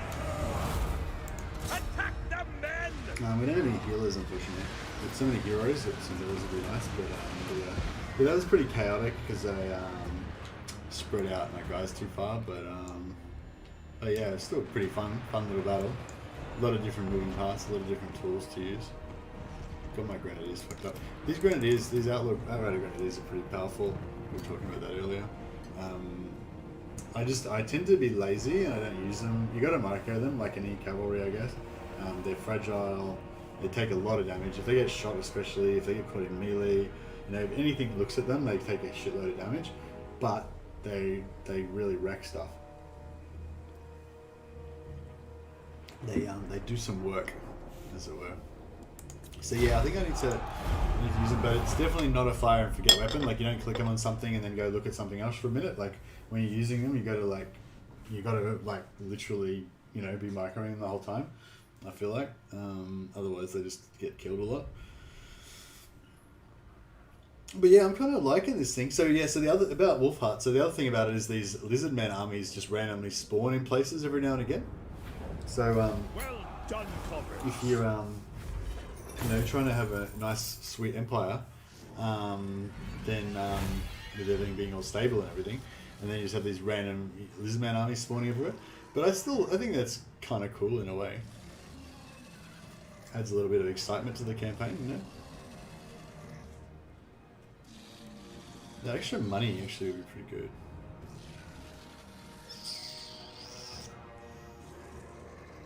We don't really need the replenishment.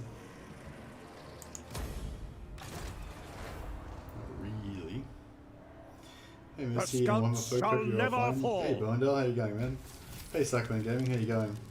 Yeah, if you can just get the grenadiers to plant and fire for a moment, big damage. Yeah, that's right. Even though they are very mobile, I feel like I've been having some pretty good success by putting them like behind the line, so that they are just completely protected, and then the enemy just like stacks up on the line, like on your Another infantry line, trophy for the Hunts Marshal. and then you can just blow the shit out of them because you've got so They much. will fall. Kind of just want to auto resolve this, but I know that I'll probably take, you know, I'll probably lose my grenadiers and stuff. It will really suck. So To the fray. oh, actually, I've got to. I gotta go, guys. I gotta go work. Shit, I forgot. I gotta start work. I gotta start early today. I should have actually finished 10 minutes ago. Fuck, really sorry to do this to you guys, especially because of the raid from Legend. I know you guys all just got here, and yeah. So yeah, apologies for the, you know, not providing very much entertainment for you guys. If it's okay with you guys, we'll pass on the raid to another streamer. So yeah, if anyone still wants to watch some more Total War, we've got a few other streamers that we like to support. So Linksy's got his Ikaclor's Hungry Battle Royale campaign. That's pretty cool. Actually, yeah, let's go for Linksy. So we kind of mix it up a bit, but yeah. So Linksy's doing Ikaclor is Hungry Warhammer Battle Royale Hunger Games live stream. So I don't know exactly how it works out, but he was telling me a little bit about it, and it's like it'll be a crazy, it'll be a very unusual concept. So if you want to see some very exploity, crazy kind of shit, then Linksy will be demonstrating some of that for you right now. So go and say hi to Linksy. I think he's right in the middle of a battle at the moment, but go say hi to Linksy, say hi from me, and say hi from Legend. And because Legend quite often raids and hosts Linksy as well. He's a friend of the channel too. So yeah, go say hi to Linksy and get him to explain to you, the concept of the campaign that he's running right now. It's really cool. All right, so yeah, thanks so much, guys. I got to go and make the money. But I had a lot of fun, playing with you guys as always. I'm going to Alt F4 out of this, so it'll be saved exactly at the start of this battle. So anyone who wants to come back tomorrow after Legend stream or whatever, that'll be cool. All right, catch you guys later. Have fun. And that's all I got. See ya.